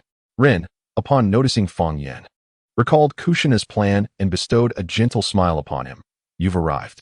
Witnessing this, Obito rolled his eyes, feeling somewhat uncomfortable, yet he refrained from voicing any objections. Fong Yin detected the pity in his tone. Although it aligned with his character, it still stirred an unusual feeling within him. However, he quickly suppressed this sentiment and stepped inside. The aroma of food enveloped him as Kushina peeked out from the kitchen, her face dusted with flour. Fong Yin. Her eyes brightened, and she hurried toward him, halting 2 steps away as if afraid to startle him. "How have you been this month?" A subtle change flickered across Fong Yan's masked visage. After a month apart, Kushina appeared slightly haggard, with faint shadows beneath her eyes. "I'm well. Lord Danzo has been very considerate," he replied mechanically, allowing his gaze to convey a complex array of emotions: joy, lament, nostalgia. It must be said that the eyes are the windows to the soul. Had Fong Yin studied acting in his previous life, he might have become an exceptional performer. Kushina astutely perceived this shift, a glimmer of hope flashing in her eyes. "Come, sit down. I made the 3-colored dango you liked last time." Fong Yin followed her into the living room. Noticing the room had been thoughtfully arranged, a vase of fresh flowers adorned the table, wind chimes hung by the window, and a few photographs adorned the walls. Among them was a family portrait of Team Minato, with Obito grinning broadly in the center, Kakashi rolling his eyes beside him, and Rin smiling gently, while Minato rested a hand on their shoulders. "Minato is out on a mission. He won't be home today," Kushina explained, handing him a cup of tea. "Kakashi will be here shortly." Fong Yin accepted the cup, deliberately removing his mask and taking a delicate sip. This gesture brought joy to Kushina's heart, as removing the mask indicated he had lowered many of his defenses. "Has training been arduous this month?" Fong Yin set down the cup and replied with utmost decorum. "The training of root ninjas is all aimed at better serving Konoha." This was the standard brainwashed response. Yet, his fingers gently tapped the rim of the teacup, producing a sound that only the two of them could hear, the universal code of Konoha ninjas. Fong Yin was confident that those outside could not perceive this exchange, allowing him to proceed.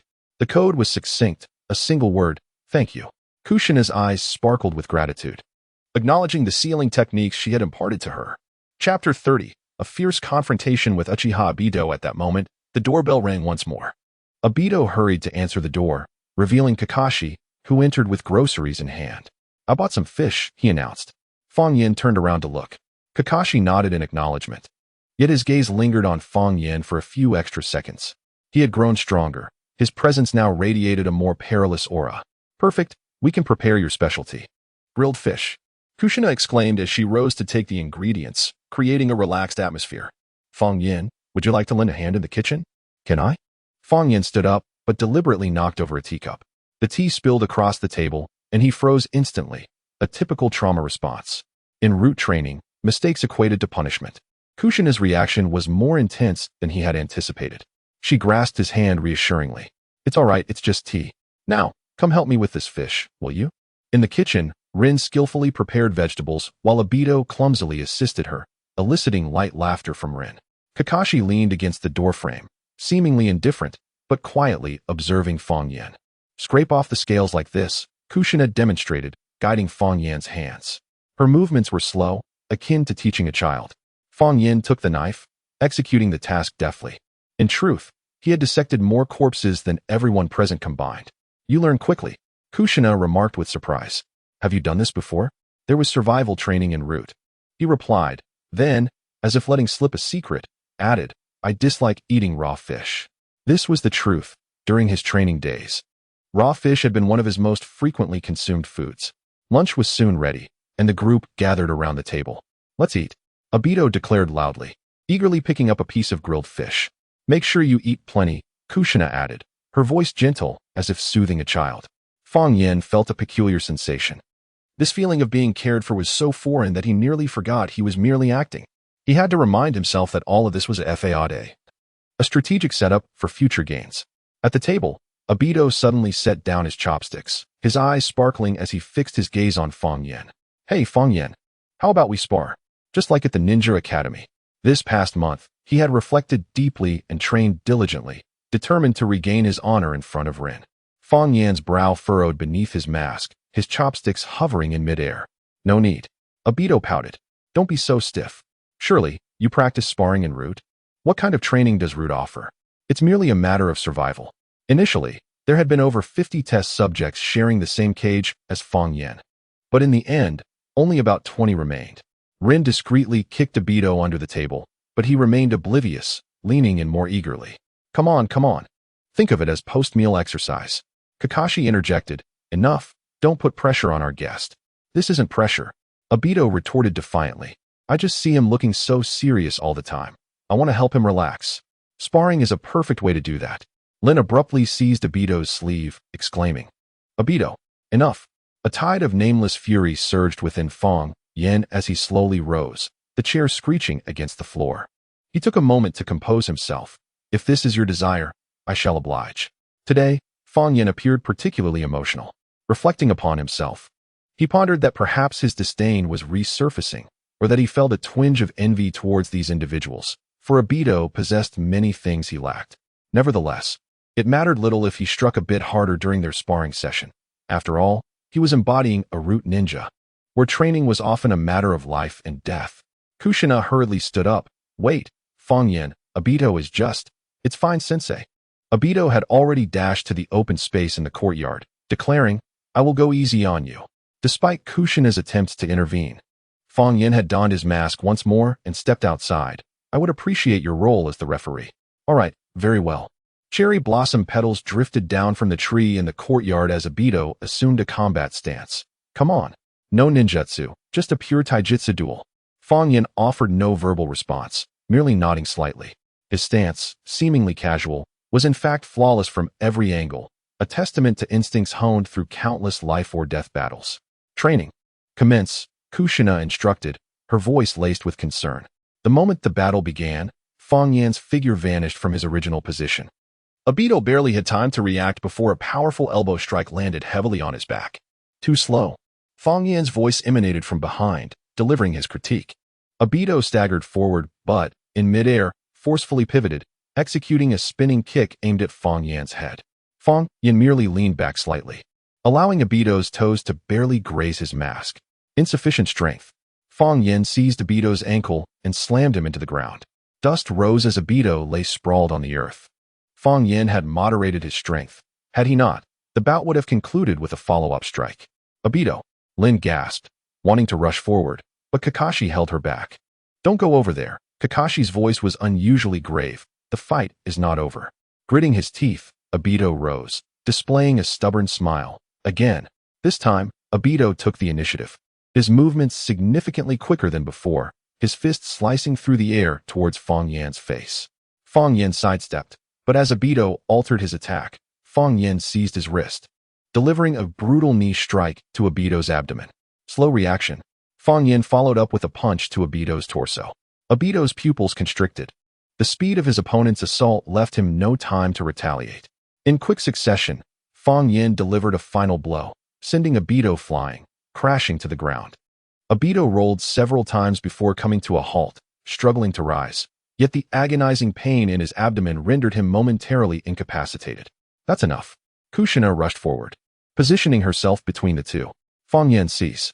I apologize. He spoke softly, his voice muffled by the mask, having grown accustomed to the training methods of the root. Lin hurried over to assist Obito. Obito, are you all right? Obito wiped the corner of his mouth and managed a strained smile. I'm fine. This minor injury is nothing. Kakashi approached Fong Yan. Your taijutsu has improved significantly. Fong Yan did not respond, merely nodding slightly. Kushina sighed and walked to Fong Yan's side, gently placing her hand on his shoulder. Fong Yan, this is not the root. You can relax a little. There's no need to be so tense. Fong Yan explained. I'm still not quite accustomed to it. In the root, typically only one person can leave standing after a spar. This statement left everyone present, except for Kushina, momentarily stunned. Obito's eyes widened, momentarily forgetting his pain. Isn't that a bit too cruel? Obito couldn't help but exclaim. A flicker of compassion crossed Kushina's eyes as she gently patted Fong Yan's shoulder. From now on, here, you can gradually adapt to different methods. We will not harm you, nor do you need to harm others. Fong Yan looked at Kushina, as if he wanted to say something, but ultimately just nodded. All right, everyone, let us head inside.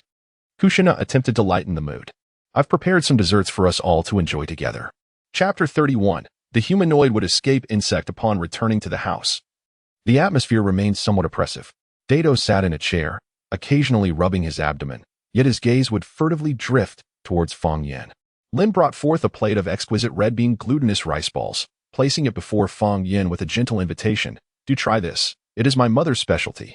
Fong Yan picked up one of the delicacies, taking a delicate bite, the sweet, sticky texture melting upon his tongue. Is it to your liking? Lin inquired with a smile.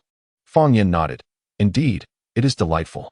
Dato curled his lip, muttering under his breath. He was just so fierce moments ago. Kakashi shot him a glance. Silence. Eat your food. Kushina gazed at Fong Yan, softly suggesting, Fong Yan, if you wish, you are always welcome to visit us. Fong Yan raised his head, meeting Kushina's sincere gaze. After a moment of silence, he finally responded, yes. In that instant, his voice bore less of a mechanical tone, infused with a hint of warmth. In the afternoon, sunlight streamed through the windows, casting a warm glow on each face within the room. Fong Yan sat in the corner, quietly listening to the idle chatter between Dato and Lin, with Kakashi occasionally interjecting a remark. Fong Yan continued to embrace his role, attentively absorbing the conversation. Before departing, Kushina handed Fong Yan a parcel. Inside are some snacks and treats for you to take home. Fong Yan accepted the package, hesitating momentarily before saying, thank you. Stepping out of the Watergate residence, he donned his mask and turned, blending into the shadows of Konoha. Once Fong Yan had left, a brief silence enveloped the room. Dato groaned, grimacing as he slumped in his chair. That guy was too merciless, wasn't he? Ugh. Lin sighed in exasperation. Retrieving ointment from the medical kit. What did you expect? Provoking him. You know he is from Root. I merely wanted him to relax. Dato protested. How was I to know he would react so strongly? Kakashi leaned against the window, his gaze contemplative as he watched Fong Yan's departure. His combat style is distinctly lethal. Kushina remarked, the training at Root is more brutal than we imagined. Dato scoffed, but he is far too cold. Isn't he? He feels like an emotionless machine. No, Kakashi interjected suddenly. He restrained himself. Lin blinked in confusion. What do you mean? Kakashi replied coolly, given his speed and power. If he had truly adhered to Root's methods, Dato would be unable to stand right now. Dato's eyes widened. Hey, Kakashi, what do you mean? I am not that weak. Yet Kushina nodded slightly. Kakashi is correct. Fong Yan is indeed holding back. This marks a significant improvement for him. A faint smile of relief graced Kushina's lips. At least he is beginning to accept our goodwill. Only she knows that Fong Yan secretly expressed his gratitude to her and refrained from revealing the existence of those sealing techniques to Danzo, indicating that he has not entirely succumbed to being a puppet. As he walked along the path back to the Root, a subtle smile crept upon the corners of his mouth beneath the mask. The setting sun elongated his shadow, and he silently reflected on the gains he had just made. His display of emotional instability had perhaps been exaggerated. He mentally reviewed the events that had transpired, realizing that the outcome surpassed his expectations. He had already secured Kushina's trust. If he continued to perform this gradual unveiling of vulnerability, he could earn the trust of several others. The gates of the Root swung open, revealing the figure of Oil Girl Ryoma at the entrance. Jia, Lord Danzo summons you. Understood. Fong Yan entered the familiar office, pondering whether it was due to Danzo's dream of becoming Hokage that he always sensed a resemblance between this decor and that of the Hokage's office. Perhaps in his eyes, he was the shadow Hokage of Konoha. How did today's meeting go? Danzo maintained his usual expression, revealing no sign of emotional fluctuation. Fong Yan knelt on one knee. The Jinchuriki's emotions are stable, and their wariness towards subordinates has diminished. Excellent. Danzo set down the documents he held. I heard you encountered that Uchiha boy? Yes, my subordinate. Failed to control his emotions, Fong Yan admitted, lowering his gaze. All of this was observed by the watchers. He could not conceal it. Danzo tapped his cane gently against the floor. No matter. A certain display of emotion can render your disguise more credible. However, remember your identity. Any emotion may become your weakness. Fong Yan replied, I understand. All emotions serve the purpose of the mission. Danzo nodded in satisfaction. At that moment, the office door slid open silently, and a gaunt figure slowly entered. The newcomer wore a wooden mask similar to Fong Yan's, appeared to be of similar age, yet exuded a disquieting aura. It was not merely a murderous intent, but a twisted, almost pathological excitement. Danzo's voice shifted slightly, hinting at a trace of pride. "Ja, this is E, your future partner." E tilted his head, his gaze piercing through the mask as he fixated on Fong Yan, emitting a low, mocking laughter. "Oh? Is this the legendary Ja Senior?" Fong Yan stared at the individual, his mind racing. The ripples of his butterfly effect had grown rather significant, resulting in the demise of the original Ja. The presence radiating from this person was entirely different from that of the character in the original narrative. In terms of sheer feeling, he found himself lacking absolute certainty in defeating him. Fong Yan remained silent, standing calmly in place, sensing a familiar aura emanating from this individual. It was likely that he was a replication of his original goo. Could this creature even be considered human? It seemed more akin to a colossal goo worm, perhaps a backlash from his dealings with Orochimaru. Nonetheless, he needed to seek an opportunity to validate his suspicions. "Senior, may I request your guidance?" He stepped forward, his tone rife with aggression. Knowing they would be collaborating frequently on missions, it was essential to establish a hierarchy, was it not? Danzo did not intervene. He merely stated with a hint of indifference, "Ja, since he wishes to engage in a spar, you shall accompany him." This was not a request, but rather a command. Fong Yan's gaze, concealed behind his mask, turned slightly cold, yet his voice remained composed. "Understood, Lord Danzo." The three of them arrived at the training ground of the route, the very place where Fong Yan had previously executed two individuals. He emitted a light, joyful laugh, and in the next moment, his figure abruptly vanished from sight. Wood release, thorned killing technique. The ground erupted violently, as countless sharp wooden spikes surged from all directions, each one sharp enough to pierce through steel. Fong Yan did not confront this head-on. Instead, his form instantly transformed into a swarm of black insects, dispersing and then reassembling on the opposite side of the room. A substitution? Intriguing. Yi's voice resonated with frenzied excitement. Yet how many times can you evade? Chapter 32. The transaction, 2 pairs of Sharingan in an instant. The entire training ground, the ground, walls, and ceiling, was filled with a multitude of robust trees. These trees twisted and writhed as if alive, growing wildly and nearly sealing off the entire space. Fong Yan's pupils contracted in disbelief. How could such mastery of wood release be wielded by a mere novice ninja? What had Orochimaru done? "Senior, stop hiding." Yi's voice echoed from deep within the thicket, laced with mockery. "Show me your true strength." Fong Yan remained silent, raising his hands and crossing them before him. In that moment, the bone blades of the white thorn goo erupted forth, rapidly extending to a length of 2 meters, simultaneously coated in the lethal toxin of the phosphorescent goo. With a powerful swing, he slashed downwards. Swish! 2 streaks of cold light flashed, and the trees before him were neatly severed, their surfaces quickly turning a deep purple-black as the poison swiftly eroded the wood, causing large swathes of newly sprouted trees to crash down. "Senior, your insects are quite intriguing."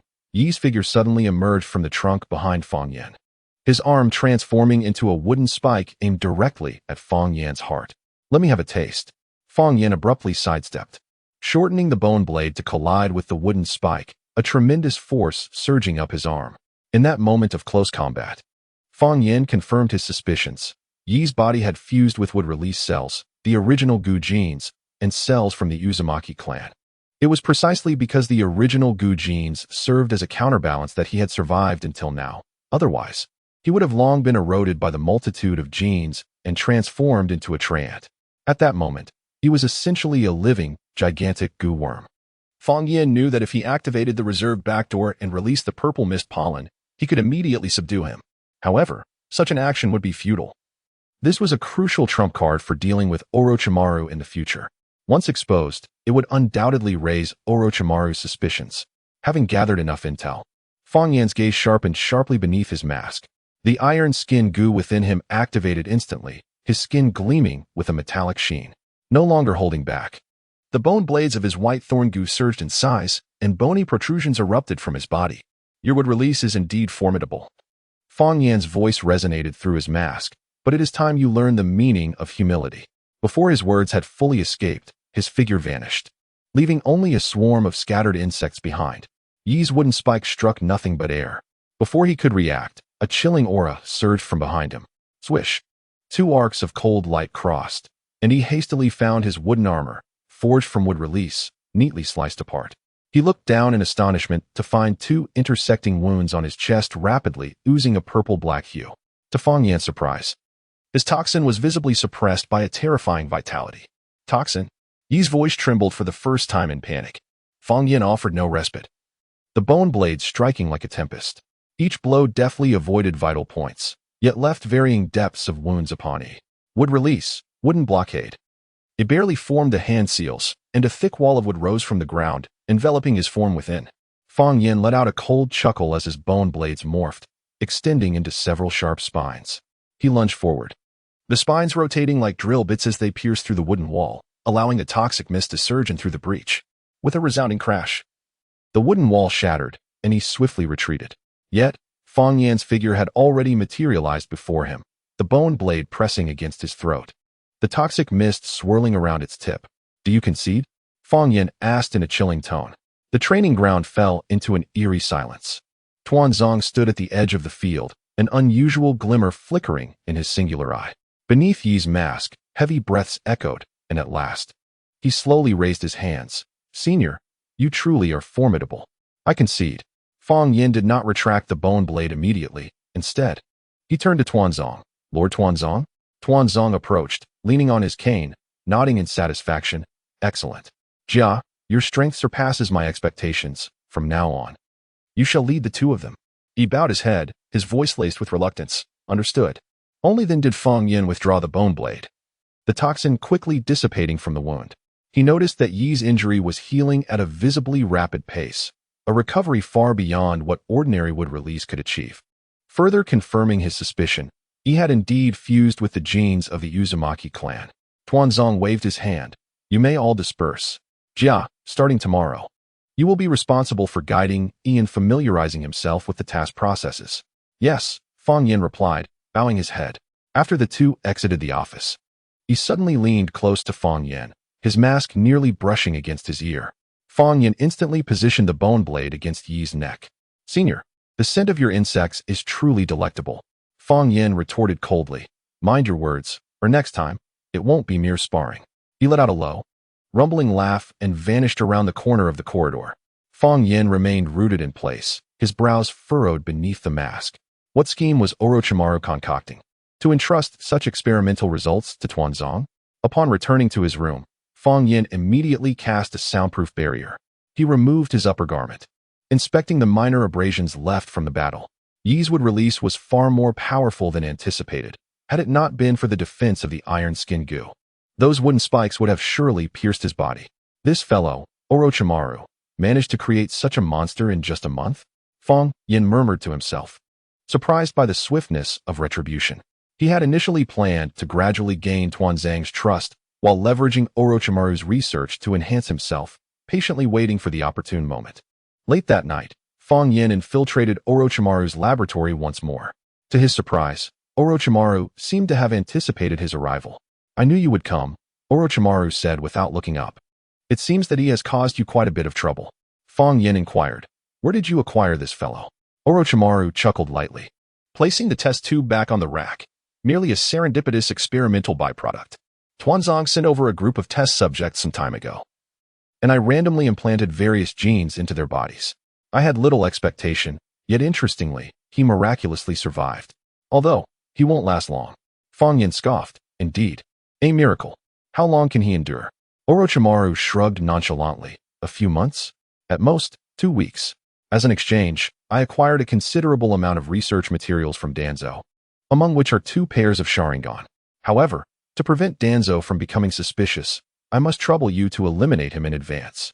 Just as Fang Yan suspected, Orochimaru merely sent a half-finished product to deceive us for research funding. Fang Yan remained silent for a moment, his gaze flickering beneath the mask. Noticing his prolonged silence, Orochimaru's golden-slitted pupils gleamed with a hint of amusement. "What's the matter? Are you concerned about your position being threatened?" "No," Fang Yan replied calmly. I was merely contemplating how many lives would be lost if E were to suddenly go berserk. Orochimaru chuckled, an intriguing thought. However, refrain from acting within the confines of Konoha. This would ensure that his corpse falls into your hands. The corners of Fong Yan's mouth curled into a cold smile beneath his mask. Lord Orochimaru, I am willing to conceal this matter for you. Yet I must also bear the risks. Danzo is not easily fooled. Should he encounter trouble, I would be the first to be suspected. Orochimaru raised an eyebrow. Oh?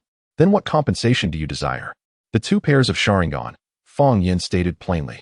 In exchange, I will ensure that he meets with an accident during the mission, and the body will be disposed of thoroughly. Orochimaru turned to retrieve 2 jars containing the eyes, tossing them to Fong Yan. Here you go. I have already conducted sufficient research on them. Fong Yan accepted the containers, and through the nutrient solution, he could see the floating scarlet orbs, 1 pair with 3 tomo, the other with a single tomo. A pleasurable collaboration. Fong Yan sealed the containers into a scroll. Within 2 weeks, you will hear of Yi's demise. Orochimaru smiled meaningfully. I eagerly anticipate it, as well as your new creation. Chapter 33. Eye Extraction and Blood Eye Goo. Upon exiting the laboratory, Fong Yan confirmed that he was not being followed before returning directly to the route. Once back in his room, he immediately established a soundproof barrier and an anti-scouting seal, releasing the original goo to guard the surroundings. He retrieved 2 jars and summoned the special original goo that had devoured the Sharingan. Compared to a month ago, it had grown larger, with faint red patterns appearing on its surface. Let us begin. Fong Yan opened the container holding the single tomo Sharingan, and the original goo immediately lunged forward, swallowing the eyeball whole. This time, the process of consumption went exceptionally smoothly, the red patterns on the goo deepening significantly, faintly outlining the design of 3 tomos. Indeed, the greater the accumulation of ocular power, the easier the fusion. Next, Fong Yan poured in the pair of 3 tomo Sharingan. The original goo voraciously devoured 1 eyeball in an instant. However, the transformation he anticipated did not occur. Observing the original goo in his palm, now marked with the 3 tomo pattern, Fong Yan furrowed his brow. The transformation seemed to be just a step away. The goo crawled restlessly in his palm, conveying a profound desire. This was not a thirst for more Sharingan, but rather an intense attraction to his own eyes. So that is how it is, Fong Yan murmured, his expression growing serious beneath his mask. This goo required the host's eye to complete its final evolution. His fingers gently brushed over his right eye as he fell into a moment of hesitation. The risk of losing an eye was evident. Yet if it meant obtaining the power of the Sharingan. When did I become so timid? Fong Yan chuckled self-deprecatingly. After a year at the root, he had grown accustomed to wagering his own being for strength. His fingertip lingered at the edge of his right eye socket for a moment before he pierced it without hesitation. The instant blood began to cascade down his cheek. The agitated original goo suddenly quieted, its 3 tomo patterns swirling wildly. Feast, Fong Yan urged, presenting the bloodied eyeball to the goo. From this day forth, you shall be my eye. He pressed down firmly on the bleeding right eye socket while sealing the blood vessels with chakra. The original goo excitedly lunged at the eyeball, swallowing it in 1 gulp. In an instant, the red patterns on the goo's surface writhed as if alive, the 3 tomo designs spinning frantically. The original goo emitted a sharp shriek, its body expanding and contracting violently, the skin beginning to crack and revealing the newly born form within. No longer resembling a mere insect, it transformed into a vividly lifelike blood-red eye. The neural tendrils at the base writhed like serpents. Upon closer inspection, the pupil was composed of countless hexagonal red facets, containing power far surpassing that of an ordinary 3 tomo Sharingan. Come forth. Fong Yan took a deep breath, lifting the newly birthed goo before the hollow eye socket. The neural tendrils immediately plunged into the wound, connecting with the severed nerves. Agonizing pain surged through his body like electricity. His muscles tensed instantaneously, cold sweat pouring down, yet he remained silent. The main body of the goo slowly embedded itself into the eye socket, each neural tendril perfectly aligning with the optic nerve. Fong Yan could distinctly perceive the entire process of integration, each blood vessel connecting, each nerve aligning. The excruciating pain of this forced transformation was sufficient to render an ordinary person unconscious. Yet he remained tranquil, quietly counting his breaths. 1, 2, 3. By the time he reached the 17th, the agony receded like a tide, replaced by a refreshing sensation, akin to icy water cascading over a burn. Fang Yin slowly opened his newly born right eye, a vivid crimson strikingly evident in the darkness. It was a success, he murmured softly, his voice brimming with uncontainable excitement, as he raised his hand to gently caress the still healing wounds around his right eye. Fang Yin discovered that the integration of the goo worm with his body surpassed all expectations. The neural connections were nearly flawless. He could distinctly perceive that this eye was unlike any ordinary Sharingan. It was both a part of his body and an independent entity, capable of detaching from its socket and reverting to its worm form at any moment. Testing its abilities, Fang Yin formed a simple hand seal, channeling chakra towards his eye. In an instant, the world around him became extraordinarily vivid. Ants scuttling in the corner, dust particles floating in the air, and even the minute cracks on the walls were rendered with meticulous clarity. Dynamic vision and insight, indeed, a true evolution born from the devouring of the Sharingan. He continued to experiment, fixating his gaze upon a cup of water on the table. As the chakra flowed, the cup became translucent in his sight, revealing the wall behind it with crystal clarity. This was not mere X-ray vision. Fang Yin suddenly realized that this was not a capability of the Sharingan, but rather a novel trait bestowed by the goo worm. With a flicker of thought, his perspective abruptly shifted to the corridor outside the room. A lurking original goo, stationed in the corner, was synchronously relaying all it observed back to him. Vision sharing. This revelation left him momentarily breathless. While ordinary Sharingan could only observe immediate surroundings, his goo eye could, through the dispersed goo worms, construct a comprehensive surveillance network. More astonishingly, this sharing appeared to have no limitations on distance. At least within the range of his perception, every goo worm could serve as his eyes. But what of illusion techniques? Fang Yin gazed at his reflection in the mirror, attempting to cast an illusion upon himself. Expecting his initial use of the Sharingan's Jinjutsu to be clumsy, he was instead surprised by how effortlessly it flowed. The moment the illusion took effect, he felt as though he was engulfed in flames, and only upon releasing the technique did the searing sensation begin to fade. The ability to replicate. He recalled several ninjutsu that Orochimaru had performed, his fingers instinctively mimicking the hand seals. Those once intricate techniques now appeared strikingly clear in his vision. Even the paths of chakra flow were rendered in exquisite detail. Indeed, the fundamental abilities of the Sharingan remained intact. Yet, what Fang Yin anticipated most was the unique power granted by the goo worm. Taking a deep breath, he commanded the goo worm within his right eye to move slightly. In an instant, the edges of his vision splintered into dozens of images. Each original goo scattered throughout the root base became an extension of his sight. Perfect. This all-encompassing surveillance capability would prove to be a lethal weapon, whether for intelligence gathering or combat. Moreover, the beauty of it was that no one would suspect an inconspicuous little worm to serve as a deadly informant. Fang Yin suddenly let out a cold chuckle. A fleeting thought stirred within him, as the insect from his right eye detached itself from the socket, transforming into a diminutive crimson creature that settled delicately in his palm. The moment he lost sight from his right eye, the vision of the other insects instantly compensated for the void, leaving him devoid of any discomfort. He commanded the insect to return to its ocular abode, savoring the subtle sensation of the nerves reconnecting. This separable trait evoked his contemplation of the Uchiha clan's forbidden technique, Izanagi, which rewrites reality at the cost of blindness. If the principles of Izanagi were to be intertwined with the characteristics of these insects, a bold notion took shape within his mind. Yet, he quickly shook his head. No, it is still too premature.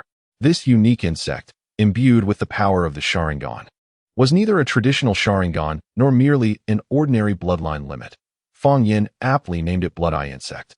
Attempting to contain his chakra, the Blood Eye Insect seemed to sense its host's will, and the vivid crimson patterns of its surface gradually faded until they vanished entirely. The once scarlet pupil lost its color, reverting to a mundane black, indistinguishable from his left eye, with the iris patterns perfectly replicated. Flawless. Fang Yin scrutinized his reflection in the mirror, finding no flaw even upon close inspection. He blinked, and the Blood Eye Insect flawlessly mimicked the natural movement of an eyeball. Without a hint of discord, once assured of its perfection, Fang Yin began to strategize his next move. He was a ticking time bomb that required immediate resolution, along with the completion of his transaction with Orochimaru. However, prior to that, he needed to acquire more intelligence regarding E. Since Orochimaru had claimed that he would not survive beyond 2 weeks, Fang Yin murmured softly to himself, then let him unexpectedly go berserk. He retrieved a specially crafted sealing scroll and extracted a vial of potion, containing genes extracted from the original insect body, initially intended for research, now perfectly suited for his purpose. Fang Yin closed his eyes, utilizing the insects dispersed throughout the base to sense Yi's movements. At this moment, the madman was engaged in a training ground battle, single-handedly facing 10 opponents, effortlessly dispatching a group of root ninjas without losing ground. Those captured by him quickly transformed into mummified corpses under the incessant grip of wood release. As the wood release cells encroached upon him, he would only grow stronger. If I forcibly catalyze the power within him and infuse it with additional energy, a cold smile crept across Fang Yan's lips. Perhaps I could elevate him to the level of a Hokage. With so many blood sacrifices available in Konohagakure, it would be sufficient to transform him into a true monster. A thirst for slaughter? Then let it be as you wish. A complete plan crystallized within his mind. This not only presented an opportunity to eliminate Yi, but also served to diminish Danzo's prestige. If one is to play, let it be a grand spectacle. A fierce smile emerged from beneath Fang Yan's mask. Chapter 34. Fang Yan's performance. Inciting fury 3 days later, beneath a sky shrouded in ominous clouds. 2 shadows raced through the forest along the border of the Land of Fire. It was Fang Yan and Yi, who had just completed their mission and were on their way back. Fang Yan's black trench coat billowed in the wind, while his right eye, concealed behind a mask, silently scrutinized his companion. He was searching for an opportunity to execute his plan, one that would yield him the wood-release goo and all of Konoha's forbidden techniques. "Senior, your insects are flying rather slowly." Yi's voice reached him from behind, laced with an unsettling mockery. "Would you like me to lend you a hand?" Fang Yin did not turn back. He merely quickened his pace. This mission had persisted for 3 days, during which Yi had ceaselessly provoked him. The objective was singular, to engage Fang Yin in combat once more, either to kill him or to meet his own demise. It was evident that he was nothing short of a lunatic. "What's the matter, senior?" Playing deaf and mute again, he suddenly accelerated, appearing at Fang Yan's side in an instant, his wooden mask nearly brushing against Fang Yan's face. "Or are you simply afraid?" Fang Yan abruptly halted, a bone blade from the white thorn goo extending half an inch from his sleeve. Lord Danzo's orders were to return immediately after completing the mission, without unnecessary complications. He chuckled coldly. "Orders? But Lord Danzo also mentioned that we should learn from each other, did he not? Once we return to the village, there will be plenty of time for learning." Fang Yin deliberately emphasized the last 2 words and turned to continue his journey. He did not pursue him further, yet Fang Yin, through the vision granted by the original goo, could see that the madman was conjuring a sharp wooden spike using wood release, aiming for his back. Fang Yin smirked inwardly as the iron skin goo quietly activated beneath his skin. Just as the wooden spike was about to strike, he feigned a stumble, allowing the spike to graze his shoulder before embedding itself deeply into a nearby tree trunk. "Oops, my hand slipped." He feigned an insincere apology. At that moment, Fang Yan's forward motion came to an abrupt halt. In the next instant, his figure vanished from the spot, leaving behind only a few leaves caught in the turbulent air. A muffled grunt of astonishment escaped from beneath Yi's wooden mask. Before he could react, Fang Yan's fist, accompanied by a piercing sound, struck his face with tremendous force. Bang! Yi's body flew away like a kite severed from its string, crashing violently against a large tree, his wooden mask shattering upon impact. It revealed a twisted, exhilarated expression, his mouth stretching into a grin that showcased his gleaming white teeth. "Now that's more like it." He spat out a mouthful of blood, twisting his neck. "At last. Senior is taking this seriously. I will prove that I am Lord Danzo's strongest subordinate." Beneath Fang Yan's mask, the blood Aigu subtly shifted, allowing him to perceive the abnormal flow of chakra within Yi's body. The wood release cells were eroding him, while the original goo genes were simultaneously devouring these wood release cells to delay his demise. However, there would inevitably come a moment when this balance would shatter, or Fang Yin would be the one to break it. This was the truth behind the 2-week lifespan that Orochimaru had spoken of. Fang Yan's arm extended a bony blade, while he conjured 2 wooden spikes in his hands. In the next instant, the 2 transformed into mere shadows, charging toward one another. In the heart of the forest, the 2 engaged in a fierce battle, bone blades clashing against wooden spikes, as the surrounding trees succumbed to the aftermath of their violent confrontation. "Esteemed senior, your bones are far sturdier than I imagined." He laughed maniacally as his right arm suddenly swelled and morphed into a colossal wooden stake bristling with sharp spikes, which he brought crashing down upon Fang Yin. Fang Yin swiftly retreated, crossing his bone blades to block the attack. Bang! The immense force drove him into the ground. Mud splattering around him. Would release. Violent spear tree. He spared no moment for respite as both arms transformed into wood, extending numerous sharp wooden spikes that rained down upon Fang Yin like a torrential storm. Iron Skin Curse. Fang Yin's skin instantaneously took on a metallic sheen, while bone blades erupted from within, forming a skeletal armor. Most of the wooden spikes were deflected, yet a few penetrated his defenses, embedding themselves deep into his shoulder and thigh. Blood oozed from the wounds, yet Fang Yin remained utterly unmoved. Through the blood-eye curse, he perceived the chaotic flow of chakra within E, witnessing the wood-release cells voraciously devouring the host's vitality. You cannot sustain this for long. I advise you to refrain from utilizing that power. The more you use it, the quicker your demise, Fang Yin stated coldly, deliberately provoking him. Did Orochimaru not inform you?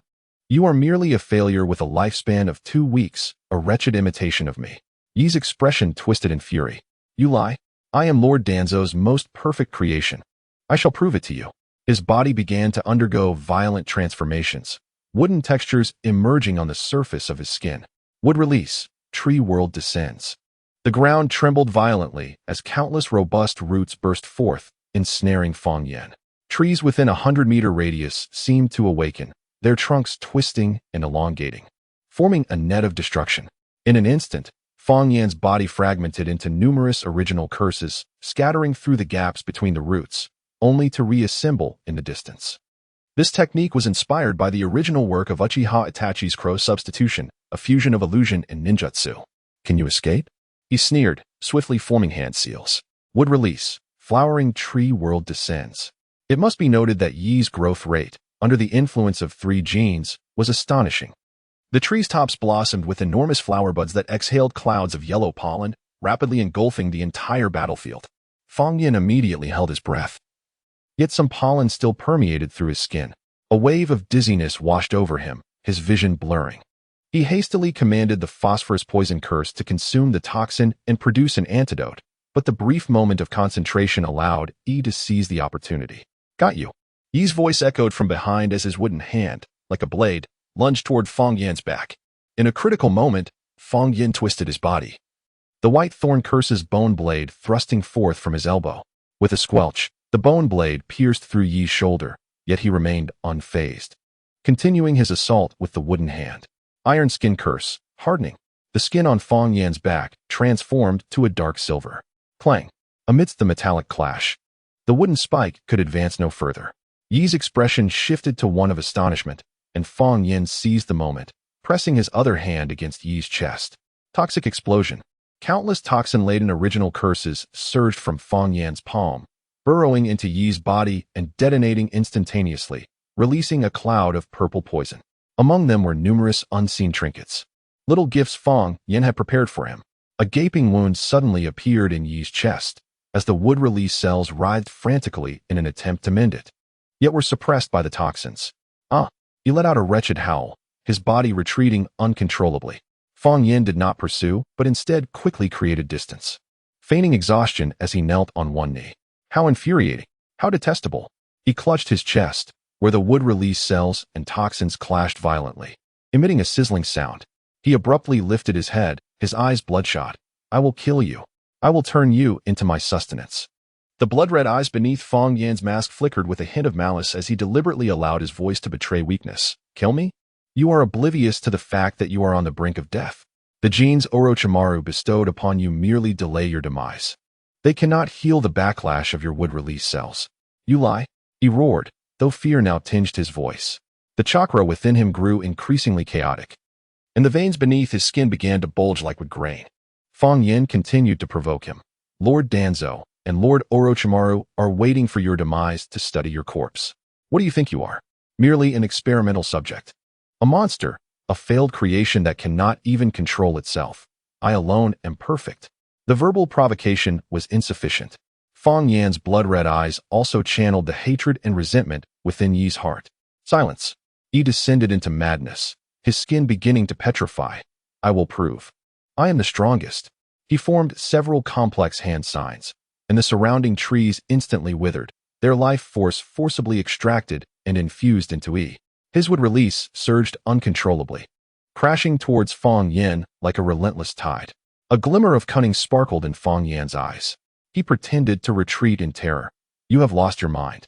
Accelerating cell division will only hasten your transformation into a corpse. Yet I must first kill you. Yi's voice had twisted into a grotesque form, reminiscent of creaking wood. Fang Yin barely evaded, pulling a test tube from his ninja tool pouch, purposefully dropping it amidst the battle.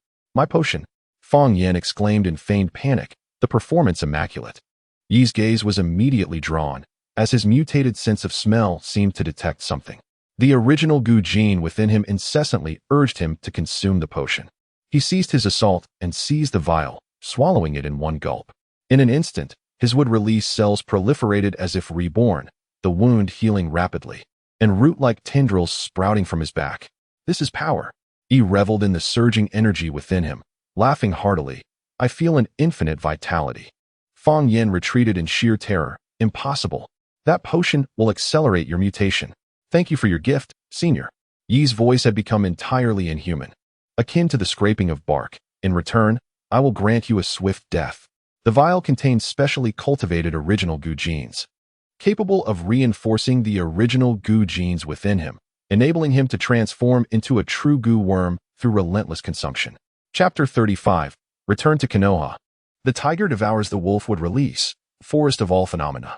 With a swift motion, he plunged his arms into the ground, causing the earth within a radius of several hundred meters to undulate like waves.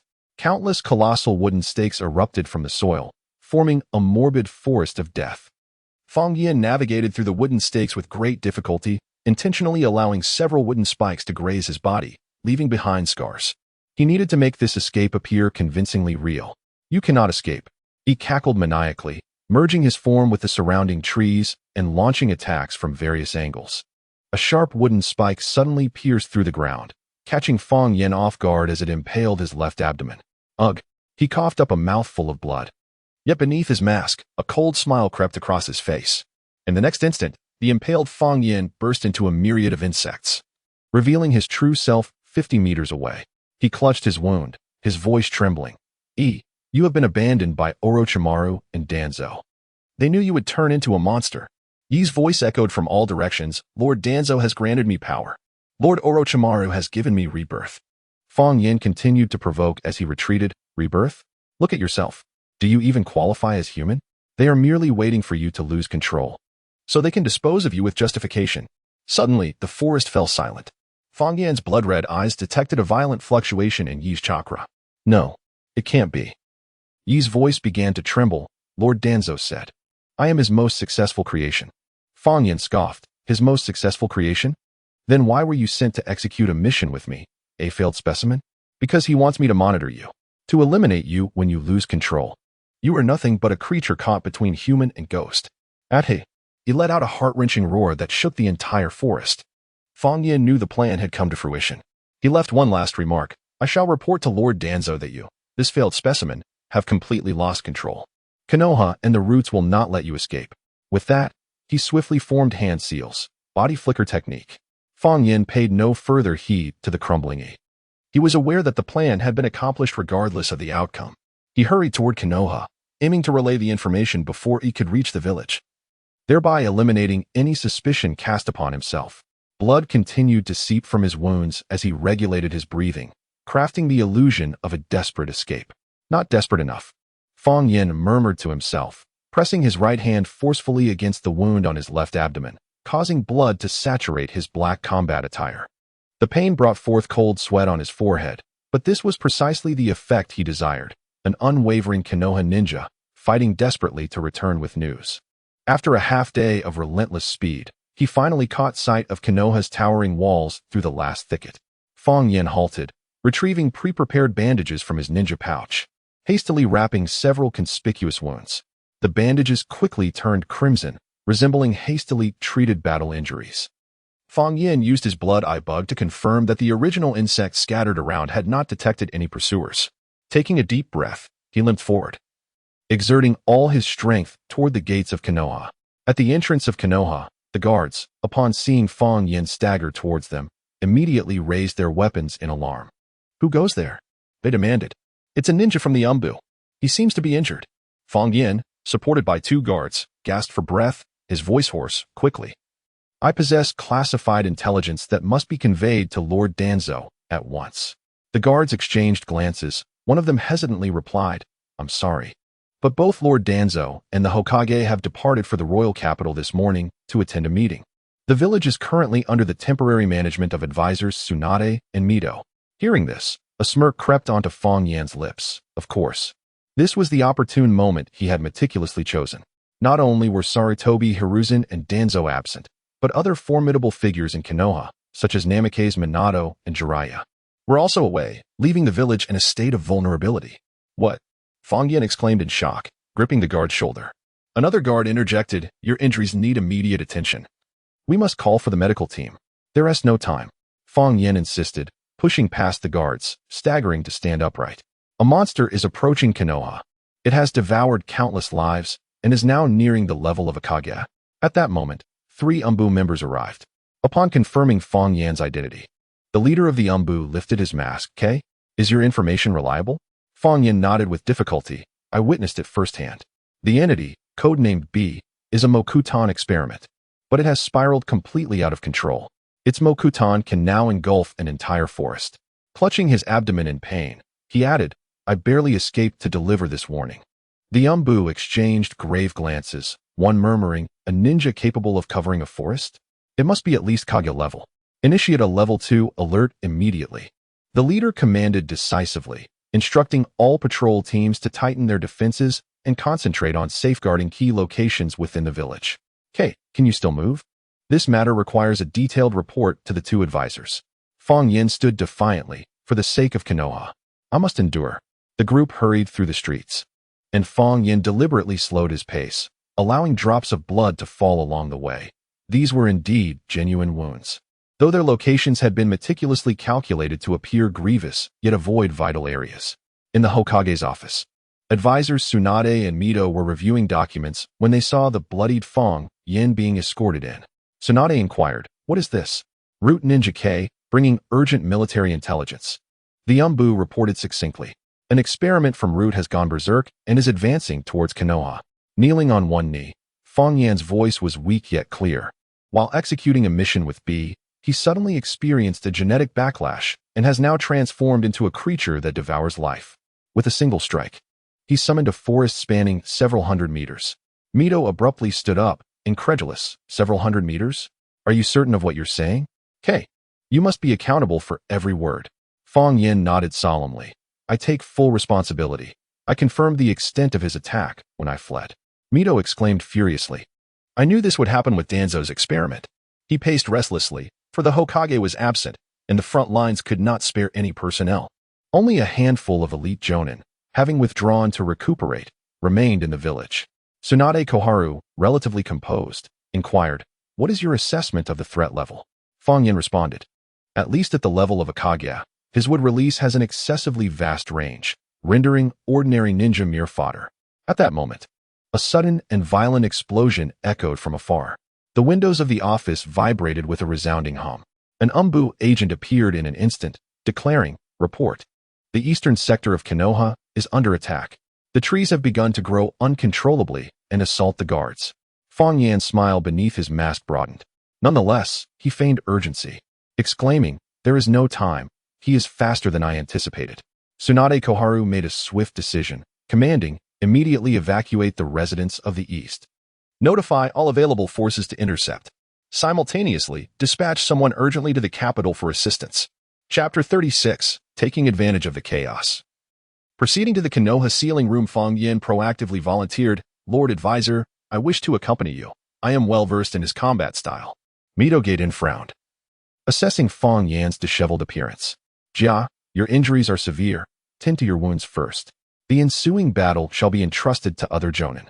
Fang Yin weakly shook his head. "Advisor, I am still able to fight. He is my responsibility, and I must uphold my duty." "This is an order," Team Yun Koharu interjected. "Your intelligence is already invaluable. Go and rest." Their concern did not stem from kindness, but rather from the fact that Fang Yin, in his current state, was hardly in a position to assist. Furthermore, he had risked his life to relay critical information, thereby earning merit for Konoha. The corners of Fong Yan's mouth subtly lifted beneath his mask. This was precisely what he desired. He could evade direct combat while maintaining the facade of a loyal ninja. Understood, he acknowledged, bowing before purposefully staggering as he turned to leave. Before departing, Fong Yan feigned a fall, discreetly releasing several specially cultivated original goo from his sleeve, concealed by the fabric. These minuscule goo, no larger than grains of rice, scattered upon hitting the ground, swiftly burrowing into the crevices of the floor. Subsequently, Fong Yan proceeded to the Konoha hospital for treatment. His injuries were predominantly superficial, and with the medical ninjas employing their healing jutsu, combined with his own recovery abilities, he was soon significantly improved. However, an Umbu ninja remained stationed outside, vigilantly monitoring him. The two advisors were indeed astute, no matter the outcome. Fong Yan could not escape suspicion now that he had returned alive. Reclining on the hospital bed, he appeared to be resting his eyes, all the while sharing the vision of the original goo through his blood pupil goo. In the Hokage's office, Team Yunkoharu was methodically strategizing defenses upon a map. Mobilize all barrier squad members immediately. Establish a defensive barrier in the eastern region. Mito Gaiden added, let the Uchiha and Hyuga clans also dispatch personnel. The Sharingan and Byakugan may discern the creature's weaknesses. Moreover, ensure Orochimaru is kept away from the scene. This may very well be his handiwork. A cold smirk crept across Fong Yan's mind. These old-timers were quick to consider exhausting the combat strength of the various clans. Suddenly, the office windows shook violently, rattling with a deafening sound. Through the vision of the original goo, Fong Yan witnessed countless trees in the eastern region of Konoha wildly growing, draining ninja and civilians alike into desiccated husks. Report. An Umbu ninja appeared instantaneously. The target has breached the first line of defense and is advancing toward the village center. Team Yunkoharu's face turned ashen. So soon? What are the frontline troops? Annihilated. That monster can absorb chakra, seemingly feeding on the flesh and blood of ninjas to grow stronger. Fong Yan felt the sudden tension in the office through the original goo. This was precisely the outcome he sought, to allow the higher-ups to witness the dire consequences of Danzo's experiments. Fong Yan stood before the window, observing as he continued its rampage in the distance. Buildings lay in ruins, twisted trees wreaking havoc, their robust trunks writhing as if alive. He had fully transformed into a monstrous treeman, with a distorted human face faintly discernible on its trunk. Quite a remarkable growth. Fong Yan murmured softly to himself. This is even more perfect than he had envisioned. The greater the destruction, the heavier the burden on Danzo, and consequently, the stronger the insects crafted by he would become. Fong Yan returned to his sickbed, re-establishing the connection with the original Goo's vision. At this moment, the Hokage's office was devoid of personnel. Mito Minyan and Tien Kamachi had already proceeded to the front lines to command. Lying on the sickbed, Fong Yan sensed the state of the battle through the original goo dispersed throughout the village. The tree monster, transformed by E, had already breached the second line of defense and was engaged in fierce combat with the elite shinobi of Konoha, causing the entire eastern region to resemble a twisted forest. The time has come, Fong Yan silently mused. He glanced at the other injured individuals in the ward, 2 Seichnin and 1 Jinin, all resting due to their injuries. The trio listened intently to the sounds of battle outside, entirely oblivious to Fong Yan's peculiar behavior. The blood-red pupil in Fong Yan's right eye slowly rotated, silently unleashing a Jinjutsu. Instantly, the expressions of the 3 in the ward became vacant. Subsequently, Fong Yan released a swarm of black insects, which coalesced on the sickbed into a clone that bore his exact likeness. The insect clone nodded at him, pulled up the blanket, and perfectly disguised itself as an injured person at rest. Fong Yan swiftly donned a set of Umbu attire retrieved from a storage scroll, affixed a standard Umbu mask, and transformed his physique using a transformation technique. Pushing open the window, he leaped out, swiftly moving along the shadows of the buildings. The entire attention of Konoha was captivated by the battle in the Eastern District, resulting in a significant reduction in patrolling shinobi. Meanwhile, those ensnared in the Jinjutsu were awakening, utterly unaware of what had just transpired. To them, it seemed merely a blink of an eye. Fong Yan evaded the sporadic guards through the original Gu-S vision and soon arrived near the Hokage building. The area before the Hokage building was deserted, Upon entering the building, Fang Yin confidently strode down the corridor. His disguise and unhurried gait led the occasional administrative personnel to perceive him as an on a mission, and none dared to inquire further. In the ceiling chamber, Fang Yin quickly located the spiral staircase leading to the underground ceiling room, guided by the structure revealed by the original goo. Typically, 2 elite would be stationed here 24/7, yet the staircase was now unguarded, evidently reassigned to counter Yi's assault. The vulnerability of Konoha's internal defenses was glaringly evident. Truly, fortune favors me, Fang Yin silently chuckled, hastening down the staircase. Chapter 37. The Unexpected Visitor. Blood-Eyed Goo's first battle. The door to the underground ceiling chamber was adorned with intricate ceiling runes that faintly glimmered in the darkness. This represented the pinnacle of sealing techniques within the current ninja world. However, to Fang Yin, it was of little consequence. He had mastered the most advanced sealing arts of the Uzumaki clan, even though Konoha had inherited a significant portion of the legacy of the Land of Whirlpools. It merely scratched the surface, appearing as mere toys in the presence of Fang Yin. This exemplified a technological dominance. Fang Yin retrieved a scroll from his pocket, a universal key he had meticulously prepared. He pressed the scroll against the barrier and intoned the seal, "Release." The runes flickered momentarily before the seal dissipated silently. He pushed open the door and swiftly entered the ceiling chamber. Inside, the dimly lit room was lined with shelves brimming with various scrolls and items. At the farthest end lay a 1-meter-long scroll, precisely his objective, the Konoha Sealing Scroll, which contained records of all forbidden jutsu. From the Flying Thunder God technique to the Impure World Reincarnation, and down to the Shadow Clone technique, all were documented within. Regrettably, Naruto had once overlooked its worth. Perhaps unaware of the benefit of acquiring further knowledge, or perhaps the third Hokage merely intended for him to focus on a single technique.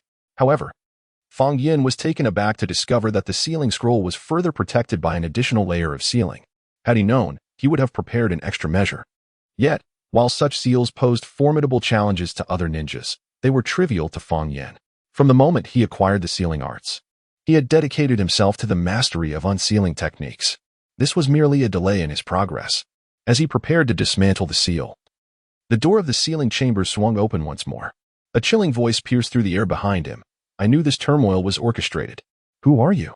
Fang Yin let a bone knife slip from his sleeve as he slowly turned to face the speaker. In the shadows stood a masked ninja, Captain Lin Jiao. Fang Yin recognized his identity, an elite member of Konoha's specifically tasked with guarding critical facilities and serving as the leader of the sealing team. Lin Jiao pressed his hand against the door of the sealing chamber, re-establishing the seal and effectively cutting off their escape route.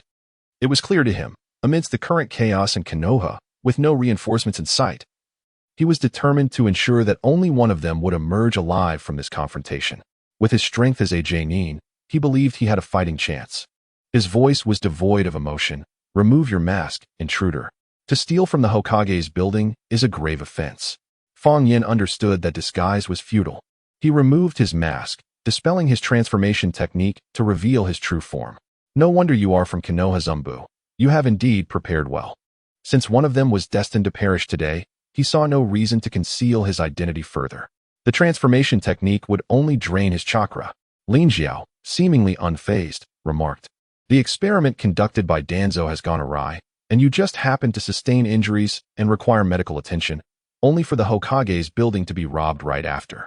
Such a coincidence is hard to believe." Fang Yin raised an eyebrow. "It appears you have long harbored suspicions about me." Lin Jiao replied coldly, "I merely harbored some doubts.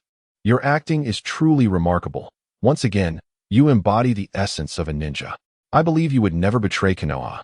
It is likely that someone else is masquerading in your stead." Fang Yin sighed, expressing his exasperation. "What a nuisance. I had hoped to avoid complications." No sooner had he spoken than his figure transformed into a multitude of black beetles, scattering in all directions to assault Lin Jiao. Swiftly, Lin Jiao formed hand seals and unleashed wind release. Great breakthrough. A tempestuous whirlwind erupted from his mouth, sweeping through the entire room and dispersing the swarm of insects. Yet, in the next instant, Fang Yin's true form appeared behind Lin Jiao. Reacting with remarkable speed, Lin Jiao deflected with his kunai. The two engaged in rapid combat within the confines of the narrow sealing chamber, as Fang Yin's bone blades clashed incessantly with Lin Jiao's kunai.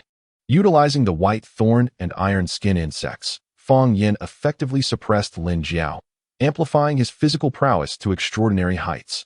Moreover, the blood-eye insect, coupled with a 360-degree field of vision and dynamic sight, rendered Fang Yan's techniques nearly insurmountable, unless one could overpower him with sheer strength and speed.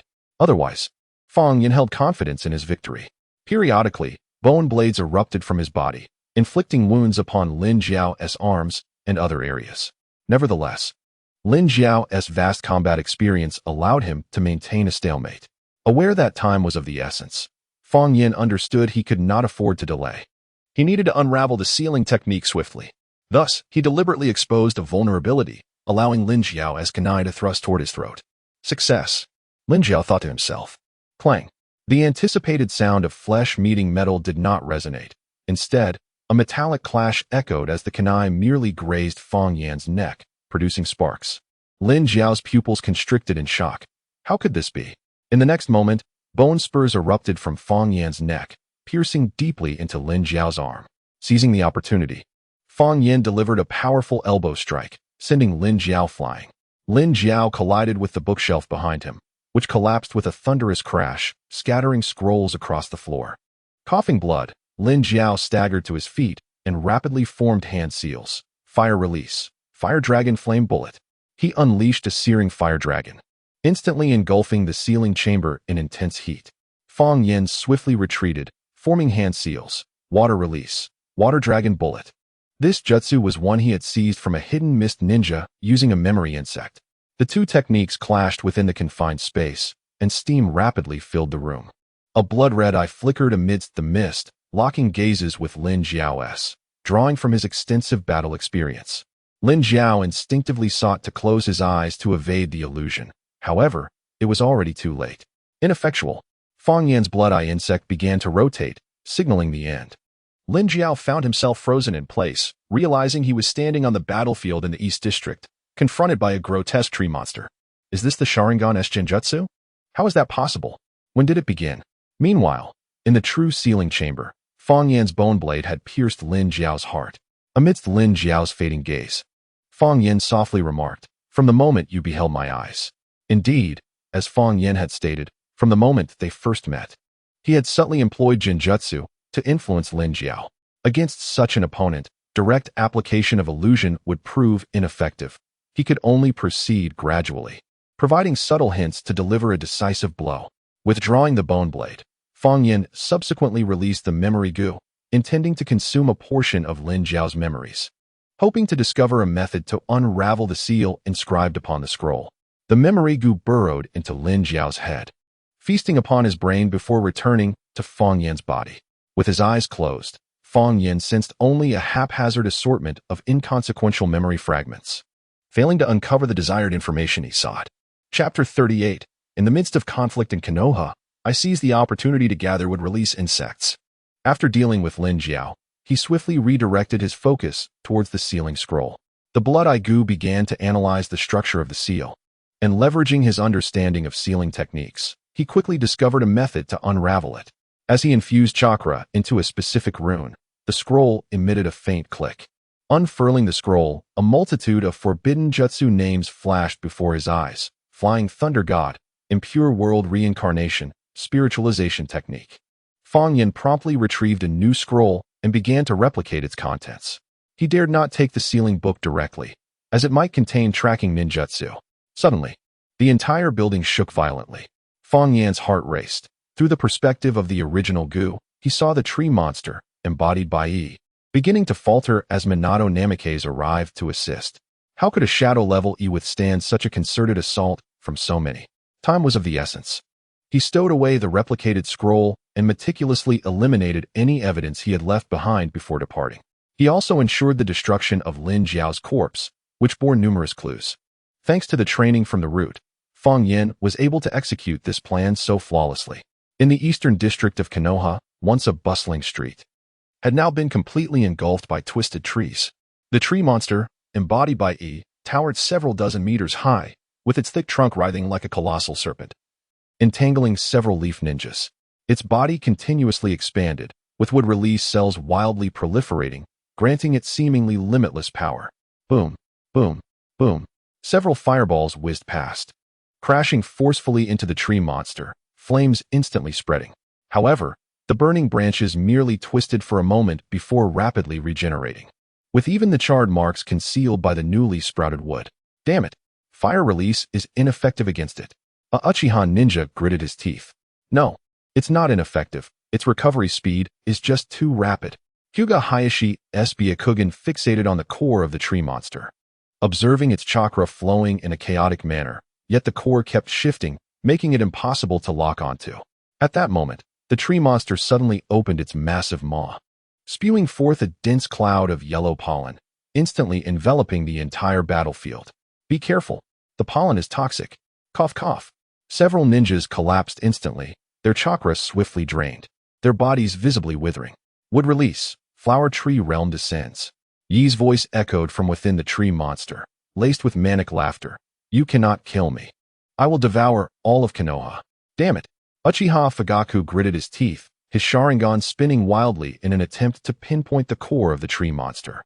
Yet, just then, a golden flash abruptly sliced through the battlefield. Sharingan. A massive sphere of chakra slammed down onto the tree monster's head, the violent chakra exploding instantaneously, utterly shattering the monster's head and sending wood chips and flesh flying. Yet it continued to recover rapidly. Minato Namikaze. Uchiha Fugaku's pupils constricted. Minato's figure landed firmly in the midst of the battlefield, his golden hair billowing in the wind. Apologies for my tardiness, he murmured, casting a swift glance across the battlefield. Everyone, prepare for another wave of attack. Lord Minato, an anxious Umbu ninja exclaimed. This creature's recovery ability is far too formidable. Ordinary attacks are ineffective against it. Minato nodded slightly, his gaze fixating on the regenerating body of the tree monster. Then we shall employ swifter strikes. Before his words had fully dissipated, his form vanished once more. In an instant, Minato's figure transformed into countless golden afterimages, flickering throughout the battlefield. Each appearance was accompanied by the launch of a flying thunder god kunai. Dozens of specially crafted kunai accurately pierced the crucial nodes of the tree monster, effectively hindering its movements. Humph! Near can I dare to slay me? The creature bellowed disdainfully, its trunk thrashing violently in a futile attempt to crush these obstructions. Yet, a slight smile graced Minato's lips. Flying Thunder God, Sealing Array. With a resonating hum, all the seals on the kunai illuminated simultaneously. Under the resonance of chakra, a vast spatial barrier swiftly manifested, completely encasing the tree monster within. At that very moment, a larva quietly hatched within the creature, and as it emerged, the chakra and life force of the tree monster surged uncontrollably towards it. The monster emitted agonizing wails, its entire form trembling incessantly. It's you. Ah. Minato keenly sensed the anomaly. Logically, such a creature, even when gravely injured, would struggle desperately for survival. However, the current situation resembled something else entirely. Something is devouring it, Minato murmured. Suddenly, the remaining trunk of the tree monster convulsed violently, and eerie purple-black patterns emerged on its surface. These patterns writhed as if alive, causing the wood to decay rapidly in their wake. Within mere seconds, the 30-meter-high giant tree collapsed into a heap of withered timber. Minato instantly appeared before the decayed wood, reaching out to touch it. The splinters disintegrated into powder at his fingertips, revealing an emptiness within. No core, no remnants, as though something had hollowed it from the inside.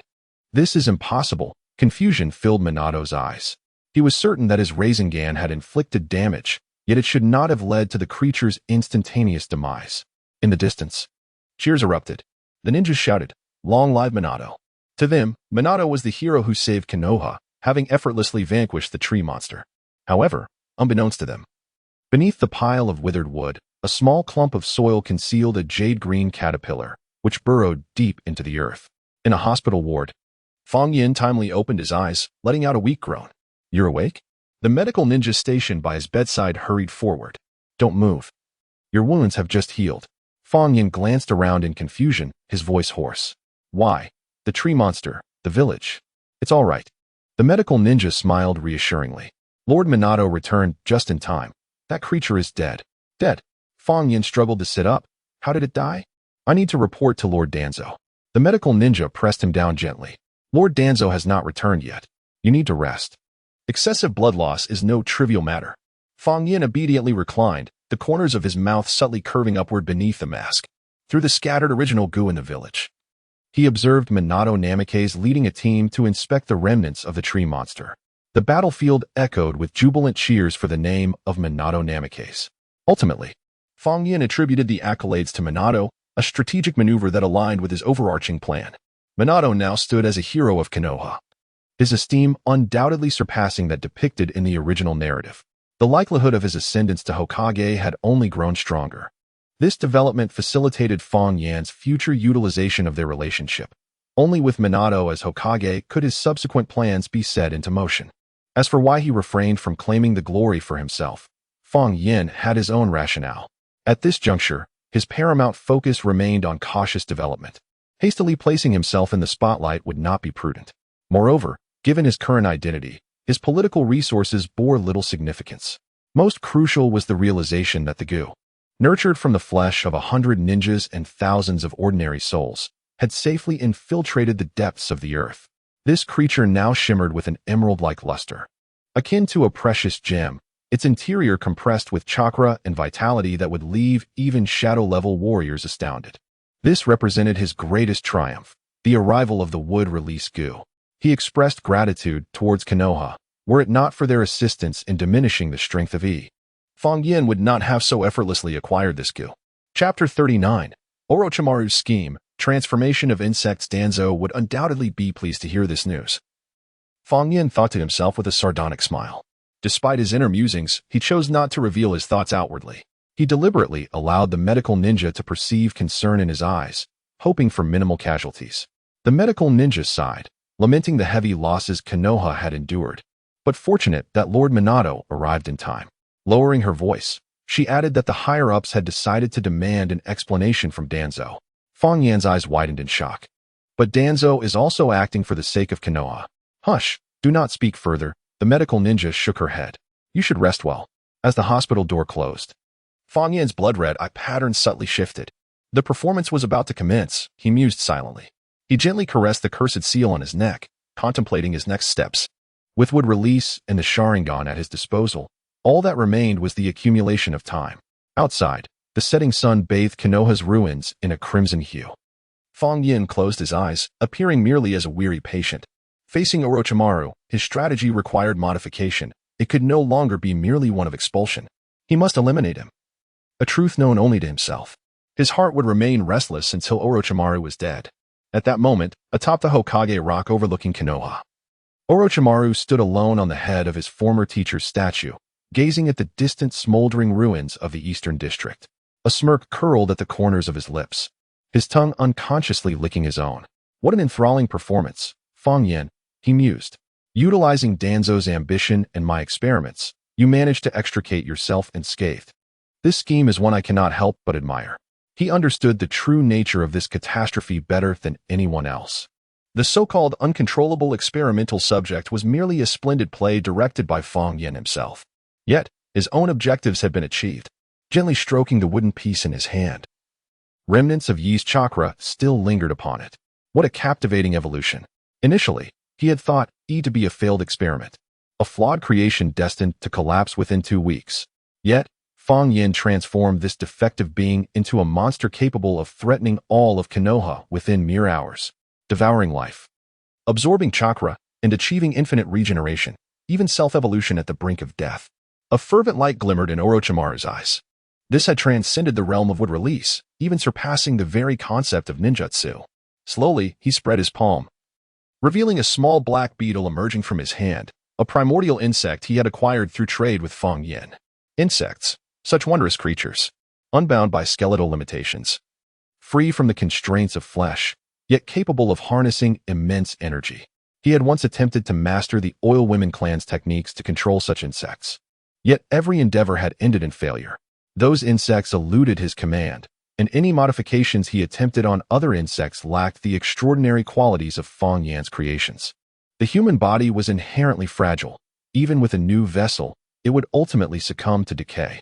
Yet the insects are different. They possess the ability to split, reorganize, and evolve, even to consume other life forms, plundering their powers.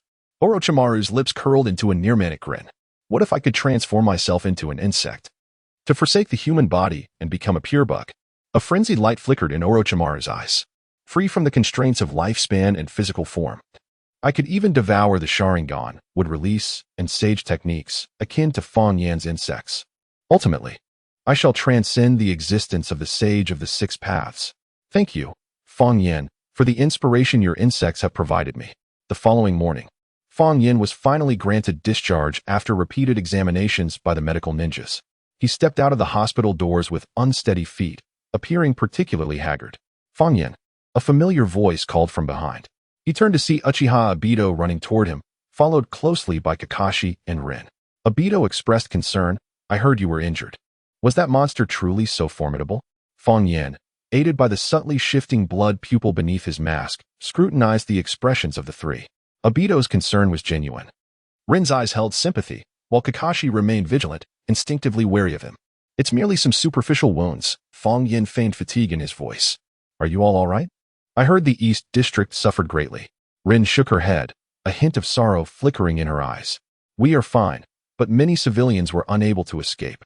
Kakashi suddenly interjected. I heard that monster was an experimental subject from the root.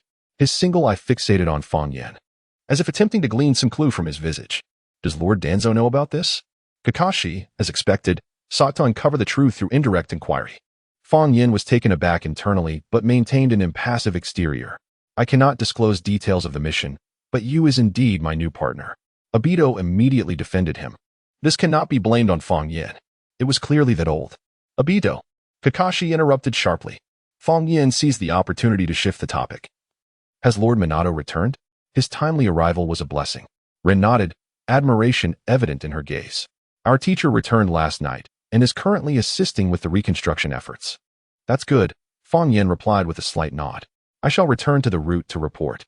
After bidding farewell to the trio, Fang Yan traversed several alleyways, confirming he was not being followed before swiftly arriving at a wooded area on the outskirts of Konoha. Once again utilizing his blood pupil to ensure no one was tailing him, Fang Yan awakened the newly hidden insect buried deep underground. The ground trembled slightly as an emerald green insect, resembling a finely carved jade, emerged from the earth. It was no larger than a palm, yet radiated a disquieting chakra fluctuation. He lifted the insect, cradling it in his hand. Perfect. Fang Yan caressed the smooth shell of the insect, feeling the surging power within. This emerald insect not only inherited the abilities of wood release, but also amalgamated all the vital essences devoured by you. Even without the Book of Seals, these efforts have already justified his sacrifices. He undertook considerable risks to execute this scheme. A mere misstep could have led to irreparable consequences. However, it now appears that he has wagered wisely. Since you resemble Jade, henceforth, you shall be known as Jade Gil. Come back, dear child. Fang Yan, with a hint of inadequacy in naming, bestowed upon it a title.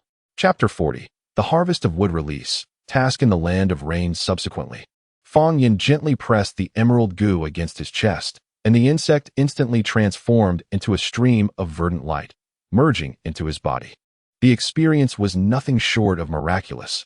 Even the method of its entry was astonishing. In an instant, a surge of vibrant life force flooded through his limbs and bones, causing every cell within him to rejoice. He could not suppress a sigh of contentment.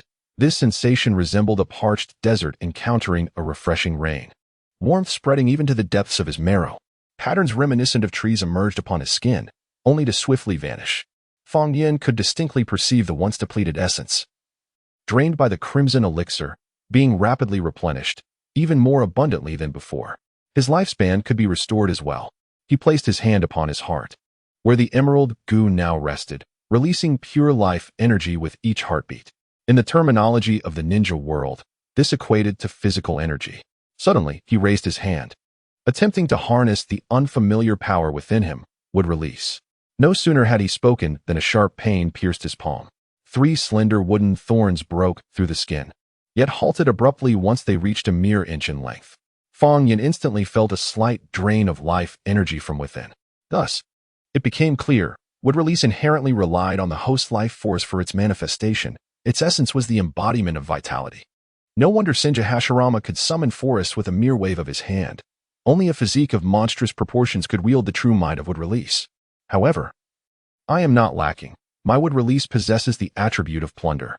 As long as I continually take lives to replenish my vitality, achieving a power akin to Senju Hashirama is not beyond reach. Satisfied, Fong Yin retracted the wooden spikes. Next, it was time to meet Danzo. He adjusted his robes, donned his mask once more, and made his way to the root base. His current strength was on the threshold of the Kage level, with further mastery of his abilities. Becoming a formidable shadow was merely a matter of time. At the very least, he could escape the clutches of the Kage and the Leaf Village. Should he learn a few forbidden techniques from the Sealing Book, a counterattack would not be impossible. The Root headquarters felt even more ominous than usual, the air thick with tension. Members of Root instinctively parted to make way for Fong Yin as he approached. The events of the previous night had already spread, and as the partner of the second, he had become a figure of sensitivity. Taking a deep breath, he knocked on the door and then entered Danzo's office. Inside, Danzo stood with his back to the door, gazing out the window at the distant Hokage rock. Upon hearing Fong Yin's entrance, he spoke without turning. Jia, do you know why I summoned you? Fong Yin knelt on one knee. It concerns thee. Astute, Danzo remarked as he turned. Tell me, what transpired last night? Why did my perfect creation suddenly go berserk? Fong Yin had long prepared his explanation. During our mission, he suddenly exhibited symptoms of genetic backlash. I attempted to intervene, but was severely injured by him. After fleeing back to the village to report, I fell into unconsciousness due to my injuries, only awakening this morning. Tuanzo's cane struck the ground with a heavy thud, simultaneously activating the curse seal upon Fong Yin. Lies. I dare not. Fong Yin struggled against the suffocating sensation around his neck, his voice trembling as he stated, every word I speak is the truth. Tuanzo was clearly attempting to intimidate Fong Yin, testing his loyalty. Following this, an extended silence ensued. Tuanzo's solitary eye fixated intently on Fong Yin, searching for any sign of weakness. Yet, Fong Yin's disguise was flawless, and given his current injuries, Tuanzo failed to detect any abnormalities. Ultimately, Tuanzo let out a cold snort. Rise. As the pressure around his neck eased, Fong Yin stood up, maintaining a posture of utmost respect. This incident had already drawn the attention of Hiruzen. Tuanzo's voice brimmed with suppressed fury. That fool demands I relinquish all experimental data and cease all human trials. Fong Yin appropriately expressed his indignation. How could they treat Lord Tuanzo, who has sacrificed so much for Konoha, in such a manner? Enough.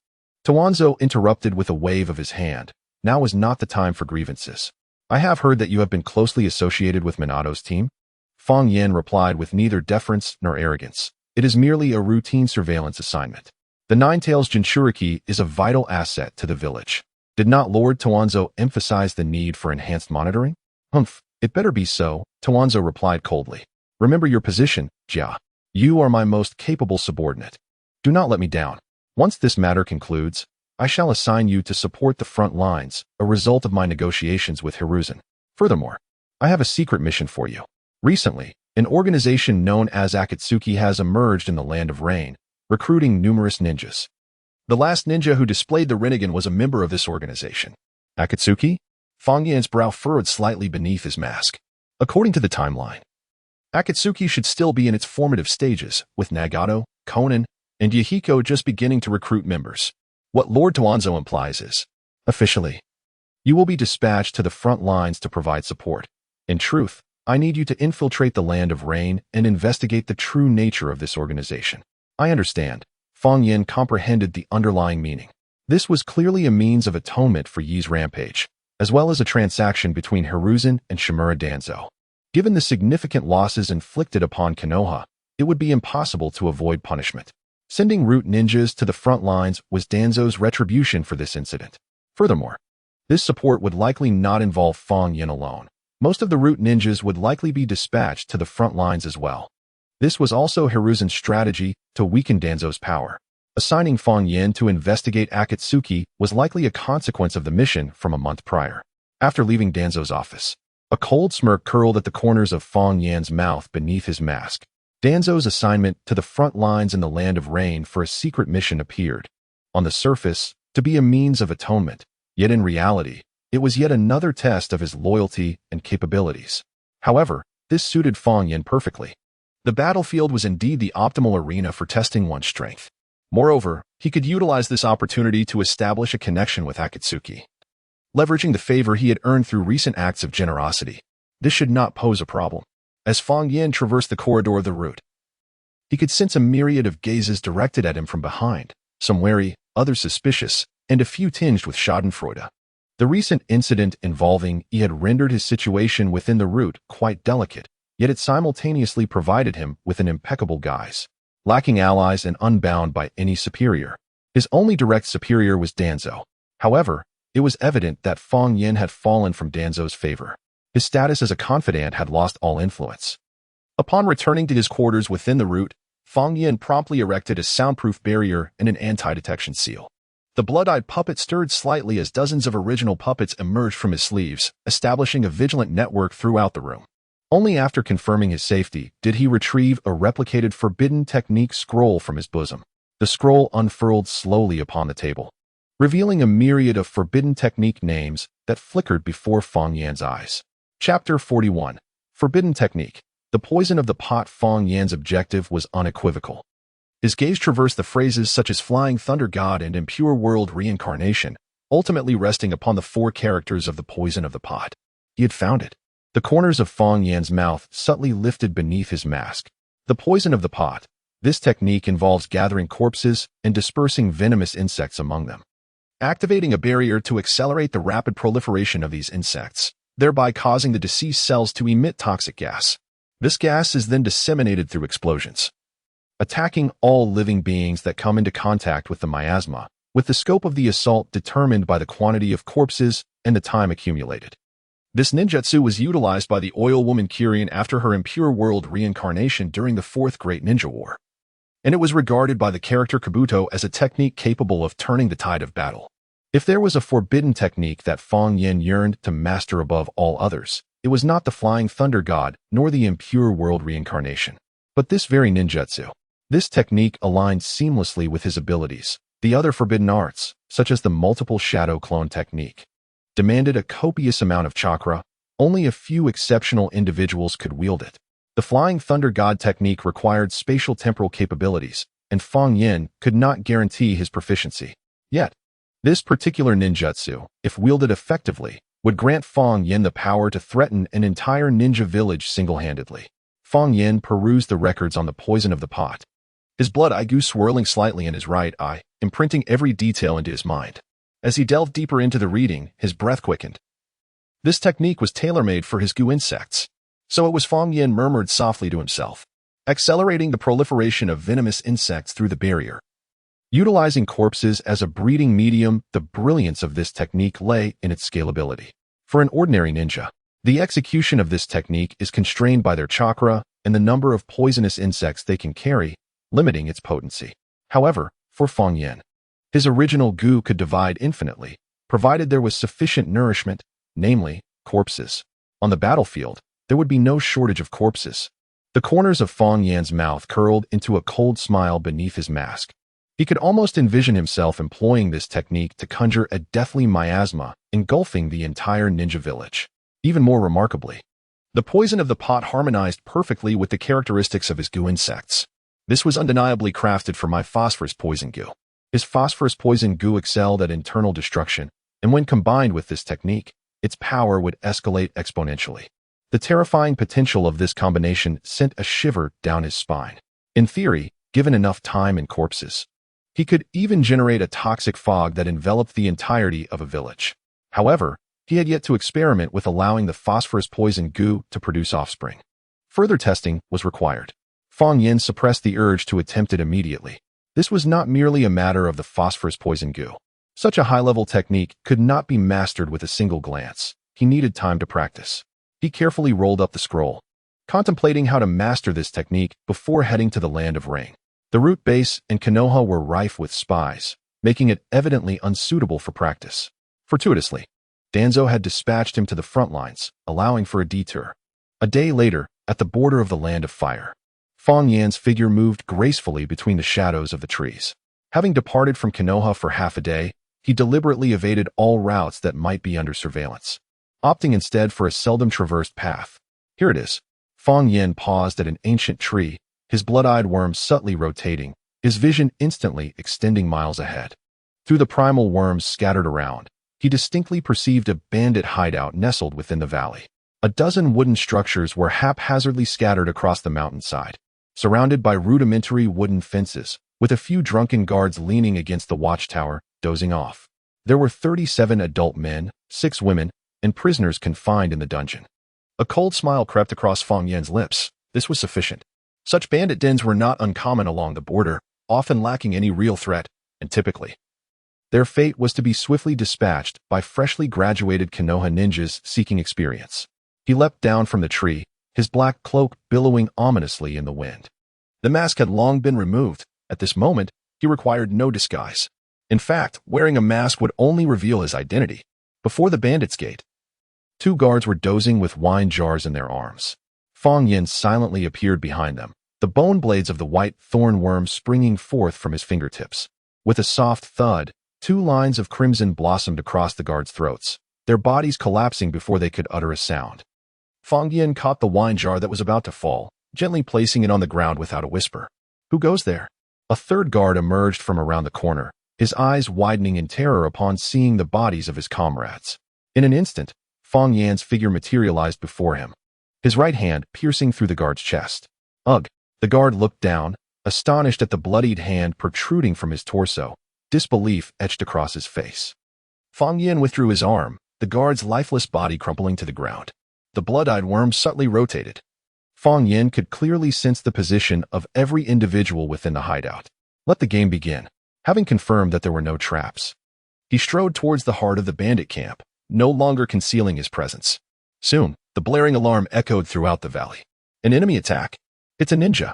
A dozen bandits, armed with various weapons, surged forth, encircling Fang Yan. Little brat, you seek death.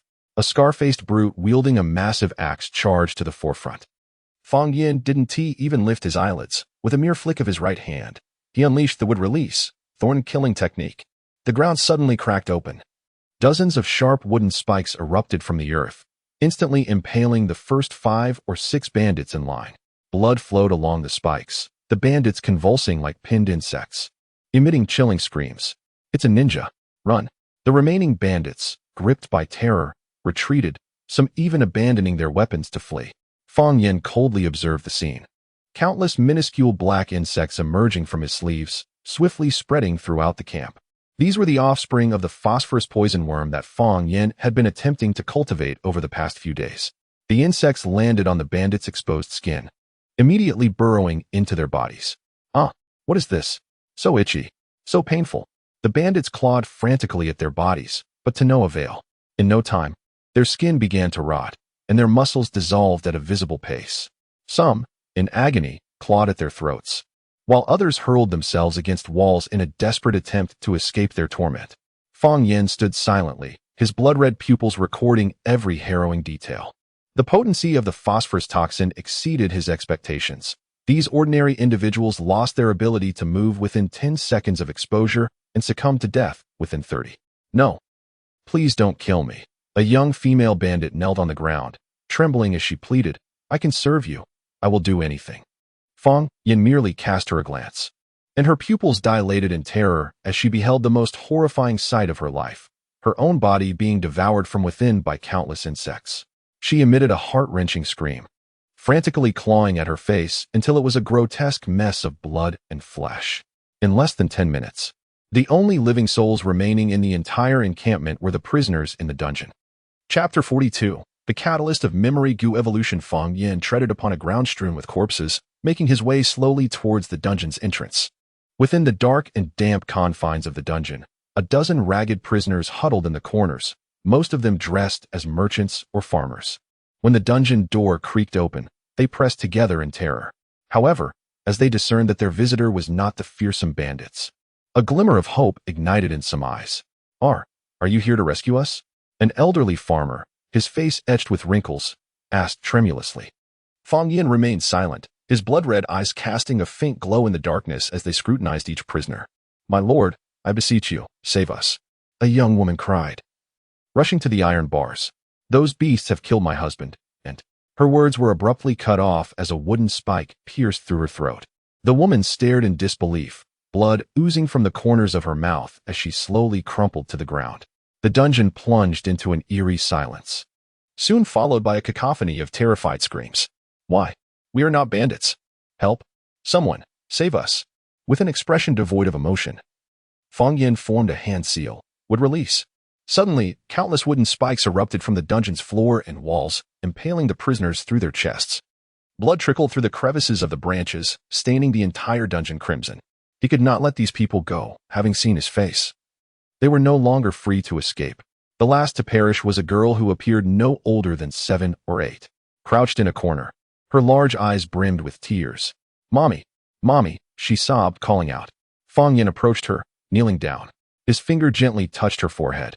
The girl's body convulsed violently for a moment before falling still. Her skin turned a ghastly gray, and the light faded from her eyes. Fang Yin retrieved a sealing scroll to collect the fallen bodies and exited the dungeon. Outside, more than 30 bandit corpses lay scattered across the ground. He produced the scroll once more to extract the bodies and cast them alongside the others. The art of poison requires corpses as a medium, and the sealing technique isolated the surroundings. He began to form seals rapidly, intricate formations unfolding upon the ground, enveloping all the corpses. He could feel his chakra depleting swiftly, yet the scale of this technique exceeded his expectations. Seal. With the completion of the final seal, purple sealing runes appeared upon the corpses, isolating them from the outside world. Then, Fang Yin unleashed hundreds of phosphorescent poison larvae, which descended upon the bodies, immediately commencing their frenzied reproduction. The ghastly sound of gnawing filled the air, turning the heap of corpses into a breeding ground for the larvae. The bodies shriveled at a visible pace, while a faint purple mist began to permeate the air within the seal. It worked. Fang Yin formed seals once more, a steady stream of chakra flowing into the barrier. The space within the barrier seemed to compress, and the concentration of poisonous mist surged exponentially. The corpses shriveled, rotted, and ultimately transformed into a foul puddle of pus. Explode. With a low command from Fang Yin, the barrier detonated with a thunderous roar. Boom. The violet toxic mist surged through the valley like a tsunami, withering all vegetation in its wake.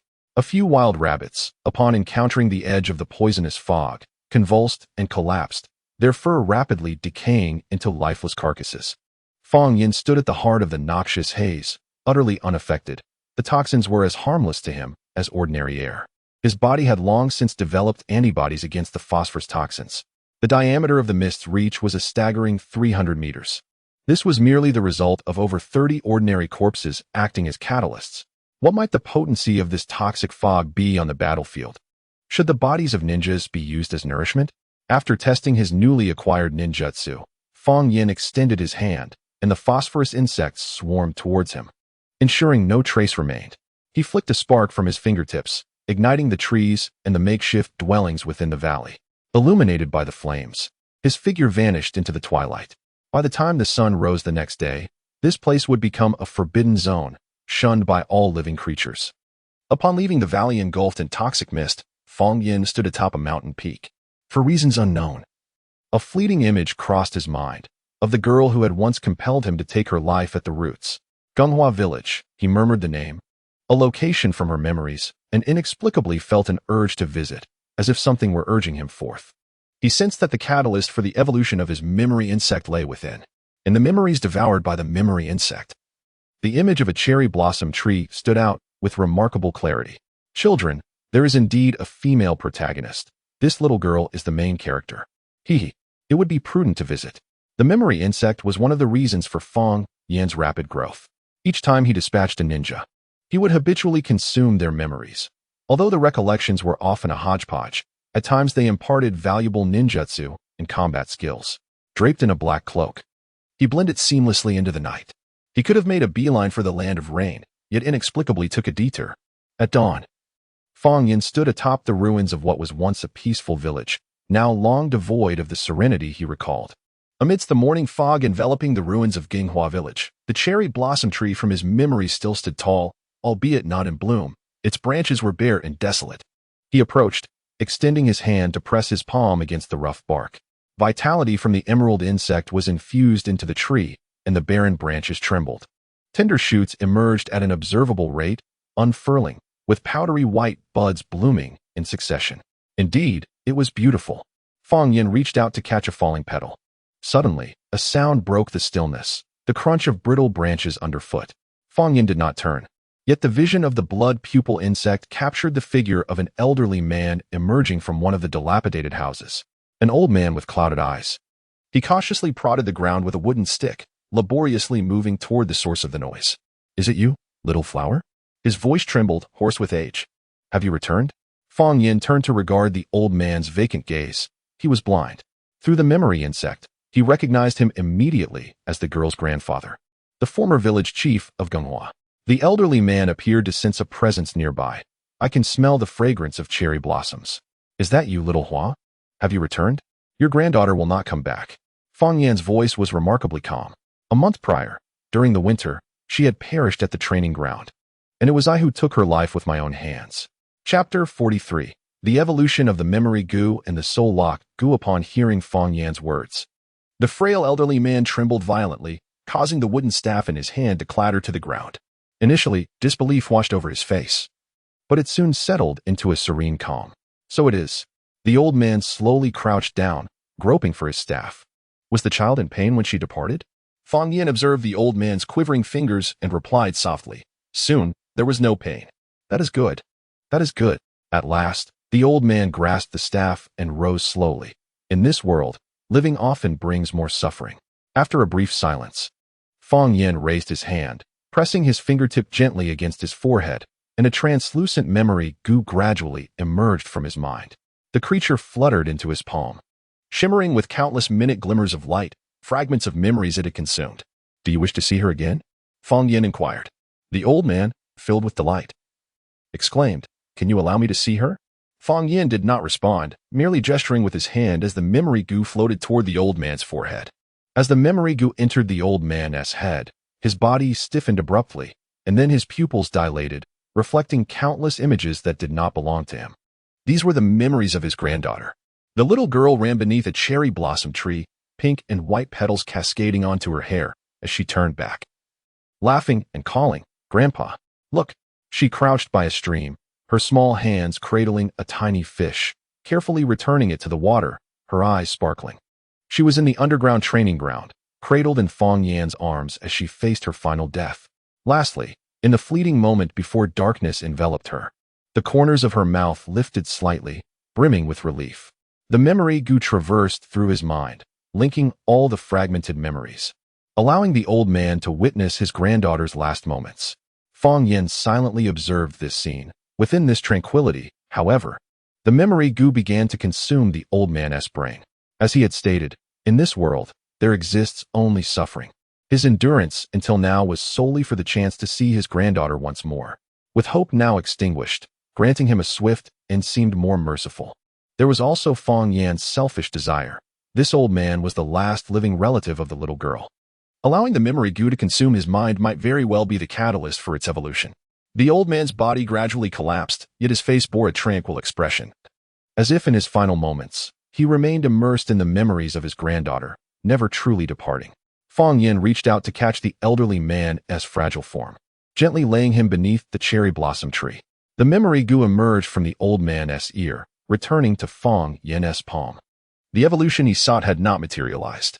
Instead, the memory goo now contained a new thread of memory, his entire life and his final thoughts of his granddaughter. Fang Yin reintroduced the memory goo back into his body. A year prior, the root ninja had come to capture experimental subjects. The children had been taken away, while others were slaughtered. The old man had narrowly escaped and returned to find himself utterly alone. Fang Yin silently gazed at the cherry blossom tree, petals continuing to fall, resting upon the old man's face. At the moment the goo melded into the skin, an unprecedented warmth radiated through his mind. In Fang Yan's vision, a hazy figure beneath the cherry blossom tree slowly emerged from the depths of memory. "Thank you." Beneath the cherry blossoms, the silhouette of a translucent little girl gradually came into focus. She wore a tattered black uniform reminiscent of her training days, her shoulder-length black hair dancing gently in the breeze. "Is it you?" Fang Yin recognized the girl he had tragically slain with his own hands. The girl's ethereal form floated gracefully to the old man, kneeling beside him, her ghostly fingers caressing his serene visage. A single crystalline tear slipped from the corner of her eye, vanishing into the air before it could touch the ground. "I have always been watching over my elder brother." Her voice chimed like a delicate wind chime. "My soul resides within. What you call the memory bug, right?" Fong Yan's blood-red pupils whirled. He confirmed that this was neither an illusion nor any known ninjutsu effect. The memory bug had indeed consumed the girl's memories, yet he had never anticipated that her essence would linger within it. She floated before Fong Yan, tilting her head upwards, her clear eyes gazing intently into his. "Thank you for allowing me to see the cherry blossoms once more, and for bidding farewell to grandfather." Fong Yan remained silent. He had taken countless lives without a flicker of emotion. "Do you not hate me?" The girl shook her head, her hair glimmering softly in the sunlight. "Life at the roots is more painful than death. Moreover, if it were not for you, my soul would not have found refuge in such a unique bug, allowing me to see grandfather again. Besides, grandfather's life had reached its conclusion. He merely lingered on to see me." Cherry blossoms drifted down between them, and in the distance, the old man's soul began to rise gently from his body. "The time has come," the girl whispered, "but before I depart, I wish to present you with a gift." She extended her translucent hand, gently pressing it against the spot on Fong Yan's forehead where the memory bug resided. A wave of warm light radiated from the point of contact, and Fong Yan felt the memory bug undergoing a wondrous transformation within him. The memory bug now not only possessed the ability to read memories, the girl's voice grew fainter. "It can also store the souls of the deceased, but dear brother, please refrain from overusing it, for it ultimately contravenes the natural order of life and death." The light intensified, and the girl's figure became nearly transparent. She cast one last glance at her peacefully departing grandfather and smiled at Fong Yan. "Farewell, dear brother. I hope this ability proves beneficial to you." As her final syllable faded, the girl's soul transformed into countless motes of light, ascending into the sky alongside the old man's spirit. An unintended act bore such an extraordinary reward. This bug should no longer be called the memory bug, but rather the soul bug. The memory bug. No, it should now be referred to as the soul-locking bug. Fong Yan could distinctly feel the metamorphosis of the bug. It was no longer merely a tool for devouring memories, but had evolved into a vessel capable of harboring souls. To store the souls of the deceased. Fong Yan murmured softly, his fingertips brushing against his forehead. What could this signify? He recalled the girl's words, contravening life and death. In the ninja world, the manipulation of souls typically involved forbidden techniques, such as the impure world reincarnation, the corpse demon seal, or even the innate rebirth techniques of the Rinnegan. His soul-controlling insect seems to have ventured into this forbidden realm. How intriguing. A faint smile played upon Fong Yan's lips. If the soul-locking insect can preserve the souls of the deceased, could he harness their powers? For instance, could he extract their memories, ninjutsu, or even borrow their chakra? More importantly, does the existence of the soul-locking insect imply that he can transcend the limitations of death? Chapter 44. Farewell to Nagato, Yahiko, and Conan 3 days later. At the border of the land of rain, a continuous drizzle enveloped this land as Fong Yan donned a waterproof cloak, slowly treading along the muddy path. Raindrops cascaded from the edges of his cloak, converging into a small stream at his feet. He was here to fulfill the task assigned by Danzo, which was to infiltrate this emerging organization and investigate the ninja possessing the Rinnegan, Nagato. However, he certainly had his own plans. It would be remarkable if Fong Yan were to complete the mission as intended. At this moment, he removed his mask, fully revealing his true visage. From this point onward, he was no longer the Rootsby, but a wandering medical ninja named Bai. The intelligence Fong Yan had gathered over the past few days indicated that the Akatsuki organization was stationed nearby. As anticipated, within 10 minutes, 2 patrolling ninjas from the Akatsuki spotted him. "Halt! Who goes there?" One man, wearing the Rain Ninja forehead protector, raised his kunai with caution. "Don't make a move. He appears to be a wandering child seeking refuge." The other quickly interjected. The mask Fong Yan had discarded, along with his gear, made him look like a mere 7-year-old child, and now, by intentionally disguising himself as a wandering youth, he revealed no telltale signs. However, under the influence of the crimson elixir and the emerald poison, Fong Yan's stature had grown to match that of a 10-year-old Obito. Fong Yan came to a halt, droplets of rain cascading from his hair tips. He slightly lifted his head, presenting a weary yet vigilant expression, his right hand instinctively resting upon the medical pouch at his waist. I am merely a passing medical ninja," he lowered his voice deliberately. Adding a hint of rasp, "I fled from the land of grass." The 2 Rain ninjas exchanged glances. The elder one squinted. "The land of grass? Their essay were going on there. How did you end up in the land of rain?" Fong Yan's shoulders trembled slightly. As if recalling a dreadful memory, "We were attacked by rock ninjas. I survived by hiding among the corpses. He raised his hand, revealing a fabricated scar from a grass ninja forehead protector on his wrist. I have nowhere else to go. Fang Yin refrained from directly stating his intention to join the Akatsuki, as that would only raise suspicion. There were countless cases like his. Those who failed their missions were punished and dared not return to their villages, resorting to defection. Such individuals were often deemed insignificant and not even pursued, ultimately becoming wandering ninjas. His disguise as a medical ninja was a well-considered strategy. From the intercepted pharmaceutical intelligence, it was evident that the Akatsuki was in dire need of medicine, and they would certainly require medical ninjas like Fang Yin. After all, Yahiko, Nagato, and Konan had once trained under Jiraiya, not Tsunade. As expected, the younger Rain ninja remarked to his companion, "Boss, he doesn't seem like a spy. The leader appears to be in need of a medical ninja like him." "Shut up," the elder Rain ninja interrupted sternly, though his gaze had softened. He fixated on the medical pouch at Fang Yan's waist. "You claim to be a medical ninja? Prove it." Fang Yan nodded, retrieving several herbs and simple surgical tools from his pouch. He deliberately made his movements appear awkward, even accidentally dropping the tweezers into the muddy water, scrambling to retrieve them. "I had only learned a few rudimentary medical ninjutsu techniques, sufficient for staunching bleeding and treating wounds." The elder Rain ninja suddenly seized Fang Yan's wrist with a grip strong enough to elicit a cry of pain from an ordinary person. Fang Yin suppressed his instinct to retaliate, allowing the other to examine the calluses he had intentionally cultivated, remnants of long hours spent grinding medicinal herbs. After confirming Fang Yan's identity, the elder Rain ninja spoke. "I apologize for the earlier offense. You seem to have nowhere to go, and we are in need of a medical ninja like yourself. Would you accompany me to meet our leader?"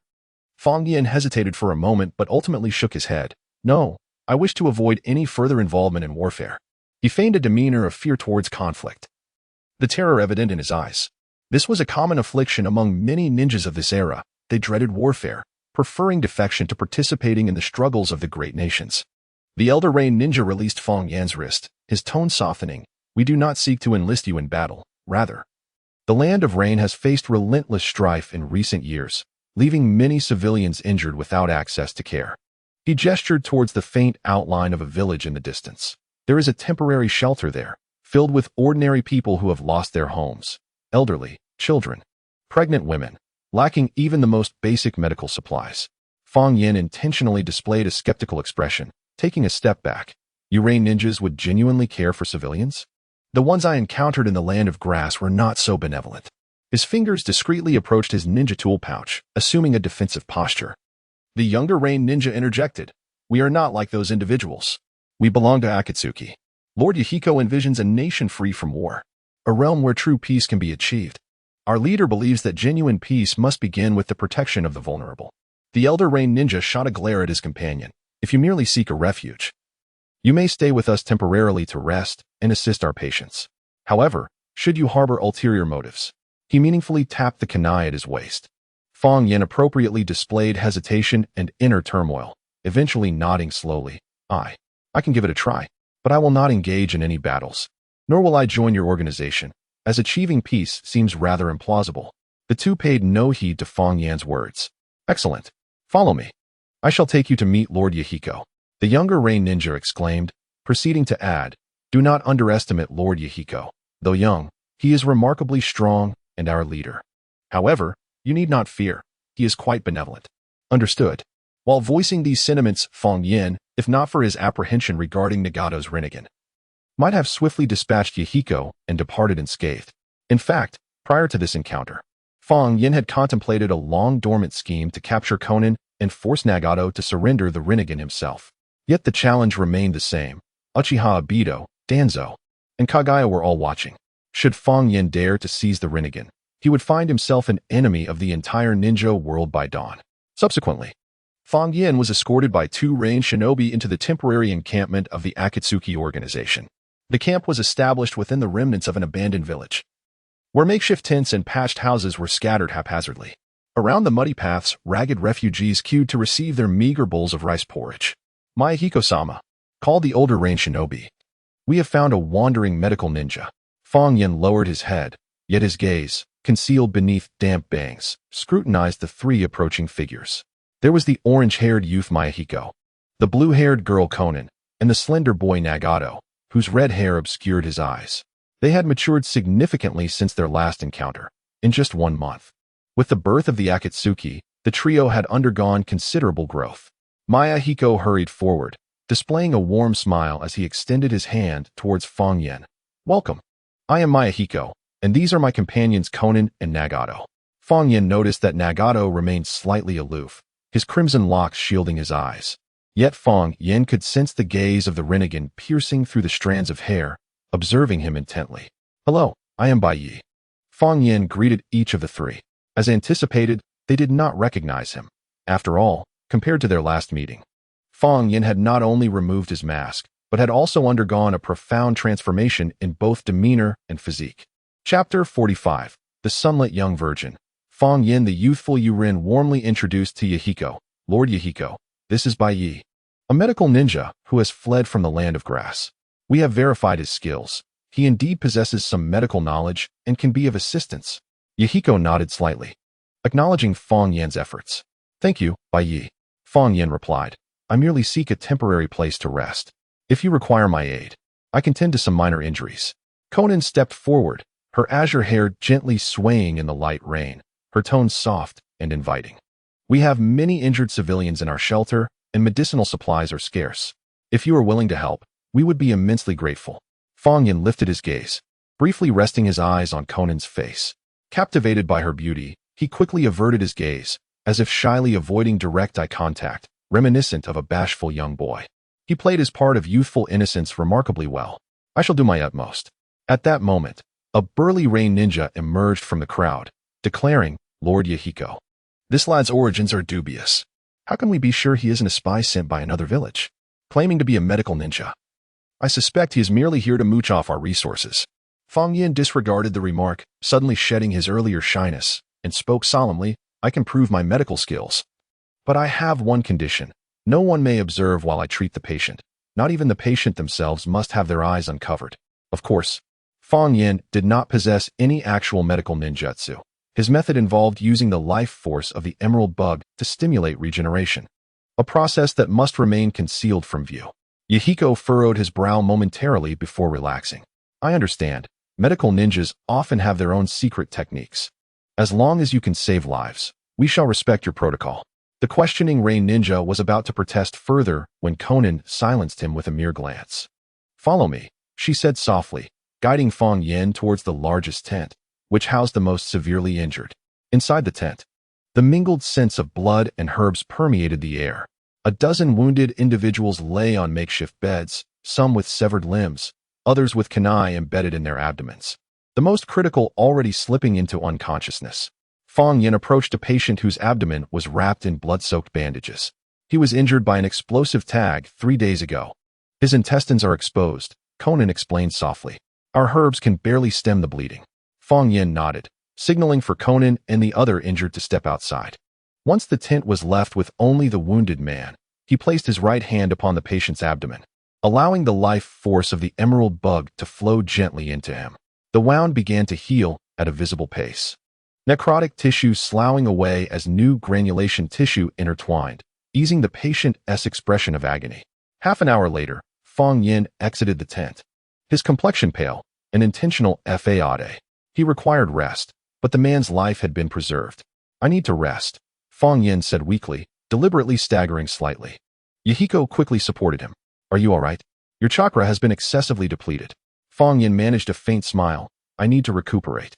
Upon hearing this, the three exchanged astonished glances, surprised that a seemingly random medical ninja could possess such remarkable abilities.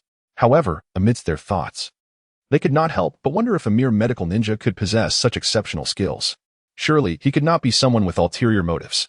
The burly rain ninja burst into the tent, only to witness the injured party's condition had significantly improved. His eyes widened in disbelief at the sight before him, and he approached Fong Yen with a deep bow. "I apologize, I misjudged you. You must stay." Fong Yen waved his hand dismissively. "I need to rest first." At that moment, Mian stepped forward, his tone imbued with respect. "I will arrange a room for you." Subsequently, Fong Yen was assigned to a modest yet tidy little room. Within it stood a wooden bed and a small table, though simple. It was evidently the best accommodation the Akatsuki could offer. On the table lay a steaming bowl of vegetable soup, accompanied by a few coarse grain cakes and a small dish of pickled vegetables. In the resource-scarce land of Rain, this was a rare hospitality. He sat at the table, leisurely sipping the vegetable soup, his gaze calmly sweeping over every corner of the room. Once he confirmed that the blood Aigu detected no signs of surveillance. A faint smile appeared at the corners of Fang Yan's mouth. The first step, to gain trust, he silently reminded himself. Through his recent treatment, he had already begun to demonstrate his value. Now, he merely needed to wait for them to extend an olive branch. Fang Yan was acutely aware that a nascent organization like the Akatsuki was in dire need of medical ninjas, especially someone with his advanced skills. They would not easily let him go. He took a bite of the coarse grain cake, savoring it slowly, while his thoughts drifted far away. Nagato's Rinnegan. Fang Yan narrowed his eyes. Those legendary eyes held the power capable of altering the world. If he could obtain them, or at least unravel their secrets, it would greatly aid his plans. However, the power of the Rinnegan was perilously dangerous, with many seeking to exploit it. Any reckless engagement could alert others. Fang Yan needed to proceed cautiously, integrating himself into the Akatsuki to earn their trust before leveraging it. He understood that he might already be under suspicion, yet this could also serve as an advantage. He would seek opportunities to reveal his identity, feigning admiration for the trio's ideals, thus becoming a trusted ally. Patience was key, he murmured to himself as he finished the last sip of soup. What a splendid drama. A root spy with noble intentions moved by the dreams of the trio, voluntarily assisting and becoming a companion. Were Fang Yan not the director of this play, he might even believe it himself. Meanwhile, in the central tent of the camp, Mi Yin, Xiao Nan, and Nagato were seated around a humble wooden table, engaged in hushed discussion. That medical ninja named Bai Yi possesses extraordinary abilities, Xiao Nan began. I examined the injured man's wounds. His intestines were severed, and by all accounts, he should not have survived. Yet, not only did he save him, but the wounds have healed almost without a trace. Mi Yin nodded in agreement. His medical ninjutsu is indeed remarkable. Furthermore, he appears quite young, yet has managed to survive alone amidst the chaos of war. He is certainly not ordinary. Nagato remained silent, his crimson locks obscuring his eyes. After a moment, he spoke slowly. His chakra is quite extraordinary. Yahiko and Konan turned their gazes toward him simultaneously. Nagato seldom offered evaluations of strangers, and for him to specifically mention this chakra indicated its uniqueness. Extraordinary? In what manner? Yahiko inquired. Nagato slightly raised his head. The contours of the Rinnegan faintly visible through his strands of hair, his chakra, appears to be alive. No, more accurately, it seems to be under the influence of some force.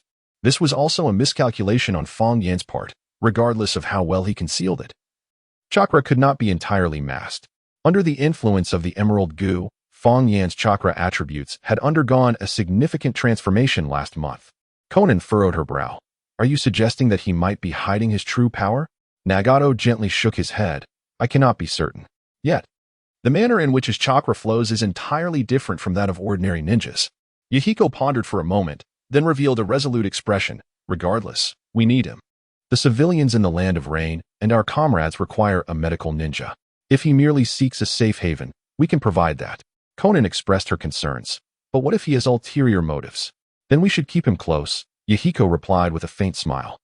It is better to have him under our watch than to allow him to act in secrecy. Nagato contemplated for a brief moment before finally nodding. It is worth a try. Yahiko rose to his feet, patting the shoulders of both companions. I will speak with him. If he is willing to join us, that would be ideal. If not, we should at least ask him to stay temporarily to assist. Konan sighed softly. I hope he genuinely wishes to help others. Chapter 46. Poison first, save later, accumulate contributions, a moment later.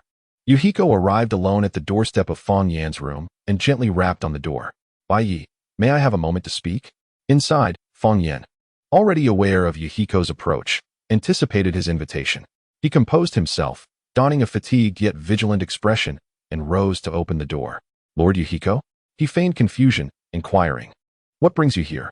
Yahiko offered a friendly smile. There is no need for such formality. Just call me Yahiko. I wish to discuss your future plans. Fang Yan stepped aside to allow Yahiko entry, and they seated themselves at the table. My plans. Fang Yan chuckled bitterly. What plans could someone like me possibly have? Each day is merely a struggle to survive. Yahiko shook his head, gazing earnestly at him. With your abilities, you could certainly have better options. Though our Akatsuki organization is currently modest in size, our ambition is to transform this war-torn ninja world. We need individuals like you. Fang Yin lowered his gaze, remaining silent for a moment before slowly speaking. Changing the ninja world sounds beautiful, but is it truly feasible? I have witnessed too much war, too much death. Precisely why we must strive harder. Yuhiko's voice was resolute and compelling. Perhaps we cannot change everything immediately, but we can at least begin by protecting those around us. Like the wounded soldier you saved today, without your intervention, he would surely have perished. That is change. Fang Yin lifted his head, meeting Yuhiko's gaze, and deliberately revealed a hint of uncertainty in his eyes. But I am merely a medical ninja, incapable of combat, and cannot contribute significantly. The value of a medical ninja is irreplaceable, Yuhiko replied earnestly. In the Akatsuki, everyone has their role. Your medical skills can save countless lives, which is far more meaningful than mere combat. Fang Yin feigned deep contemplation, his fingers unconsciously brushing against his pocket. After a brief pause, he took a deep breath, seemingly resolved. Very well. I can temporarily stay to assist. However, I have one condition. Yuhiko's eyes brightened. Please, go on. Fang Yin spoke earnestly. I will not participate in any combat missions. My sole responsibility will be to tend to the wounded, whether they are your comrades or civilians. Without hesitation, Yuhiko nodded. That is absolutely acceptable. This is precisely what we need. At last, Fang Yin managed a faint smile. Then, may our collaboration be fruitful. Yuhiko joyfully extended his hand. Welcome to the Akatsuki, Bai Yi. As Fang Yin shook his hand, he remained inwardly calculating his next steps. Step 2. Join the Akatsuki, completed.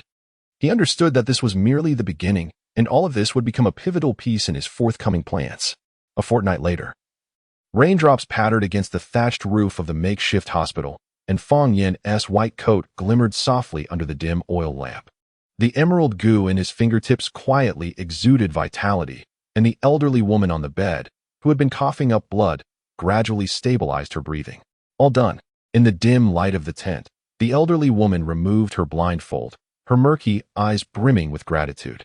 You are more miraculous than a bodhisattva. Fang Yin's lips twitched beneath his mask. For the past fortnight, the title of Bodhisattva of the White Knight had circulated throughout the refugee camp, with people proclaiming him a mysterious healer capable of resurrecting the dead. Yet, upon reflection, Fang Yin's actions bore no semblance to those of a saint. Even demons were less malevolent than he. Take your medicine on schedule. He placed a pouch of crushed bark powder beside the straw mat, laced with trace amounts of toxins that could alleviate ailments. The elderly woman gratefully accepted the package and departed the tent. Just then, hurried footsteps echoed from outside. Shaonan lifted the fabric curtain, her blue hair dripping with rain. White Knight, the North District has sent over a dozen more patients. Their symptoms are identical to last week's. Fang Yin understood. The poison he had administered was beginning to take effect. Slowly earning the trust and goodwill of a few individuals was far too sluggish. He required a swifter method. The solution was simple. He would poison and then cure himself, feigning a significant sacrifice in the process. This was the quickest route. Creating opportunities for himself, he thought, who couldn't poison? Embracing his initiative, Fang Yin prepared to administer the poison and the remedy simultaneously. He swiftly organized his medical kit, donned a makeshift mask, and handed another to Shaonan. Over the past fortnight, the trace toxins he had introduced into the water supply were subtly spreading in the vicinity. The dosage was meticulously calibrated to be non-lethal, yet sufficient to incite plague-like symptoms. Lead the way, he commanded in a low tone, following Shaonan into the curtain of rain. Inside the makeshift infirmary of the North District, several villagers lay curled on straw mats, their complexions mottled with a bluish hue, spiderweb-like purplish spots emerging on their skin. Mi Yin and Nagato paced anxiously nearby, powerless, while numerous members of the Akatsuki organization stood guard outside the tent. Upon seeing Fang Yin's arrival, the two men seemed to grasp a lifeline, immediately rising. White Knight, you're here? Please, take a look at them. I will do my best. Fang Yin nodded, hastening to the side of the most critically ill individual, kneeling to assess their condition. The toxins had infiltrated the heart, and any delay of even half a day would lead to organ failure. It was blood depletion syndrome, requiring a specialized treatment. Shaonan's expression shifted drastically. Not this again. 3 died from last week's batch. Fang Yin retrieved silver needles from his kit, dipping the tips into the verdant liquid secreted by the jade insect. As the first needle pierced the patient's chest, Fang Yin commanded the jade insect to siphon his own life force. Suddenly, his body convulsed violently. A green halo of chakra reversing flow into the patient's body through the needle. "You are consuming your own life force," Sharingan exclaimed in shock. Fang Yin bit his tongue, forcing a few strands of blood to emerge, his voice weak, yet resolute. "It's fine." As the patient began to stabilize, Fang Yin staggered and fell. "Be careful." Mi Yin rushed to catch him, his touch chillingly cold. "Are you all right, White Knight? If this is too much, we should consider another approach." Mi Yin's voice was tinged with an unusual panic. Chapter 47. Everyone expressed their heartfelt gratitude towards Fang Yin, the great bodhisattva. With the support of Mi Yin, Fang Yin struggled to shake his head. He deliberately allowed his voice to falter. "In truth, one of the primary reasons I have kept this from you is that I possess no medical ninjutsu." The air within the tent froze instantly, and the others were momentarily taken aback. "What does this mean?" "My ability is called Dragon Life Rebirth." Fang Yin coughed violently. "It is a bloodline limit of the grass-hidden village that enables me to transfer my life force to others." This statement was half-truth. While such a technique did exist in the grass-hidden village, its purpose was different, as it entailed sacrificing one's life to save another. He managed a wry smile. "Each time I heal, I am depleting my own life force." Mi Yin's pupils constricted abruptly, and the grip he had on Fang Yin tightened involuntarily. Shaonan covered her mouth, her blue hair trembling slightly in the rain. Even Nagato, who had remained silent, suddenly lifted his head, the ripples of his Rinnegan swirling violently amidst his red hair. What did you just say?" Mi Yin's voice trembled with disbelief. "For the past half-month you have been." Fang Yin leaned weakly against the tent pole, his complexion ghastly pale. He had intentionally allowed the emerald parasite within him to absorb his life force in reverse, creating the illusion of depletion. His veins appeared a sickly purple beneath his skin, and even his breathing became erratic. Shaonan suddenly rushed forward, grasping Fang Yin's wrist. As her fingers brushed against the protruding veins, tears fell directly onto the back of his hand. "Stop! You will die?" Outside the tent, there was a commotion. They had been eavesdropping on the conversation, and several members of the Akatsuki with red-rimmed eyes squeezed inside. Among them was the heavily injured ninja from Fang Yin's first day of healing, who now clenched his fists tightly, his knuckles turning white. Lord Baiyi, the burly man, who had once questioned Fang Yin, now spoke with a choked voice. "My life was exchanged for your own." Mi Yin suddenly turned, delivering a fist to a wooden crate. The jars of herbs shattered, scattering across the ground, and blood seeped from his knuckles, yet he remained oblivious. "Why didn't you say it sooner? We could have sought other methods." Fang Yin leaned weakly against the tent pole, a pained smile barely forming at the corners of his mouth. "I do not know why. Perhaps it was because I witnessed your determination to fight for the lives of those you do not even know. In the land of grass, I have seen too many ninjas who only look out for themselves, but you are different. I could not help but want to assist you." He began to cough violently, dark red blood seeping between his fingers, his voice growing weaker, yet it rendered the entire atmosphere within the tent heavy with tension. Mi Yin's fists cracked ominously. Shaonin's tears fell silently, and Nagato felt remorse for having once doubted Fang Yin. "Enough!" Mi Yin suddenly shouted, forcefully restraining Fang Yin. "From now on, I forbid you from using this ability." Fang Yin shook his head, struggling to rise. "There are still over 30 patients in the Northern District U's mine."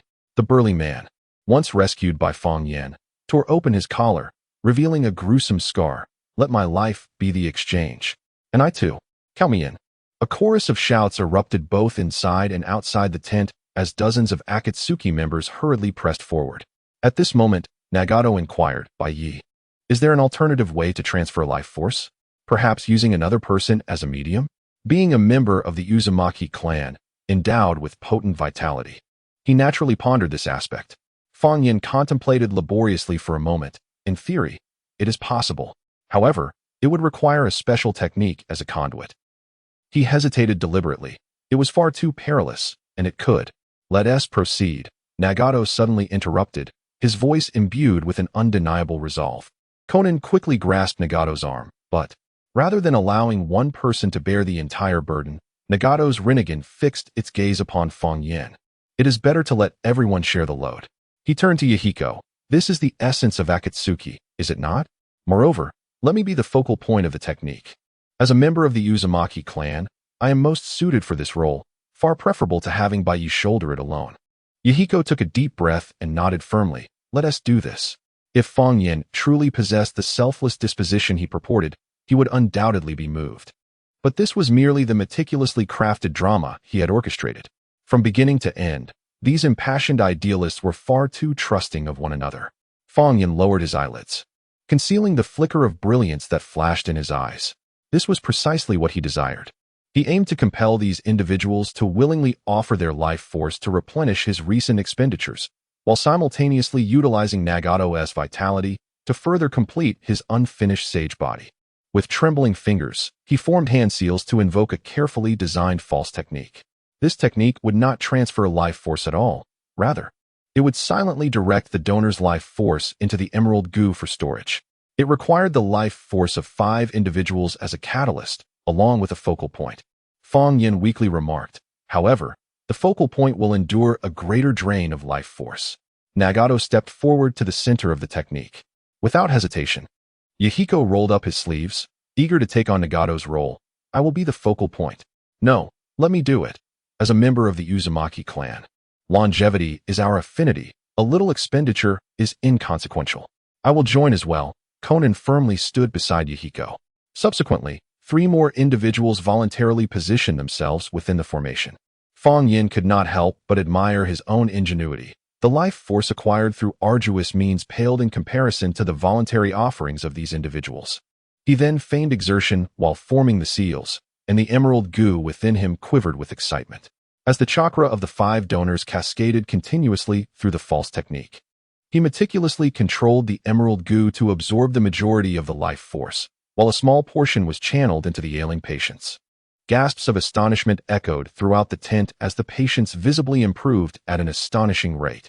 The 5 donors appeared slightly fatigued, with only Nagato showing a significant depletion, resembling Fang Yan's state.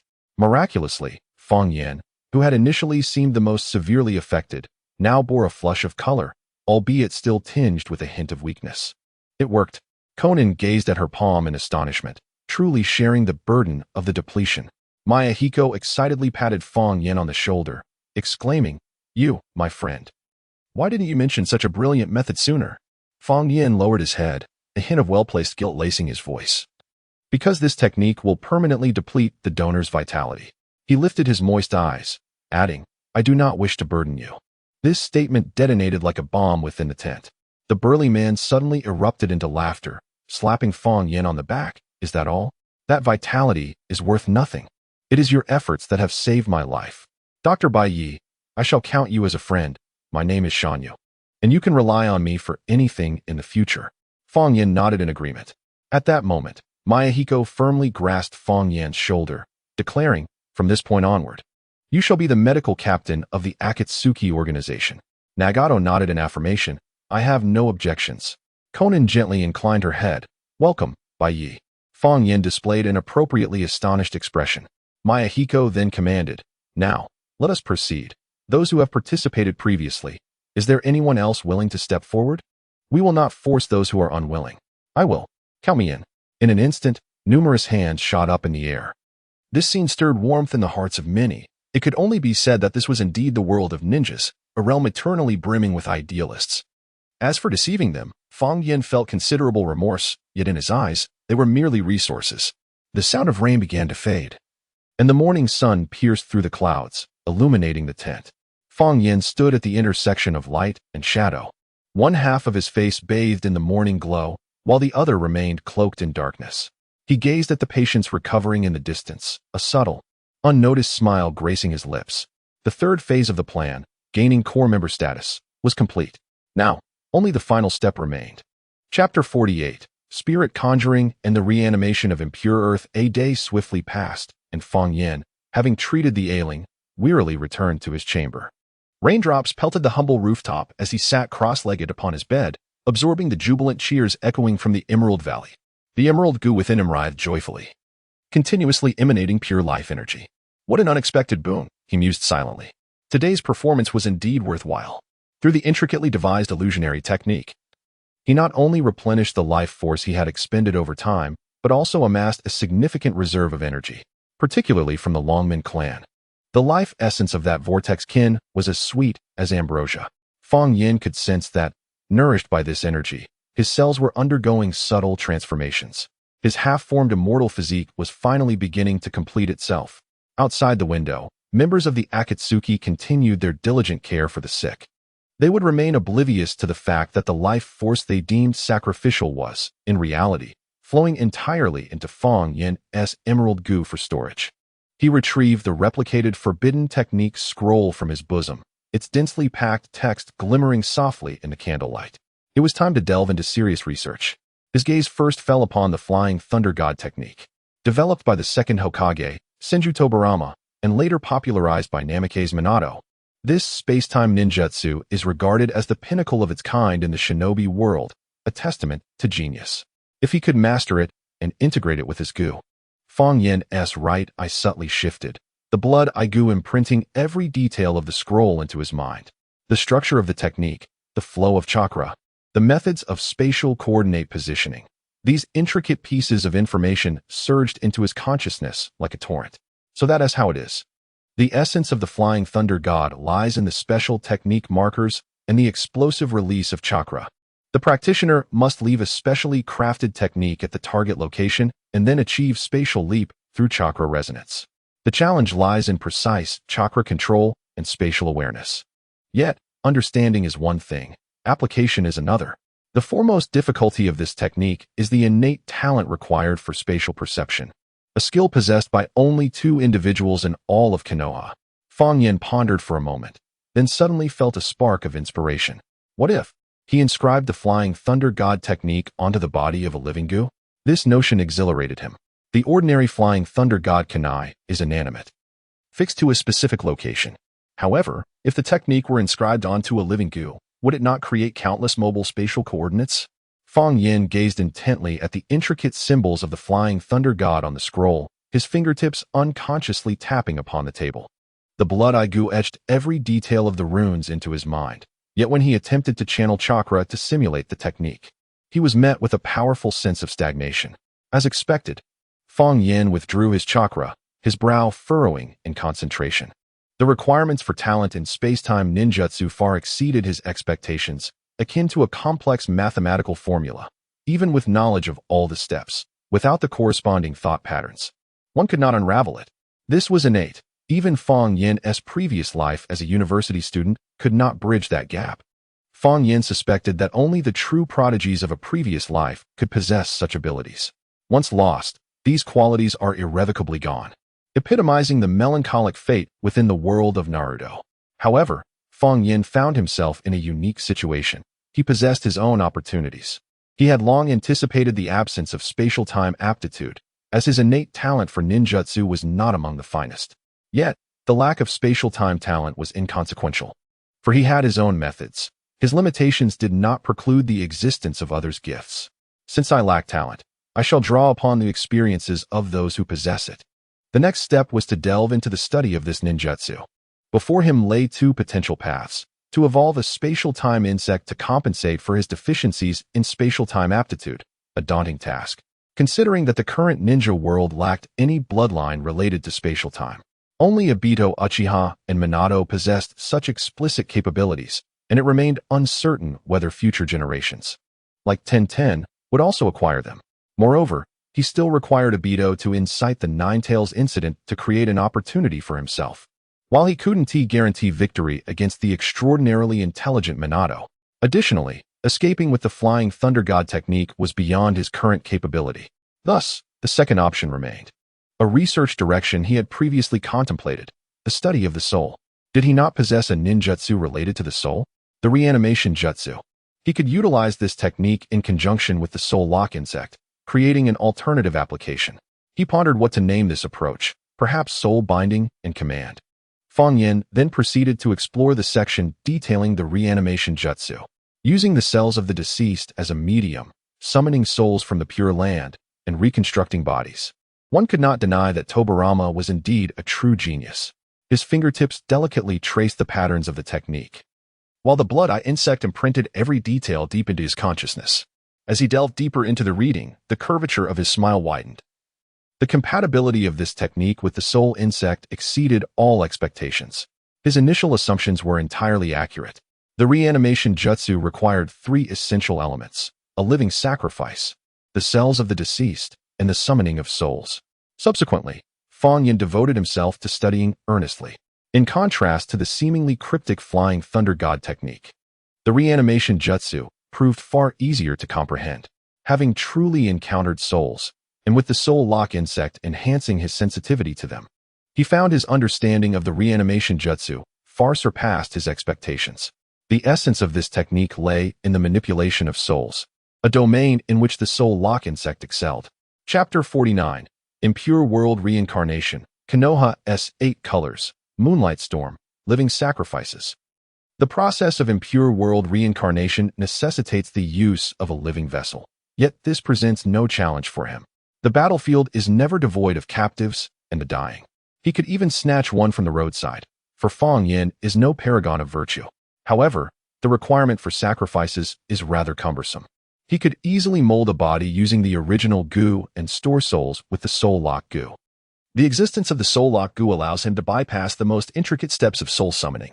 This method is more efficient than the traditional impure world reincarnation. He could even create a flawless army of the deceased. The conventional process requires establishing a connection with the souls in the Pure Land. Yet, he considers that perhaps he could directly extract the stored souls from the soul lock goo.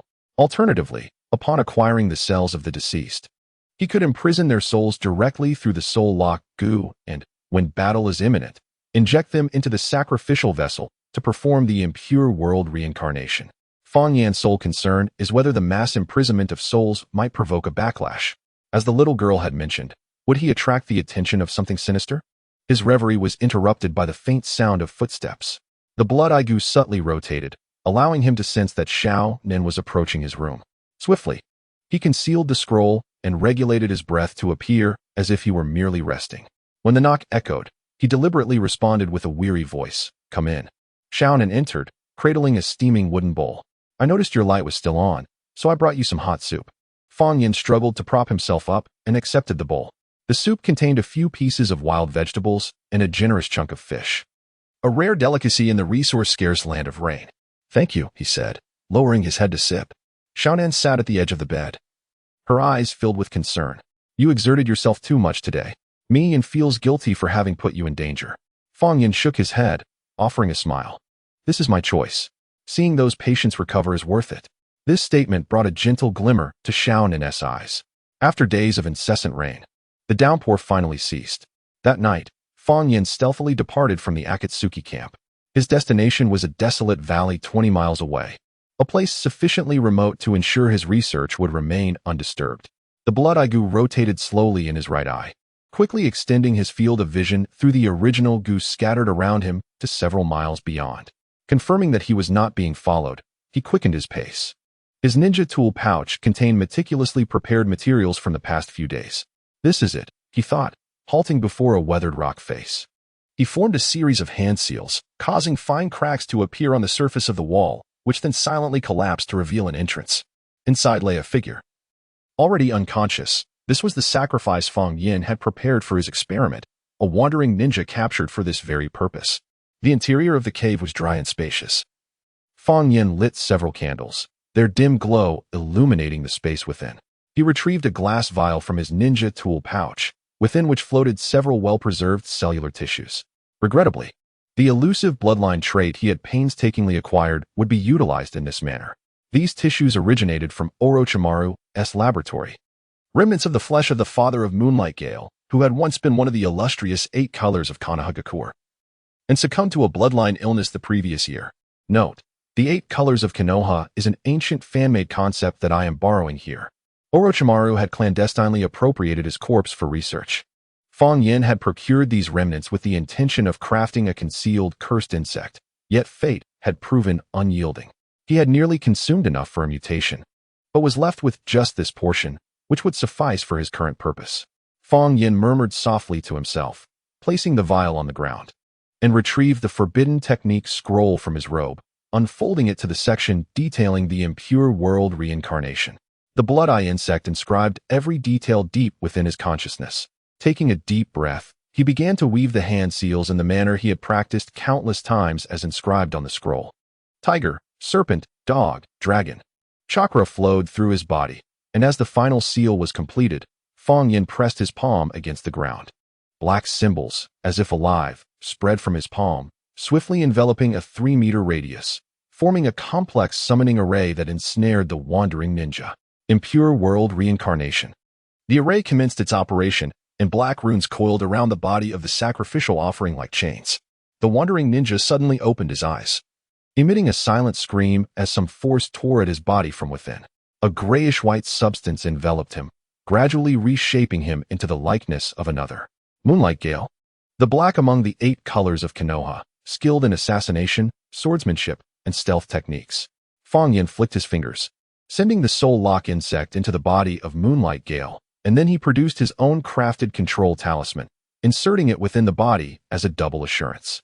Fang Yin held absolute reservations regarding the talisman's control, for this ninjutsu was inherently flawed, with the original work having been perfected by Orochimaru. The third Kazekage had even once resisted the technique with sheer willpower, breaking through the initial spell. Caution had been the cornerstone of Fang Yin's survival thus far. Once the defensive measures were in place, he fully revived the soul of Moonlight Gale. Upon awakening, Moonlight Gale found himself engulfed in confusion, utterly unaware of the circumstances, and looked down at his body. This reminded him of a document he had once perused in Konoha, the Impure World Reincarnation Technique. Young man, are you the wielder of this forbidden technique? Esteemed Moonlight, I have long admired you. Fang Yin inclined his head slightly. As you can see, this is indeed the Impure World Reincarnation. Moonlight Gale scrutinized Fang Yin's Rain Village attire, a flicker of wariness crossing his eyes. Are you a ninja from the Rain Village? He attempted to form hand seals, only to find his body completely unresponsive. What have you done to me? Fang Yin chuckled lightly. Do not be alarmed. I am not from the Rain Village. In fact, I am still a ninja from Konoha. Please do not resist. I merely wish to pose a few questions for an experiment. With a thought, the talisman immediately tightened its control over the departed soul. Firstly, I implore you to demonstrate the renowned ninjutsu, the dance of the crescent moon, along with your elusive bloodline ability. Moonlight Gale gazed with fury, his eyes wide open. Yet his body moved uncontrollably. He drew the ninja blade from his back and executed his swordsmanship within the confines of the narrow cavern. His figure transformed into 3, and then all 3 shadows vanished using the technique of intangibility, followed by a simultaneous assault from 3 blades striking from different angles. Splendid. It appears my technique is commendable, for it has not diminished your prowess. Fang Yin was entirely focused on recording the flow of chakra, and now, I invite you to resist my control. Reluctantly, Moonlight Gale's impure body suddenly erupted with astonishing chakra. Fang Yin sensed a loosening of the talisman's grip and immediately intensified his chakra output. In the midst of their standoff, Moonlight Gale's left arm suddenly disintegrated into fragments akin to paper. Indeed, this technique is still flawed. Resistance leads to bodily instability. Fang Yin, deep in thought, halted the experiment and formed seals once more. The soul-binding insect within him shimmered with a ghostly light, opening its maw to swallow Moonlight Gale's soul. The clay body, deprived of its soul's support, instantly collapsed, reverting to that of the unconscious wandering ninja. Fang Yin beckoned, and the soul-binding insect returned to his being. He could distinctly feel that Moonlight Gale's soul was now imprisoned within the insect, entirely under his command. Success. Chapter 50, Confession. Shaping identity, the reformed defector the Ling Gu returned to Fang Yin's body as he closed his eyes to introspect. Within the confines of the soul lock, the spirit of Yu Guanglan drifted aimlessly. Through the soul lock, Fang Yin could access his memories at will and even invoke his abilities. Slowly, he opened his eyes, and the intricacies of Yu Guanglan's swordsmanship flooded his consciousness like a tide, every detail of the crescent moon dance becoming vividly discernible. So it is. With a flick of his wrist, he shaped a bone dagger using the white thorn gu, which exuded an air reminiscent of a sword master as chakra flowed through it. Subsequently, Fang Yin initiated the crescent moon dance, his form splitting into 3 as he launched his attack. However, when he attempted to activate the shifting technique, he felt the chakra stagnating in his meridians, unable to advance. It was indeed predictable that the bloodline limit could not be replicated through mere memory. It appeared that deeper research was necessary. Fang Yin retrieved his portable experimental notebook and meticulously documented the results of this test. In pure world reincarnation, soul lock goo can achieve soul confinement. The confined individual's ninjutsu abilities can be fully replicated. Bloodline limits cannot be inherited through memory. Intense resistance may lead to the disintegration of the impure body. His gaze then fell upon the unconscious sacrifice, a wandering ninja who was beyond salvation. A resource to be utilized. Fang Yin formed the snake seal, and the original goo surged from his sleeve, instantly transforming the sacrifice into nourishment. After tidying the area, Fang Yan's attention shifted to another forbidden technique inscribed on a scroll, the soul manifestation technique. This secret art, which allows the soul to separate from the body, was a perfect complement to the soul lock goo. When the time comes, it could lead to an army of immortal impure reincarnates, making the night parade of 100 demons a trivial matter. Yet, it would entail a lengthy period of research. He had yet to master the creation of a body using the original goo as a sacrifice. Such aspirations felt far too distant. In the near future, Fang Yin could seek an opportunity to confine the soul of the second Hokage, Senju Tobarama, thus directly learning the Flying Thunder God technique. Regrettably, that was still a distant prospect, for Senju Tobarama possessed the ability to free himself from Orochimaru's control through sheer will and chakra. Reviving him posed too great a risk. And Fang Yin was not willing to gamble. Merely relying on the current soul lock goo might prove insufficient. At the very least, further evolution would be required. Or he would need to become a powerhouse on par with Senju Tobarama, using his superior chakra to suppress Tobarama's soul. It was time to leave this place and fulfill the final step of his plan. Fang Yin had already garnered the trust of several individuals, planting a seed that would take years to bear fruit. He intended to act when Danzo and Hans joined forces to besiege the Akatsuki, profiting from the trust he had cultivated. What Fang Yin sought was not only Nagato's Rinnegan, but also the rebirth of the Akatsuki. A few days later, raindrops gently tapped on the thatched roof of the makeshift hospital as Fang Yin sat at a wooden table. The pencil in his hand scratched against the paper as he continued to refine and perfect his work on the impure world reincarnation. A faint sound of footsteps approached from outside the door, and the blood-eye goo promptly transmitted the information to Fang Yan's consciousness. It was Conan. She had come to bring him food. He swiftly adjusted his expression to appear weary yet focused, then turned his notes to a page detailing a case study. Today marked the final step of his plan, as he transformed himself into a defector, swayed by the ideals of the Akatsuki organization. In the future, he would clandestinely assist them. "Are you still awake, Bai Yi?" came Conan's voice, accompanied by a soft knock on the door. Fang Yin set down his pen and rubbed his temples. "Come in." The door opened, and Conan entered, carrying a wooden tray upon which rested a steaming bowl of vegetable porridge and several pieces of coarse grain bread. Her blue hair gleamed softly in the candlelight, and beneath her purple eyeshadow were eyes filled with concern. "I noticed you didn't have dinner," Conan said as she placed the tray on the table. "So I brought you some." Fang Yin smiled gratefully. "Thank you, I'm quite hungry." He accepted the bowl, and amidst the rising steam, he discovered a few rare slices of dried meat within the porridge. Conan sat across from him, her gaze flitting over the densely packed notes on his desk. "You always work so hard, treating patients during the day and researching cases at night." Fang Yin lowered his head and took a sip of the porridge, the warm liquid sliding down his throat, carrying a subtle savory flavor. "These records are crucial. They enable me to better understand various ailments. After all, my abilities come at a tremendous cost." Conan's fingers unconsciously twisted together. "Bai Yi, there is something I need to tell you." Fang Yin looked up, a puzzled expression crossing his face. Yahiko, Nagato, we owe you an apology."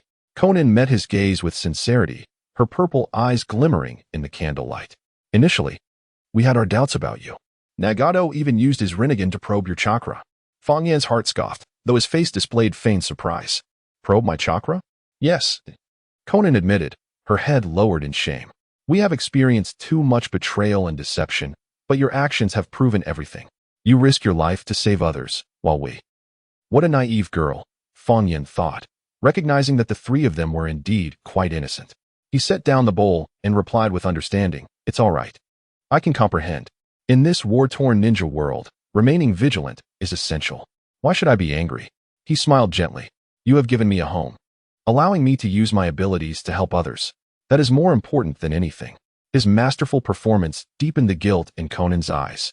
Fang Yin sensed her trust in him growing rapidly. In truth, he hesitated intentionally. There are things I've not shared with you. Your vigilance is, in fact, warranted. Conan leaned slightly forward. What is it? Fang Yin took a deep breath, as if making a significant decision. I am not a ninja from the land of grass. I hail from Konoha. This revelation caused Conan's body to stiffen momentarily. However, she quickly regained her composure and softly inquired, and then? Fang Yan's voice carried just the right amount of anguish. I am a member of the Root Organization, code name B. A month ago, I was tasked with infiltrating the Land of Rain to investigate the Akatsuki organization.